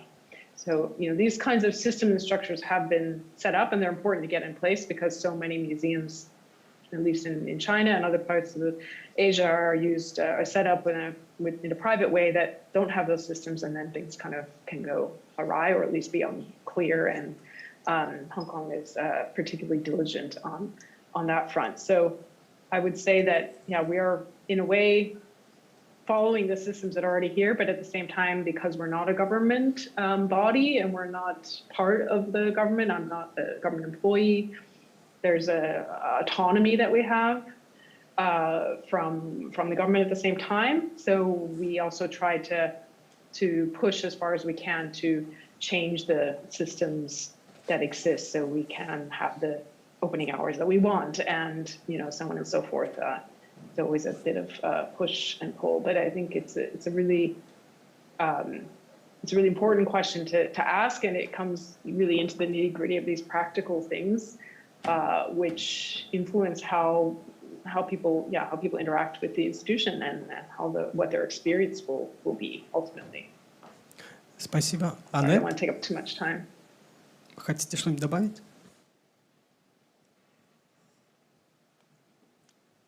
Sela? Yes, thank you very much for that question, and I will respond very briefly. So, in our case, in Chin Museum, it's a very special case because there are different parameters. It's not operating in the formal museum structures like you find in Western museums and all that. So I'll just give you a brief introduction to how the museum came about. So Kwame inherited 100-acre land in Adan from his family. And in our part of the world, individuals do not own land. The land ultimately belongs to the people. The custodians of the land are the people in the community. So even though the land on which the museum is being erected belongs to Kwame's family and has subsequently been transferred to Kwame as his personal property, he still needs to compensate the people who were farming on the land, the caretakers of the land, before the property was transferred into Kwame's name. So we are still in the process of doing that, and he's been able to account for 70% of the land, and 30% we are still in the process because now he's become a big star and seen all over the world on TV and the internet and all that. So the people have also started seeing him in a different light and are trying to negotiate better deals, okay?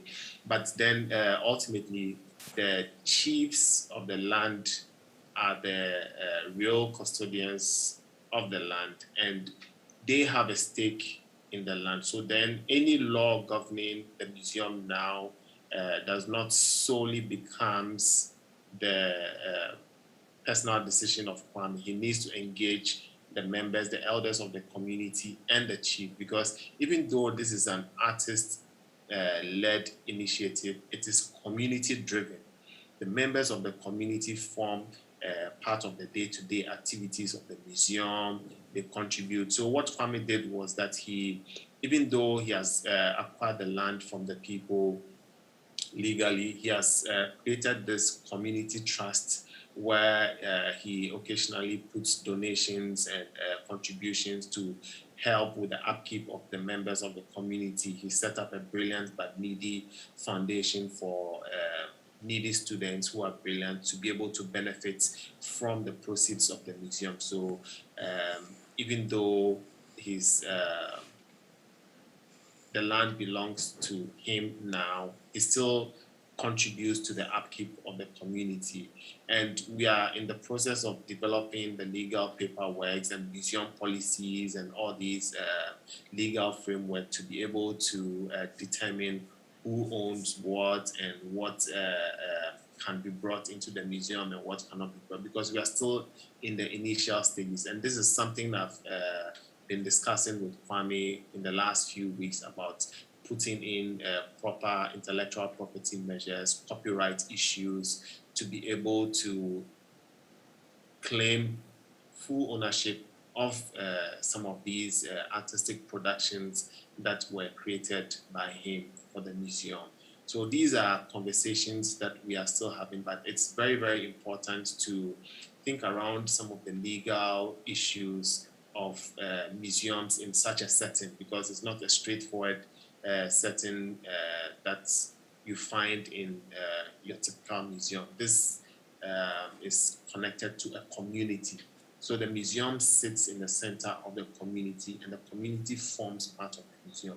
So any legal framework or legal dialogue that needs to be initiated, the community must be involved, the elders of the community must be involved, and the chiefs of the community, the real custodians of the land, must also be involved. So this is where we are now. We are still in the process of putting these legal structures in place. Thank you very much. Спасибо большое, Села. Аннет, Анастасия, Thank you хотите very что-нибудь much. добавить? Selam, would you like to add anything? Yes, I think it's a really interesting and a tricky question, legal aspects. I don't know anything about de-accessioning, but it's Museum Treptow is a municipal museum, so publicly funded by the city of Berlin, and there are clearly strict opening hours, etc., access as well.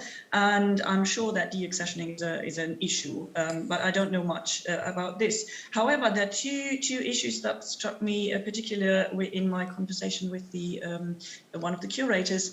He said that they tried to research the private archives or the archives of private commercial enterprises, I mean the companies like Deutsche Bank, Daimler, Siemens, etc. And they, since they were private archives, they were quite reluctant in giving access to the curators. He managed, or the curator I spoke to, he managed to get some access, but only to a certain degree. And my question would then be, or my concern is that if it's sort of colonial archives or archives about German colonialism, even if it's private archives by private companies, that is obviously of public interest. And it would be interesting to have a discussion about legal aspects, how to sort of fight for public access to private archives in that particular context. And a second issue, which I find very tricky, is the copyright issue. I mean, I very briefly mentioned that the curators decided to use the historical photographs, the historical portraits from clearly colonial context, from these racialized anthropological research in lack of other documents. That is a very, very tricky legal copyright issue, I guess, as well, that the Museum Treptow, they address it, but only briefly. But these two aspects struck me in particular. Спасибо. Да, если говорить о ограничениях юридических. Yeah, since we have started talking about legal limitations, there are both advantages and disadvantages in our position, since we're a private cultural institution. And because of this, when we did the library and the archive, we were not obliged to follow certain state standards which exist for archives and libraries. And officially, I think we're called a research information center. So we did not take the title of an archive, because this title, this name, implies a lot of legal consequences. Since we're a private institution, we can afford that, just calling what we do with a different name. If we compare municipal, state-owned museums and us, of course, there is a world of difference, because we have enough of resources, both time-wise and human resources, that enable us to do things that federal museums or municipal museums just cannot do. But I'm sure that there are drawbacks in our situation too. And as for the openness of data and the openness of what we do, we have the same limitations as the ones quoted above by other speakers. Of course, the private life, private data have to be protected. Copyright has to be protected. Authorship has to be respected. There are legal limitations to the age of audiences who have access to our information by Russian legislation, so we have to label every piece of data, whether it's 18+, 16+, or 12+. Otherwise, it will be a violation of the law. So these are the limitations that we face, pretty much like anyone who works with contemporaneity, with the heritage of the living or with the people who recently passed away. We also have the limitation of the copyright. Like after I know that globally in the world, 75 years after the author is dead, the copyright ceases to be and the work becomes public, which is non-existent on the territory of Russia. We are out of time, unfortunately, but thank you very much for your participation. Thank you very much for this wonderful discussion. Thanks to all the speakers today. Wonderful talks, really. Just a quick reminder that today we will have one more day of the conference. 2 more sections. And Clementine will have a public discussion with Lutz Strukov. We will begin tomorrow at 12:25. Please join us online or offline, whatever works for you. And please return the headsets as you exit. Thank you very much. And thanks a lot to the interpreters.